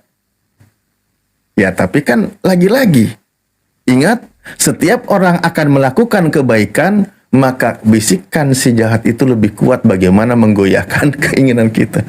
Karena kita itu kan Allah hadirkan, nih, kamu udah tahu tentang kebenaran.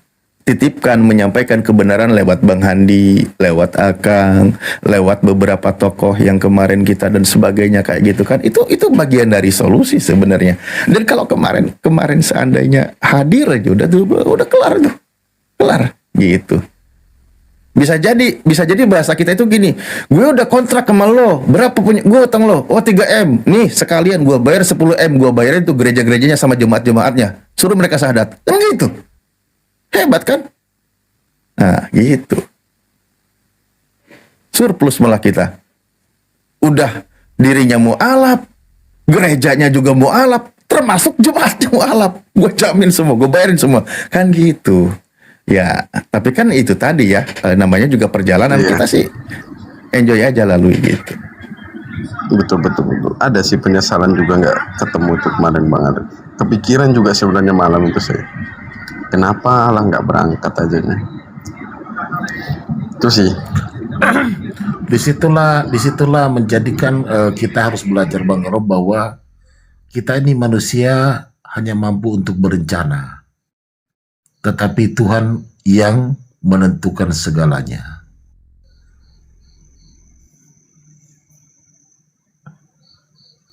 Dan saya ini sebenarnya Bang Arom ya, mohon maaf, mungkin saya juga akan berbeda dengan pandangan saya dengan teman-teman muslim yang lain, mohon maaf juga kalau tidak disepakati. Jadi gini, hal-hal menjadi kegelisahan itu, yang ingin saya kuatkan itu bukan memberikan solusi. Ini mohon maaf, misal kita berurusan sesuatu dengan harta dengan orang lain. Tapi bagaimana cara kita tapi menguatkan pribadi kitanya, mental kitanya. Karena kalau kita mentalnya sudah kaya, sebesar apapun itu urusan akan menjadi kecil. Apalagi masalah kita gantungkan kepada Sang Maha Kaya. Nah itu maksudnya. Jadi kita bukan berpikir, gue kalau nggak gini, gue bisa bayar nggak ya? Bukan gitu lagi. Bukan itu lagi. Karena ketika dibenahi mindsetnya terutama kan gitu. Mindsetnya, terus juga kita berpikir positifnya dan percaya yakinnya terhadap ajaran. Itu akan hal seperti itu tuh, oh iya, ini pasti saya jalani. Dan berat atau sulitnya menjalani keputusan itu bagian dari seni kehidupan yang akan kita hadapi. Bagian dari seni perjuangan menuju puncak keberhasilan. Karena gini loh, Al-Quran itu kan mengabarkan begini. Asibanasu ayatraku ayakulu amana billah amana wahum la yuftanun. Manusia itu emang mengira, misal gini ya, namanya Bang Irom misal. Bang Irom itu gini, hei Bang Irom, lo kira ketika lo udah bilang beriman, bersahadat, lo mau dibiarin gitu aja? Enggak. Lo itu akan diuji sama gue gitu. Ya kan? Kata Allah gitu, kita pakai bahasa kita gitu maksudnya. Lo itu pasti akan diuji. Jangankan lo, para nabi aja yang level imannya tertinggi saya uji kok. Nah, di situ maksudnya adalah sekarang kita akan ujian ada.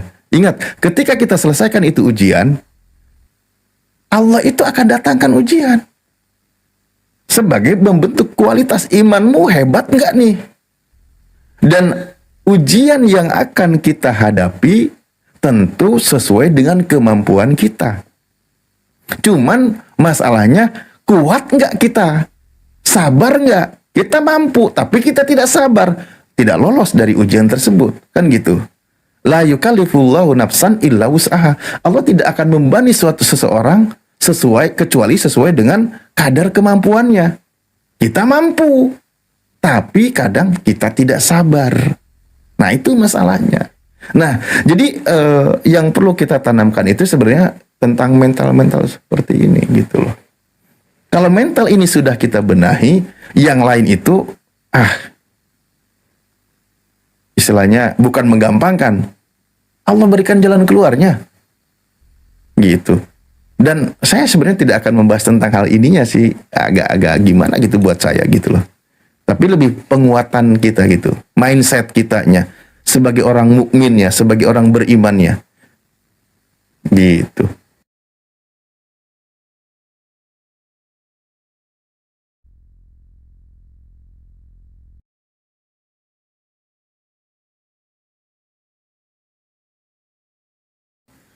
Bang Arom, kita mah ngobrol santai. Anggap aja kita lagi di warung kopi gitu. Nggak usah dibikin beban, santai aja. Lagi ngopi ini juga. Iya. Nggak usah diambil hati juga.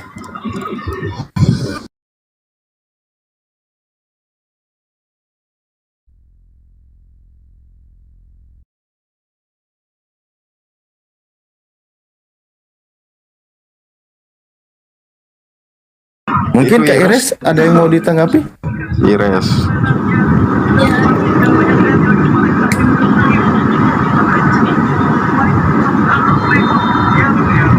Ada yang mau ditanyain nggak katanya Res? Ada. Apa Res? Lagi. Siapa penulis Alkitab? Soalnya saya tidak tahu. Aduh, Ustadz Alif mungkin yang mau ngomong lah nanti. Kalau saya ngomong itu penipuan lagi nanti. Ya semestinya selayaknya itu Pak Arom yang menjawab karena sebagai dari pihak kekristenan. Tapi Penulis saya itu semua gini ya, Ires izin Bang Ali.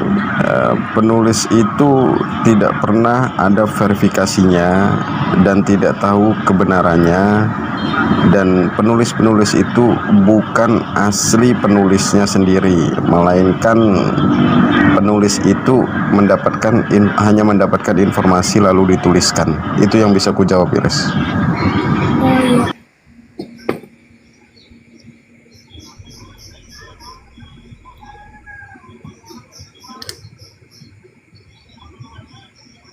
Ini Ires ini orang Makassar ya? Ires ini ya? Bukan. Orang Toraja? Iya. Oh iya. Kata Yekmu itu yang menandakan bahwa orang Sulawesi Selatan. Toraja itu daerah mana sih? Sulawesi ya? Sulawesi Selatan.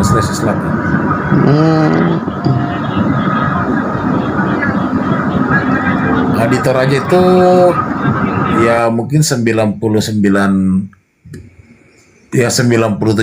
lah Kristen di sana di Toraja itu.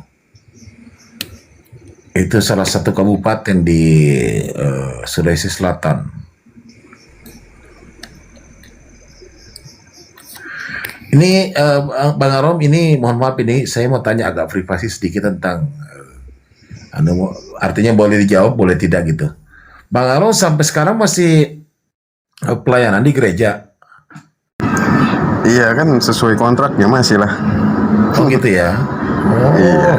Iya, Sabtu Minggu kita datang. Oh iya. Terus jemaat berapa Bang Rom? Kenapa Bang Peta? Jemaatnya berapa orang? Wah banyak kan, ada pagi sampai malam. Oh gitu.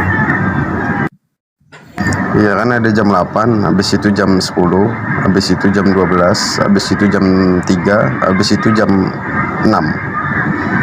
Berarti asli benar Bang Arom ini adalah pendeta ya, bukan kaleng-kaleng ya?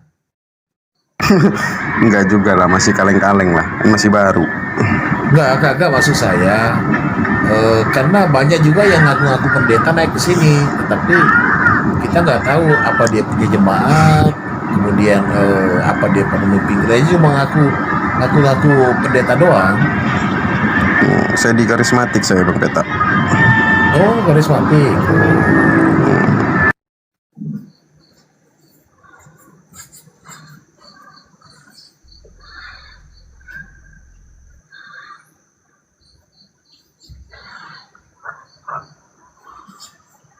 Sebenarnya kalau saya pribadi sih nggak ada pengaruhnya juga sih, nggak terlalu berpengaruh juga sih, karena kan ada yang lebih senior kan di sana.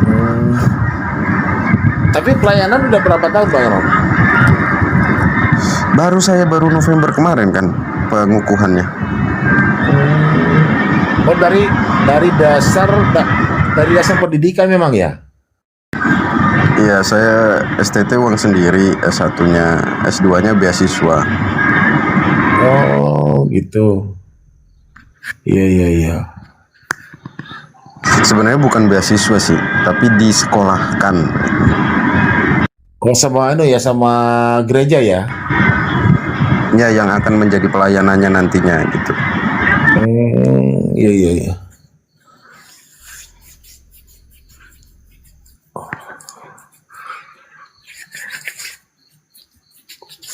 Tapi kalau semuanya di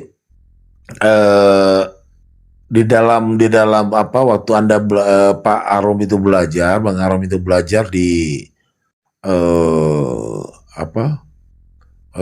S1 maupun S2-nya. Itu kan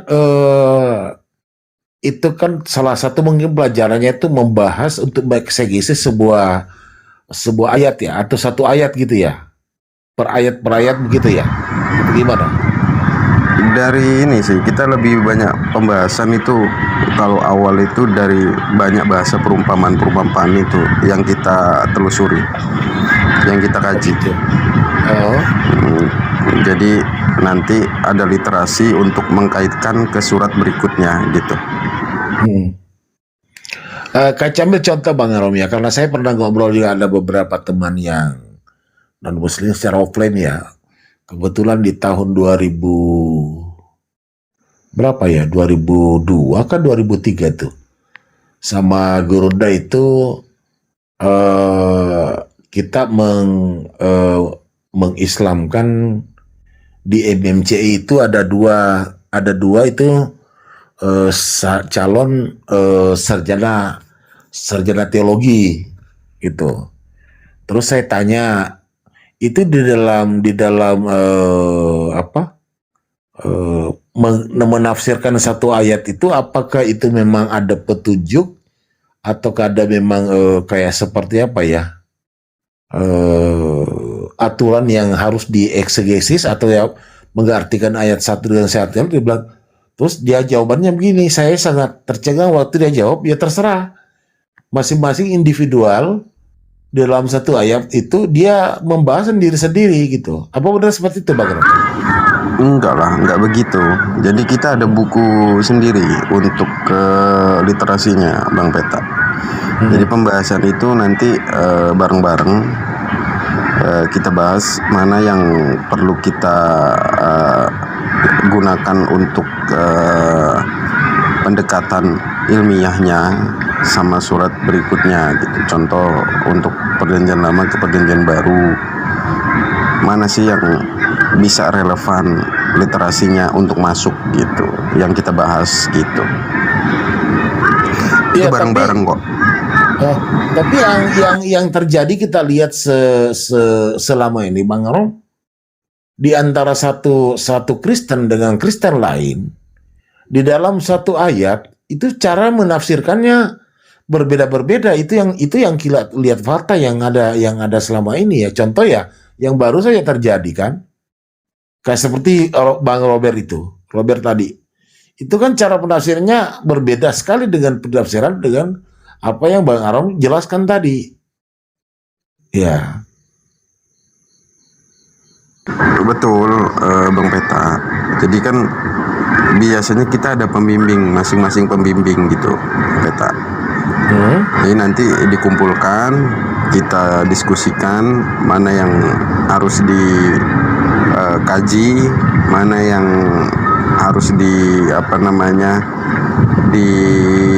misalkan ada satu data itu nggak pas nih untuk dikorelasikan dengan data yang ini sesuai dengan buku, ada buku satu lagi. Kan kita kaji nggak hanya satu buku, nggak hanya satu Alkitab, itu ada beberapa Alkitab juga yang kita kaji. Gitu. Iya. Oh jadi antara buku ini dan coba merelevansikan dengan ayat-ayat yang ada di Bible itu ya. Oh betul, itu betul. Karena kan kita memang diajarkan seperti itu. Tapi itulah yang menjadi pertanyaan. Dengan seperti itu, begitu dia keluar, ya mungkin mohon maaf ya, mungkin kayak seperti alumni Bang Arom, satu alumni dengan Bang Arom, tetapi pada saat aplikasi di lapangan, cara menafsirkan ayat satu dengan pemahaman beberapa orang itu berbeda penafsirannya. Itu gimana kayak gitu? Nah, itulah menangnya kita, Bang Peta. Kita itu setiap sebelum pelayanan, kita kan ada tema yang akan dikaji.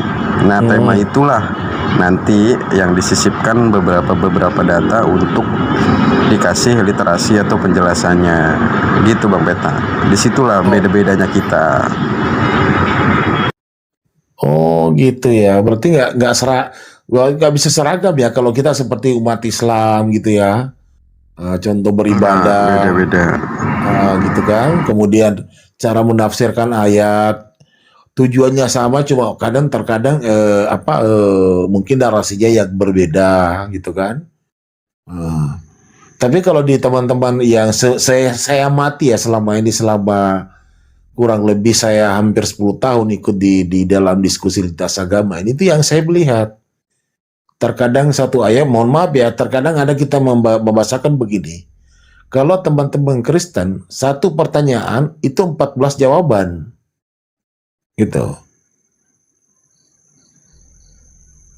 Dan memang itu fakta yang saya amati dia secara pribadi ya. Selama ini seperti itu. Contoh, Sebenarnya saya gini sih, berdiskusi ini. gini Contoh ya, gini saya Bang Peta. berdiskusi dengan Bang Karo malam ini ya. Dengan saya mengangkat satu ayat di dalam Bible Anda. Kemudian besok saya berdiskusi lagi dengan orang lain dengan ayat yang sama. Itu cara menafsirannya itu bukan lagi ada kemiripan atau jauh, jangan sangat berbeda. Ya pasti. Padahal kan kalau kita mau pikir kan satu sumber pelajaran. Pak Peta. Ya.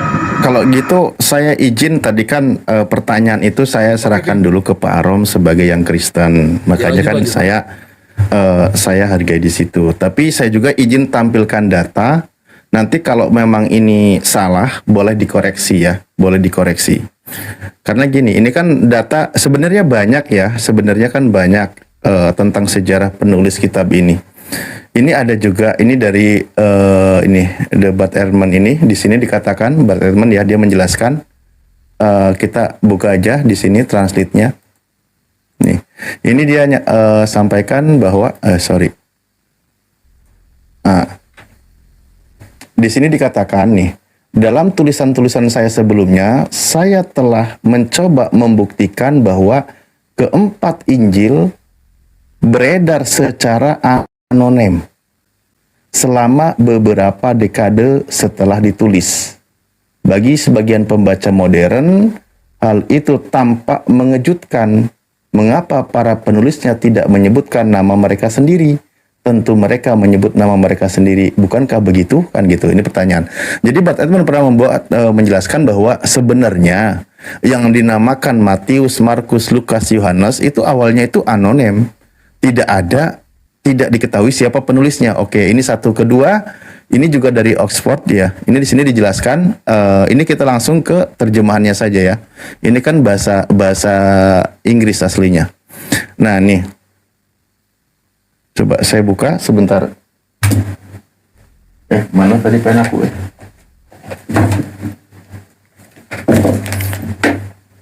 Nah, di sini dikatakan nih.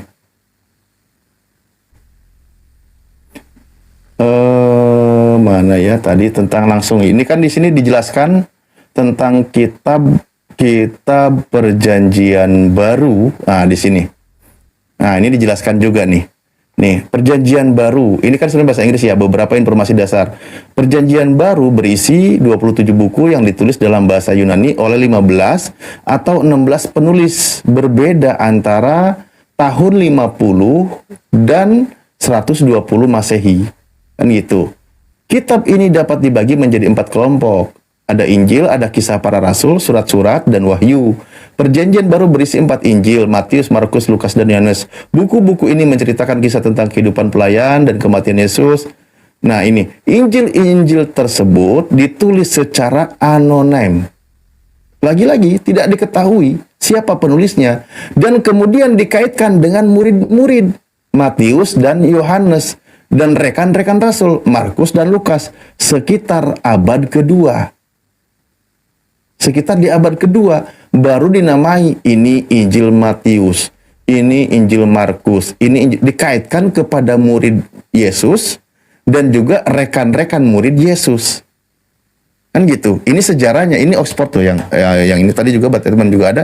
Dan ada sebenarnya beberapa data yang lain sih yang menjelaskan ya. Bahwa memang di situ anonim dan betul baru dinamai di abad kedua. Jadi kan artinya apa? Itu kitab ketika disebut sebagai Injil Yohanes, makanya terjemahan lama itu kan dikatakan Injil karangan Yohanes. Dan itu pun dinamai oleh bapak-bapak gereja di abad kedua. Yang aslinya memang tidak diketahui siapa penulisnya. Kan gitu. Nah gitu Bang Arom, Anda kan S2, kalau ini benar, kuatin lah. Gitu Kak Ires. Ini berdasarkan data sih ya.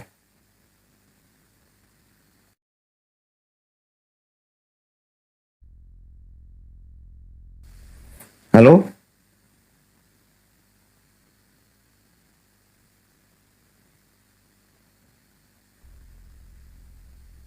Cek.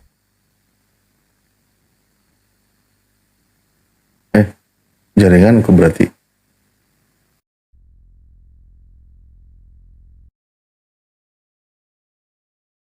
Jelas kok Bang Toh, jelas. Oh jelas. Jadi yang data yang tadi saya tampilkan itu bukan dari Muslim ya, atau bukan dari Al-Quran. Jadi ya dari Oxford, ya tahu sendirilah, itu kan Oxford itu kan ternama ya, universitas. Ada juga Bud Ehrman juga, dia menjelaskan, dan banyak sebenarnya. Banyak, sampai ada satu website yang saya simpen tentang anonim ternyata sudah diblokir, nggak boleh tampil, ngeri kali. Tapi oke lah. Dan beberapa data memang demikian, begitulah faktanya. Jadi sebelumnya itu tidak tahu namanya, tidak tahu siapa penulisnya, baru dinamai di abad kedua. Itu pun menisbatkan, oh ini maksudnya karangan Yohanes, oh ini karangan Matius gitu. Itu hasil dari keputusan Bapak Gereja gitu.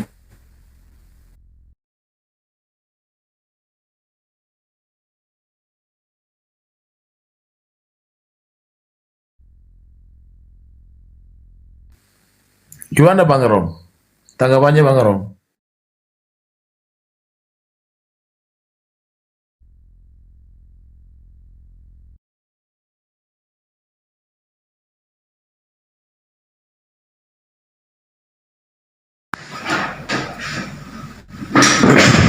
Tes.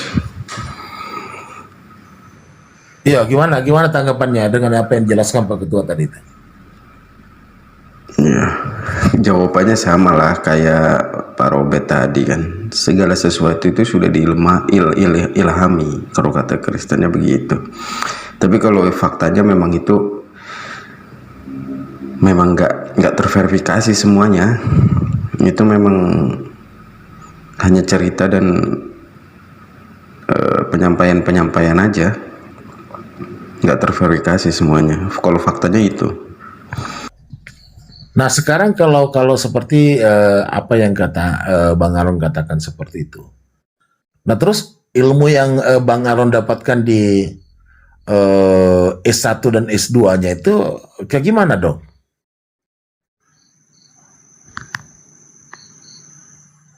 Maksudnya gimana maksudnya?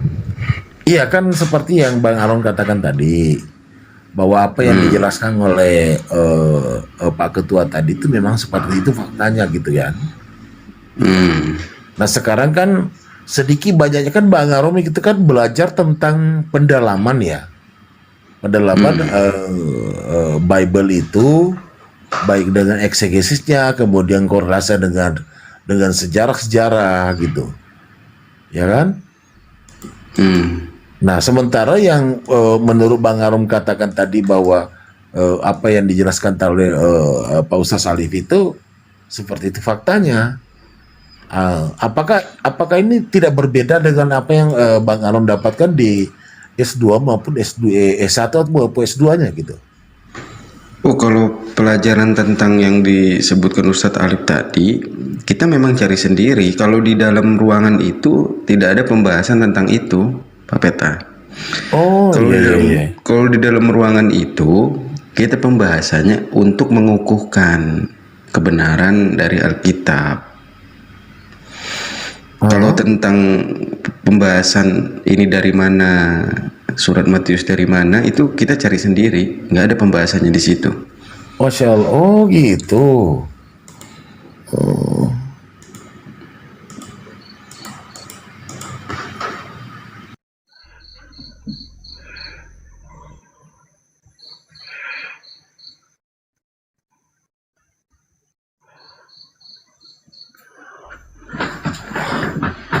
Padahal itu kan mudah diakses di mana-mana ya. Kok kenapa sampai nggak sampai kepikiran itu ya, Bang Aron ya?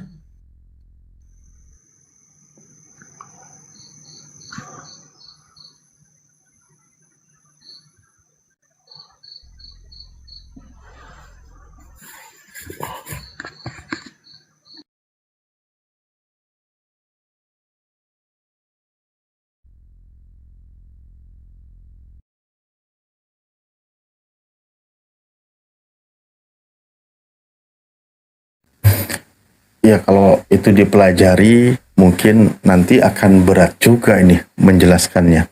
Maksudnya sebenarnya Bang Arom pelajaran itu ada hanya sebagai untuk batas mengetahui saja kan gitu. Tidak mungkin kan diajarkan ke jemaat, makin bingung lah. Ya contohnya kayak Iris tadi kan.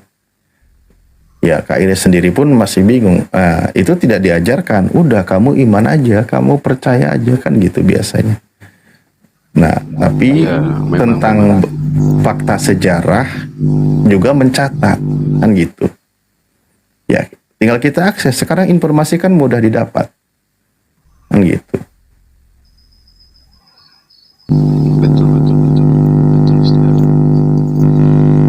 Makanya kita itu hanya menjawab bagi jemaat yang Mendengung Bang Rom. Coba diperbaiki dulu headsetnya Bang Rom. Kayak mendengung. halo, udah belum? Enggak, masih mendengung.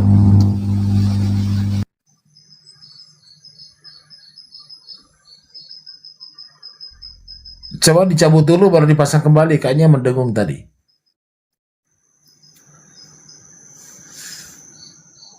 Suaranya enggak. Udah belum? Nah, ini udah bagus nih. Silakan. Oke. Jadi memang kita itu hanya menjawab untuk jemaat yang mau menanyakan tentang iman, bukan tentang yang lain, Bang Peta. Apalagi nanya ke ayat-ayat, nanya ke dari mana ini, kita nggak akan jawab itu. Berarti kau masih belum percaya, itu jawabannya.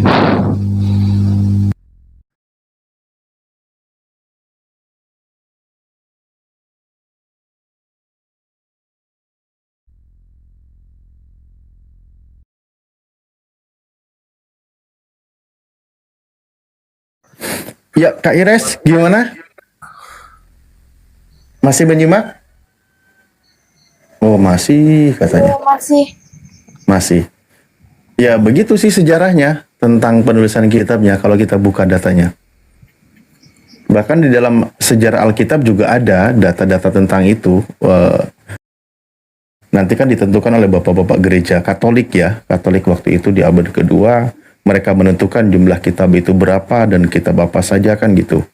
Bahkan kalau kita buka itu sampai terakhir finalnya itu di abad keempat itu juga ada. Jadi seperti itu.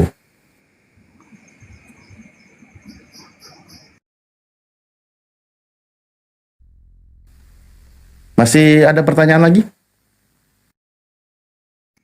Ada untuk Om Arom. Siap, Om Arom. Apa itu? Kenapa Ki mau berhenti mengajar? Soalnya saya penasaran karena saya juga lagi penasaran sama ajaran Islam. Ya itu tadi. Kalau kenapa berhentinya ya karena nggak mau dibilangin menyembah sosok yang nggak bercelana. Itu yang pertama. Karena yang nggak bercelana dan nggak berbaju itu cuman begal mati. Yang kedua, logiknya nggak ada namanya firman itu tertulis dengan hasil penyelidikan. Itu nggak bisa itu disebut firman. Itu logiknya. Dan bukan hasil karangan-karangan atau banyak sisipan-sisipan ayat di dalamnya. Contoh 2 Yohanes 5 ayat 7 itu ayat sisipan untuk Tritunggal. Kemudian Matius 28 itu juga ayat sisipan untuk pengukuhan iman. Nah itu juga udah nggak benar itu. Jadi yang disisipkan justru bertentangan dengan pengajaran. Itu Ines.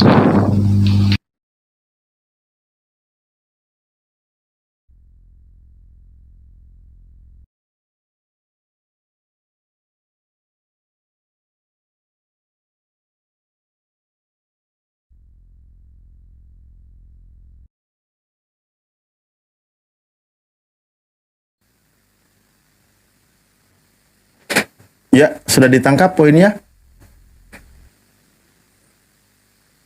Kak Ires. Iya. Iya. Udah dijelaskan? Sudah. Sudah. Jadi gini. Sudah dipahami Ires. ya? Ku tambahin Ires ya. Dari Nabi Abraham, Musa, Ishak, Yakub itu mengajarkan satu Tuhan. Dan gak mungkin mereka pernah melihat Tuhannya, termasuk Yesus. Yesus bilang, Tuhan itu tidak bisa kau lihat dan tidak bisa kau dengar suaranya. Sama, karena di Islam pun menuhankan Tuhan yang sama. Jadi nggak mungkin para nabi itu mengajarkan keluar dari ajaran nabi sebelumnya. Itu Ires. Oh iya, makasih.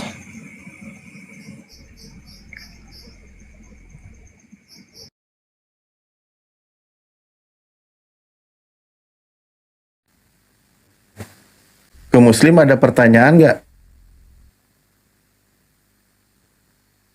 Buat Ires.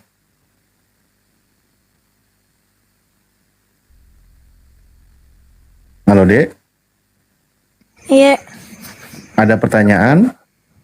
sudah tidak ada. Sudah tidak ada. Oke. So, tidak perlu lagi ada penjelasan lagi ya. Sudah cukup jelas ya.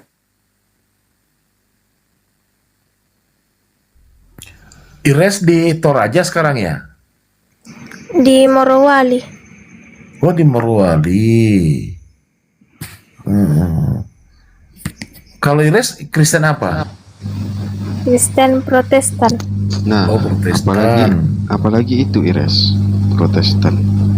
Ada lagunya Ires, lagu berkat. Tahu nggak Ires? Tidak. Ires harus tahu. Masa nggak tahu?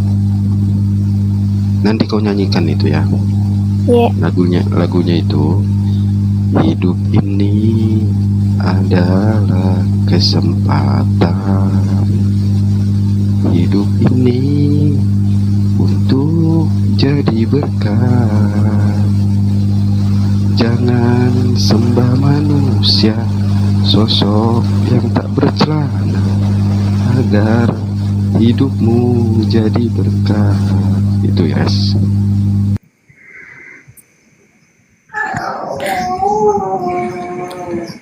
Ires sekarang mohon maaf deh, umur berapa Ires? Saya 15. Oh, Masya Allah. Apa yang membuat ada Ires ini mau ikut aktif di dalam diskusi lintas agama ini? Saya disuruh bapakku. Oh, bapaknya Muslim atau Kristen? Muslim. Oh, Masya Allah. Kok aneh ya Bang Peta ya? Kok bisa gitu? Jadi kalau mama Kristen? Iya. Oh, kalian beda agama? Enggak, bisa. Oh, jadi sekarang Ires ikut sama bapak? Iya. Alhamdulillah. Bapaknya orang apa, Nak? Toraja juga. Orang, tapi dia maksudnya mualaf atau memang Muslim dari lahir? Mualaf. Oh, jadi pada saat mualaf itu visa sama mama. Iya. Oh, terus Ires ikut sama bapak. Terus Ires bersaudara berapa, Nak? 2. Ikut sama bapak semua? 1 sama mama. Oh, 1 sama mama. Oh, gitu. Makanya bapak suruh Ires untuk belajar Islam gitu. Iya. Oh. Terus memang ada niat mau masuk Islam? Belum tahu, soalnya Kan bapak sudah Islam, Nak. Ya, bapak kan udah Islam tuh. Tentu Ires itu sudah banyak melihat bapak mungkin sholat, mengaji, atau gimana. Kemudian mungkin sering dinasehatin sama bapak. Atau bapak memang membiarkan Ires untuk belajar sendiri gitu? enggak. Terus? Biasa diajarin. Biasa diajarin. Ya. Terus yang membuat tertarik itu kan disuruh sama bapak ya? Oh berarti Kak Ires itu disuruh untuk belajar gitu. Bagus bapak itu, jangan dia nggak mau maksakan gitu. Kamu tahu kan kebenaran ya, jangan sampai bapak maksa gitu. Iya. Mama sama papa pisah udah lama. Lama, Mi. Oh. Terus yang membuat Ires sekarang ragu apa coba?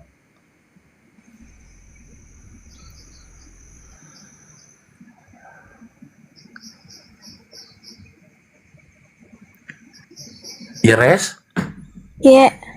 Apa yang membuat ragu gitu? Kan bapak sudah Islam tuh. Kemudian Ires ikut sama bapak tuh. Nah sekarang Ires masih agama Kristen. Nah kira-kira kalau Ires pengen masuk Islam, apa yang membuat ragu gitu? Mama. Mama kan Ires kan bukan lagi sama mama, sama mama. Itu tempat tinggalnya bapak sama mama berjauhan nggak? Iya. Maksudnya takutnya ke mama, maksudnya kenapa? Dilarang atau gimana? Ya, dilarang. Oh dilarang. Nah sementara ikut sama bapak masih ada komunikasi sama mama ya? Ya, jadi begini nak, kalau kamu masuk Islam, kamu tetap harus berbakti sama mama. Bahkan kalau semua tanya sekarang kamu berbakti, kalau sudah kamu mau Islam itu Al-Quran memerintahkan kamu lebih baik sama orang tuamu, tambah lebih baik. Itu.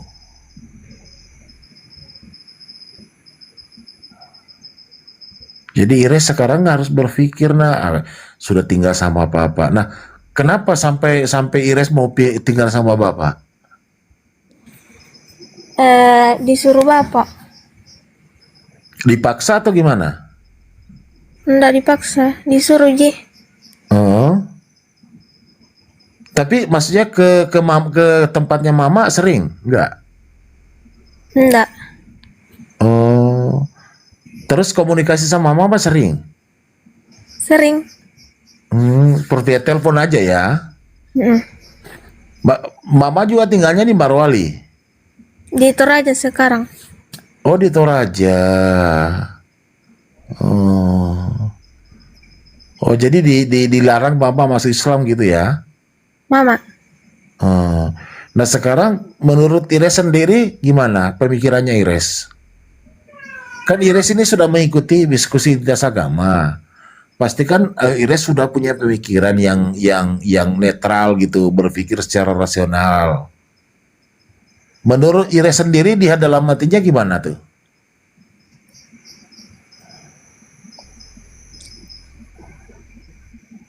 Belum tahu. Enggak, maksudnya kan di dalam hatinya Ires kan ada tuh. Karena dengan Ires ikut diskusi lintas agama ini, tentu kan ada sesuatu yang mendorong Ires kan, benar nggak? Itu yang mendorong apa kira-kira yang membuat itu mendorong apa kira-kira? Lebih besar hatinya untuk menjadi mualaf, muntadi Islam atau masih berat untuk di Kristen? Gimana?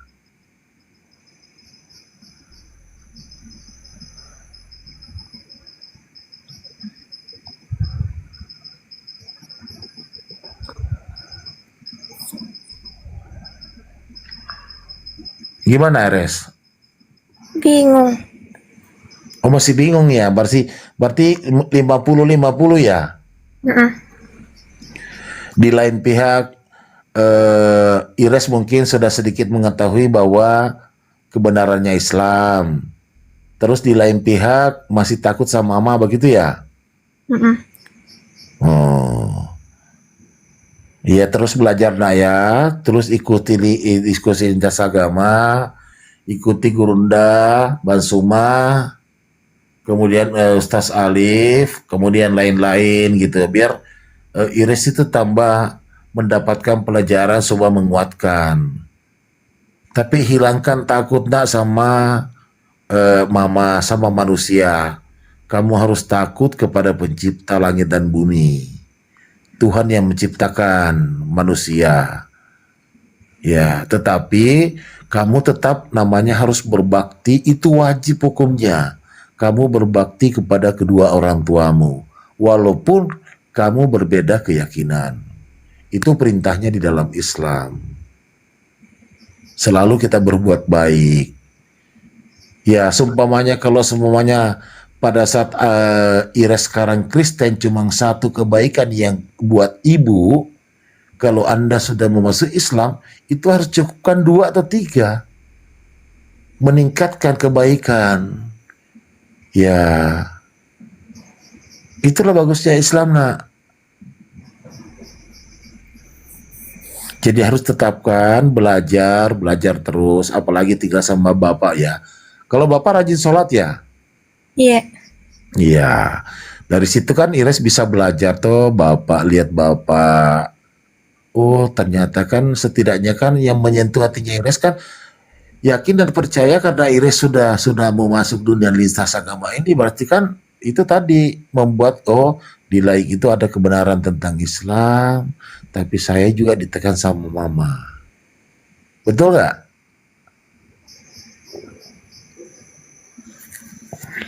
Betul nggak, Res? Terus bapak bilang apa kalau semuanya awas kalau kamu masuk Islam? Dia bilang gitu?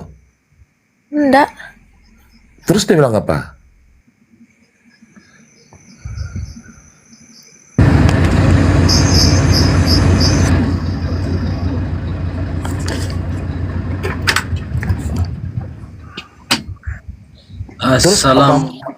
Waalaikumsalam warahmatullahi wabarakatuh.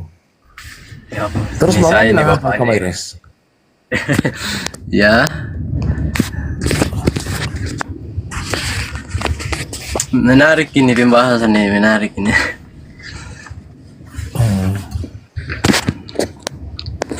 Terus mama itu cara larangnya Ires kayak gimana, anak?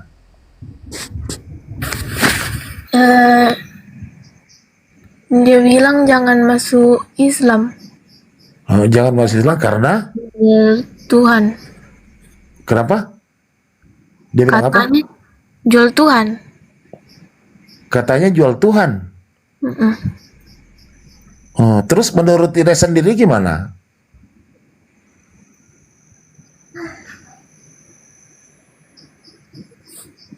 Kalau menurut Naires kira-kira gimana?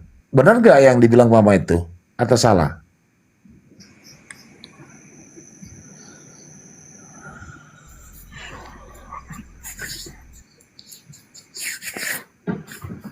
Ires? Menurut Naires kira-kira apa yang dikatakan mama benar atau salah tuh?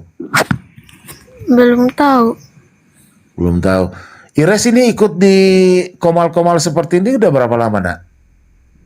Baru 2 kali. Oh, baru 2 kali.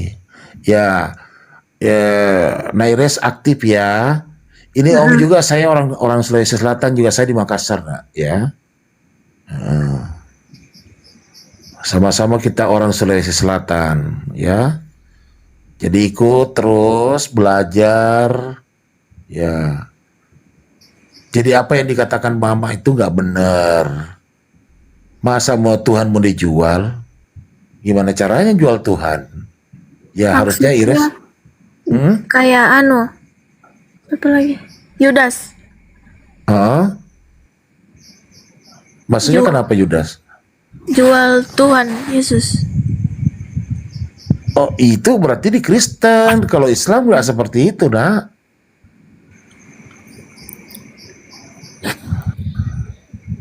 Itu tadi Om Aram itu sudah jelaskan bahwa Tuhan itu tidak bisa dilihat, suaranya pun tidak bisa didengar. Itu nggak mungkin, mana mau dijual orang yang kita tidak pernah melihat bagaimana wajahnya, apa yang kita mau jual? Jadi bilang sama mama itu nggak mungkin, Tuhan nggak bisa dilihat. Ira sekarang kelas berapa, nak? 9. Kelas 9. Kelas 9 berarti 3 kelas 3 SMP ya? Kelas 3 SMP ya? Iya. Ikut terus lah ya, belajar terus ya. Di sini ya, ikut terus di Komalnya ya. Sudah ikuti Gurunda ya? Bang Suma ya? Iya. Sudah follow Bang Suma? Sudah. Ustaz Salif? Sudah.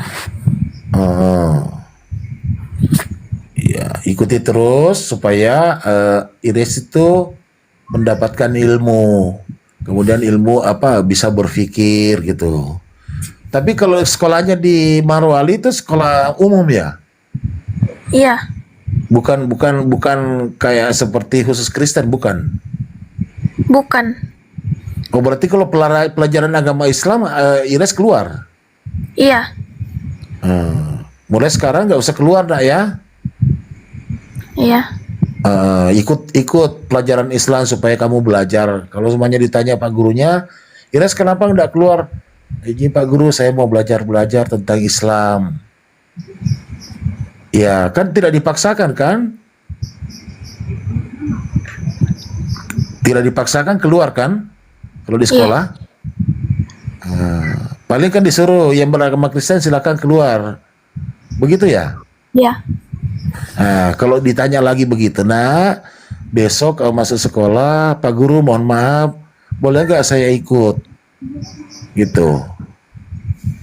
Biar di samping di sekolah Ires dapat ilmu tentang Islam, di Komal-Komal ini juga mendapatkan ilmu tentang Islam, biar lebih menguatkan hatinya Ires. Iya, Naya?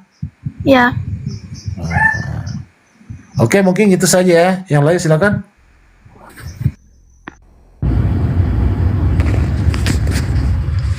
Oke, assalamualaikum Bang Tata Betah. Terima kasih atas penyampaiannya. Waalaikumsalam warahmatullahi wabarakatuh. Anak saya. Oh, perlu saya sampaikan di sini teman-teman yang dibawa menonton. Kenapa saya menyampaikan sama anak saya bahwa kamu gabung di Komal-Komal seperti ini terutama mengikuti Bang Suma, karena saya berpikir tidak mungkin saya mau mengajarkan sesuatu yang saya tidak ketahui. Inilah gunanya dunia modern sekarang. Masya Allah. Ini bapaknya Ires ini? Iya. Masya Allah. Masya Allah. Jadi seperti yang di Islam, sepengetahuan saya yang saya disampaikan sama, karena saya juga sementara belajar dari ustaz ke ustaz, penyampaiannya bahwa yang harus kita jaga itu adalah lidah. Jangan sampai kita mengucapkan dusta, apalagi ini menginai agama, ya. Jadi inilah yang alasan saya ini menyuruh anak saya belajar di sini, karena saya masih terbatas, masih minim ilmunya di agama. Masya Allah. Pak Lode, mohon maaf ini mualafnya sudah berapa tahun Bapak? Saya mualaf itu di 2018. Oh, 2018. Iya. Oh, jadi ceritanya Pak Lode ini, mohon maaf ini mungkin pribadi ya, tapi tidak apa-apa Pak Lode ya. Ada Bapak mualaf orang kuat. Iya. Maksud saya Pak Lode pisah dengan istri karena Bapak mualaf atau gimana, Pak? Panjang sih ceritanya, tapi saya singkatkan saja bahwa memang karena agama saya pisah begitu. Karena dulu pernah saya mengajak, tapi dia tidak mau. Bahkan anak-anak saya masih kecil pada saat itu. Saya bilang kalau memang begitu, ya kita jalani masing-masing. Kita punya jalan.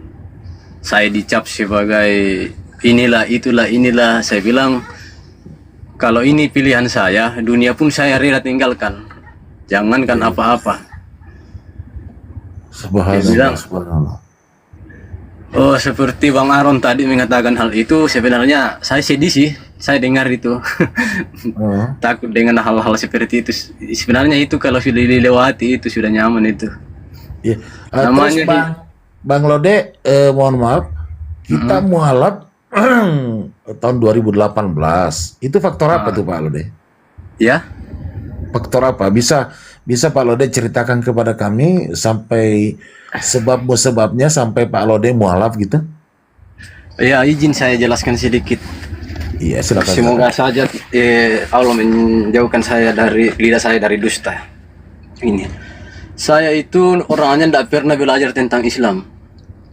Bahkan dibilang jarang betul bergabung dengan teman-teman Islam dulu.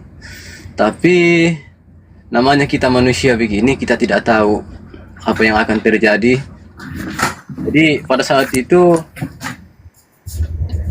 saya mendengar azan itu yang saya dengar, dan azan itu kayak bagaimana, kayak panas ini.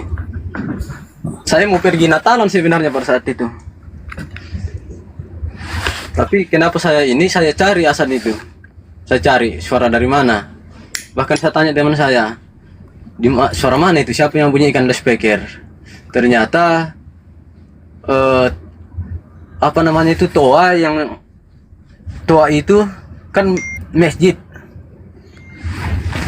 kan saya orangnya kerja, jadi jarang saya di mes. Pas saat itu saya dengar apa itu, saya cari, langsung saya masuk itu Pak, dengan lantaran malu sih saya kalau saya cerita ini Pak. Sebenarnya orang sholat saya pergi duduk di depannya, masuk masuk masjid pakai sandal. Iya. Orang sholat, saya jalan di di antara teman-teman yang sementara di sapnya di antara sap ya. Bahkan imamnya sementara sujud, saya ada di sampingnya. Bayangkan. Iya. Sangin saya tidak sopannya saya, kenapa saya pakai sandal? Iya. Itu malu saya Pak, kalau saya ingat itu malu sekali saya. Enggak, itu karena ketidaktahuan kan? Iya, malu sekali saya. Ternyata saya di situ, saya disuruh kembali, saya disuruh berpikir dulu dengan iman yang ini. Dia bilang pulang dulu berpikir, Dek, kalau memang sudah bulat, besok subuh kamu datang. Ya di situ subuh, di situ saya masuk Islam, saya disahadatkan. Dan godaannya itu pada saat saya disolatkan luar biasa. Kadang masih ada perasaan masih pengen makan daging babi, makan anjing. Tapi itu semua itu salawan semua. Tahu-tahunya ketahuan ke kampung saya masuk Islam, disitulah saya terbuang sebatang kara. Itu. Jadi ya perjuangan namanya masuk Islam bukan dibilang perjalanan mudah. Kalau kita sudah siap meninggalkan segalanya, apa yang akan menjadi halangan kita pasti kita lewati. Tidak ada keraguan dalam diri kita itu. Makanya anak saya ini sering saya sampaikan bahwa masuk Islam itu tidak bisa kita paksakan. Intinya kamu pelajari dulu mana yang kalau menurut kamu ini.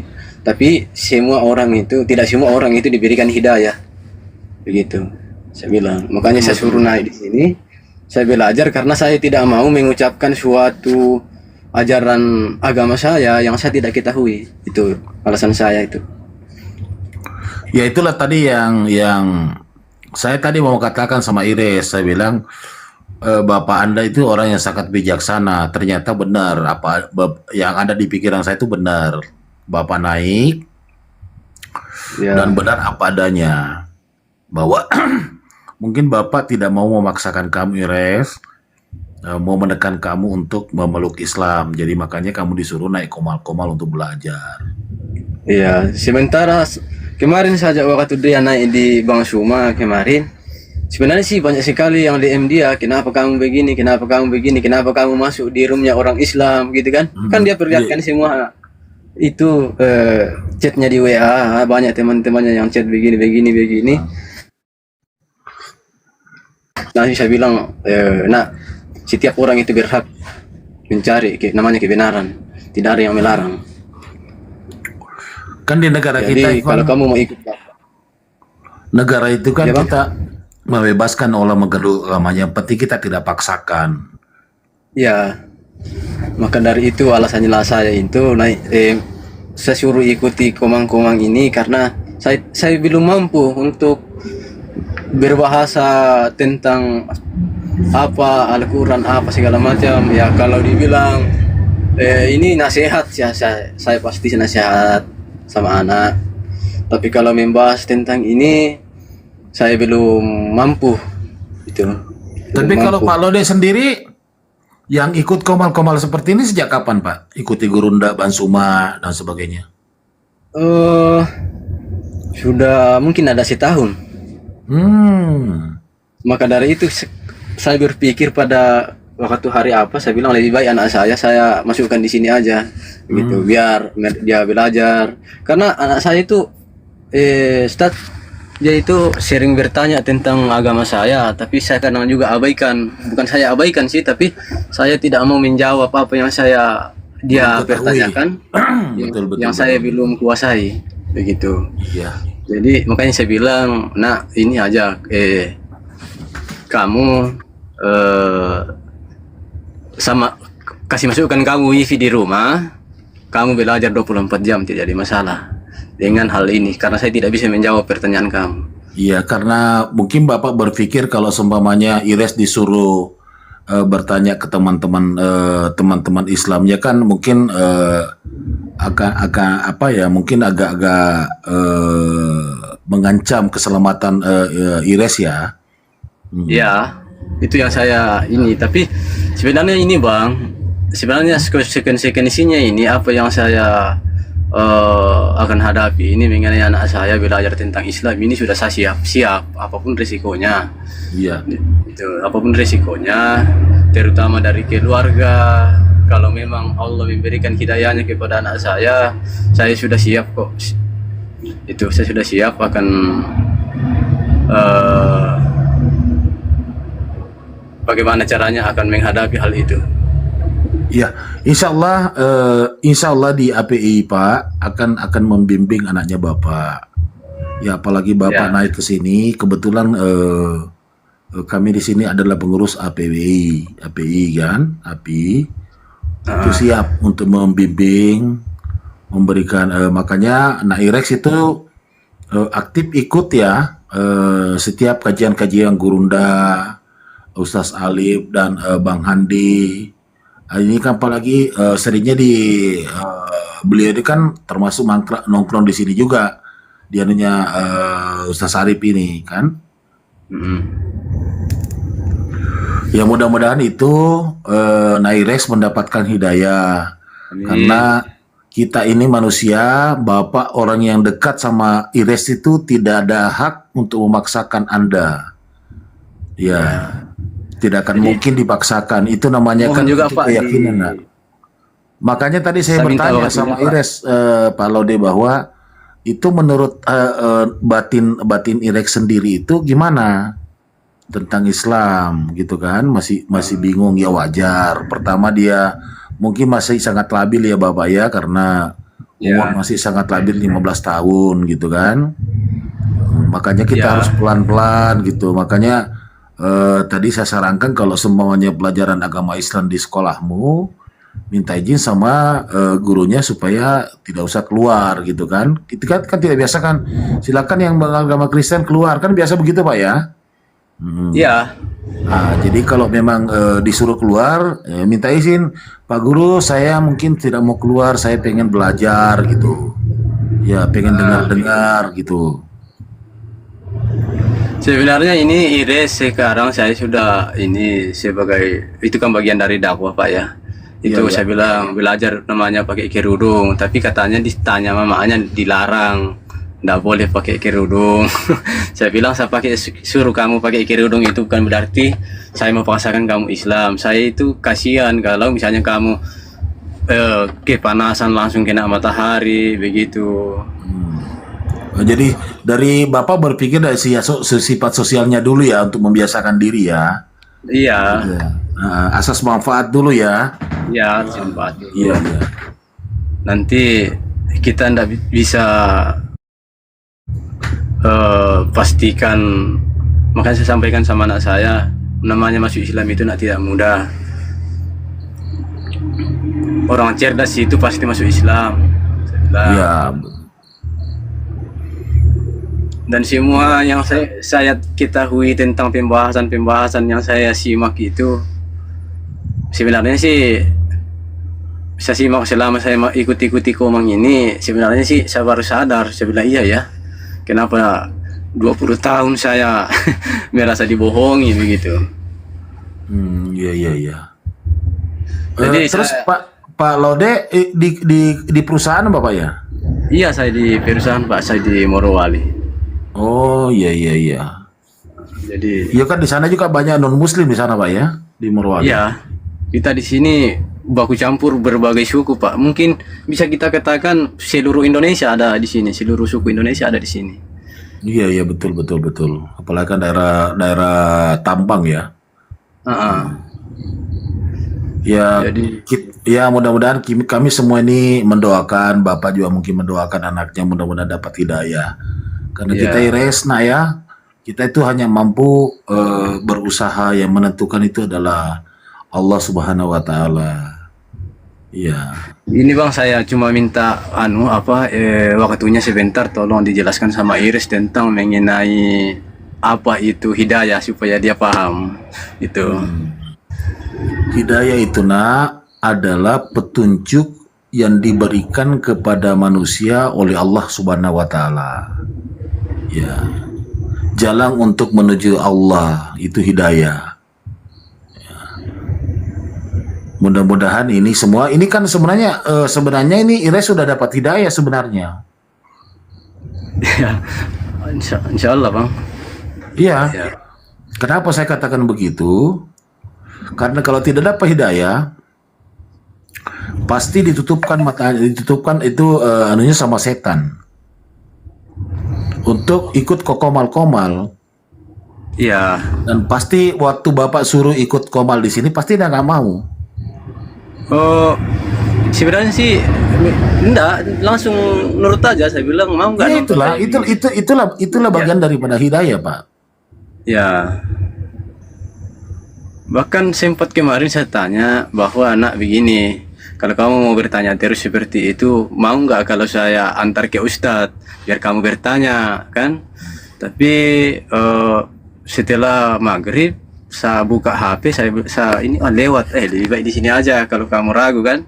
Tapi dibilang mau ketemu sama Ustadz, kan ada kebetulan di sini Ustadz saya sini, saya tanya bilang ini, dia bilang boleh datang saja, bawa jalan-jalan cerita-cerita. Nah, di situ rencana sih saya mau bawa anak saya mengenai hal ini, tapi alhamdulillah ini saya rasa ilmu yang didengarkan oleh anak saya ini sudah luar biasa. Tuh. Tapi nggak apa-apa juga Pak, artinya dikolaborasi kan? Kalau memang mau ke Ustadz juga nggak apa-apa. Mungkin dengan dia datang ke Ustaz, ya mungkin kan bercampur, mungkin gak benar ini. Nah begitu, dan di komal pas dibahas itu, mungkin juga bisa bertanya Ires, apa yang didapat si Ustaznya seumpamanya, mungkin kalau ada gurunda ditanya lagi. Itu lebih meyakinkan lagi, oh ternyata apa yang dikatakan Pak Ustaz itu sama yang dibilang sama Gurunda atau Ustaz Salib atau apologet lain. Nah itu kan menambahkan keyakinannya lagi Pak. Dia membangkitkan, oh ternyata benar ini kan, perlahan-perlahan itu dia kan mulai tersadarkan diri, kemudian dia akan mengambil sikap gitu. Ya. Sama tadi yang saya katakan, baktinya Ires kepada orang tua itu harus lebih daripada pada saat Irak sekarang ini memeluk agama Kristen. Ya. Pokoknya saya sebagai orang tua, saya hanya pasrahkan saja, saya hanya mendoakan. Betul. Saya mendoakan. Karena pada saat saya mualaf dulu, saya disahadatkan, sempat saya ditanya dengan iman saya bahwa setiap orang yang masuk Islam itu pasti langsung dikabulkan doanya. Apa doa kamu, kan? Langsung saya bilang cuma satu, semoga semua keluarga saya, terutama anak saya, bisa mengikuti saya seperti masuk dalam Islam. Dibilang itu, saya sempat saya ditanya pasti. Itu sekarang doanya Bapak udah dijabah loh Pak. Mungkin Bapak tidak sadar. Allah sudah mengijabah doanya Bapak, udah menerima doanya Bapak. Kenapa? Walaupun Ires barangkali belum masuk Islam, tapi dia sudah mau mendengarkan nasihat-nasihat tentang Islam, baik di darat maupun di komal-komal seperti itu bagian daripada keberhasilan doa Bapak, diterimanya doa Bapak. Mungkin Bapak tidak sadar. Iya. Ya kan, itu kan perjalanan Pak. Tidak mungkin kita doa seperti itu kan segampang kita balikkan telapak tangan, tidak seperti itu. Iya, Doa itu akan dikabulkan Pak pada saat kita tidak pernah sangka-sangka. Nah, contohnya sekarang ini Pak, kita sudah masuk, ketemu dengan Gurunda, ketemu Pak Ustaz Salib, ketemu kami semua ini, kemudian ketemu lagi Ban Arom, yang notabene orang Kristen tapi sudah berpikiran Islam. Ya. Ini bagian daripada doanya Bapak ini loh. Makanya mungkin Bapak tidak sadari. Pada saat tadi waktu Bang Arun menjelaskan tentang hal itu, saya merasa bersyukur. Saya bilang, sudah pas itulah, karena kebetulan kan Iris juga di sini, Bang Arun juga di sini, jadi ketemu pasti Iris juga ada, dia simak dari Bang Arun tadi, begitu pasti ada pertanyaan itu. Jadi ya saya cuma serahkan saja lah, intinya saya tetap doakan anak saya, semoga Allah memberikan hidayahnya kepada anak saya itu.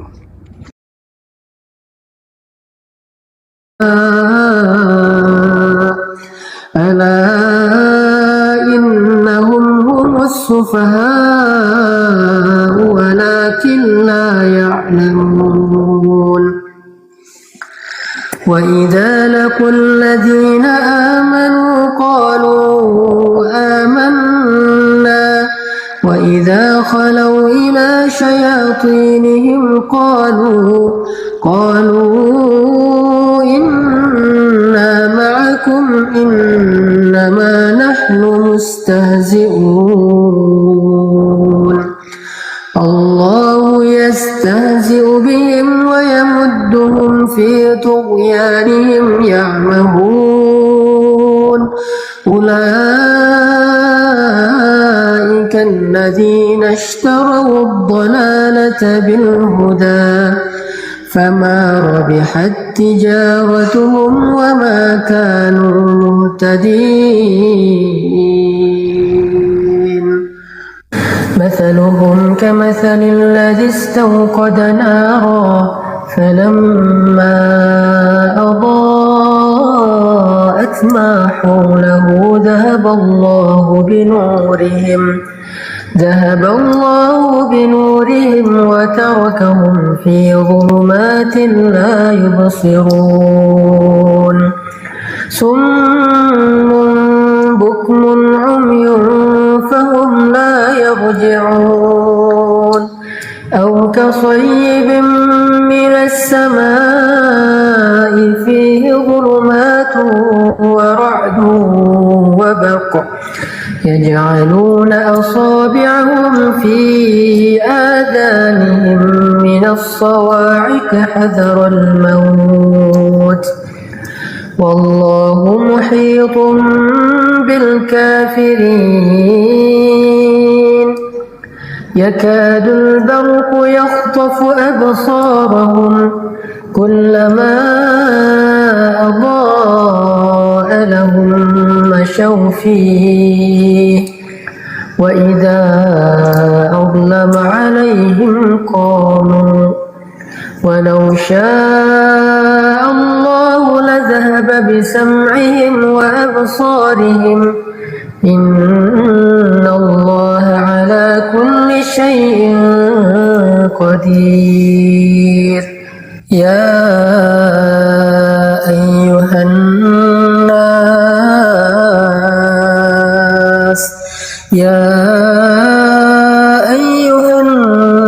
اعبدوا ربكم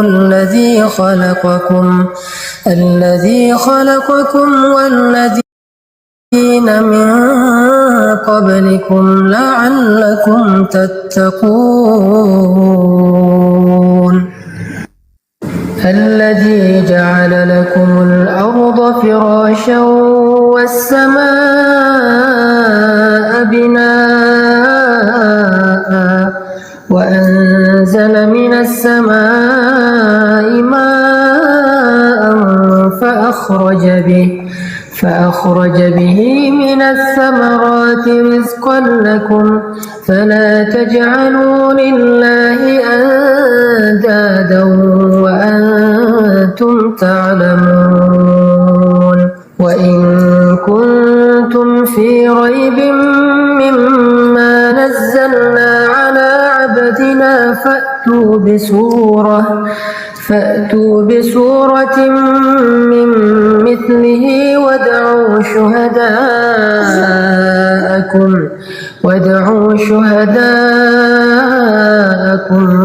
من دون الله إن كنتم صادقين فإن لم تفعلوا ولن تفعلوا فاتقوا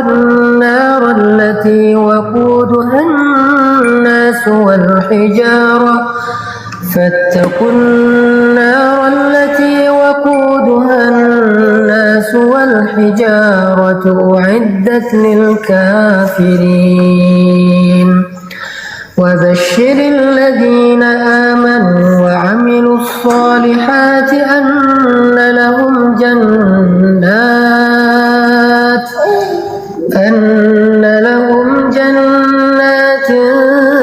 تجري من تحتها الأنهار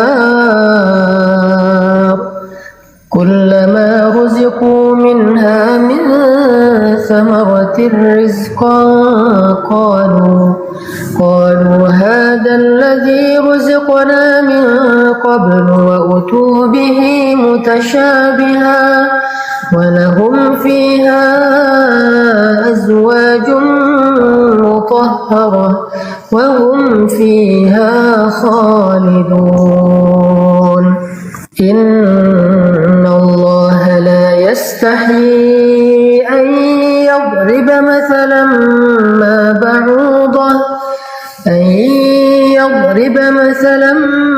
بعوضة فما فوقها فأما الذين آمنوا فيعلمون أنه الحق من ربهم وأما الذين كفروا فيقولون ماذا أراد الله بهذا مثلا يضل به كثيرا ويهدي به كثيرا وما يضل به إلا الفاسقين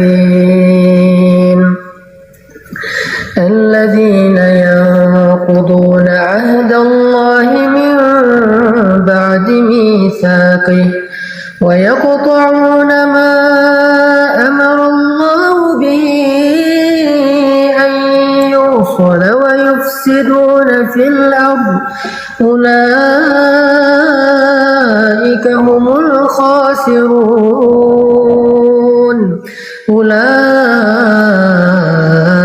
هم الخاسرون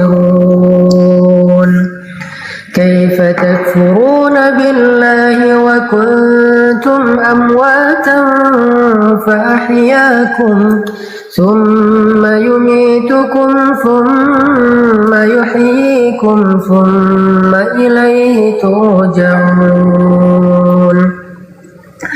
هو الذي خلق لكم ما في الأرض جميعا ثم استوى إلى السماء فسواهن 7 سماوات وهو بكل شيء عليم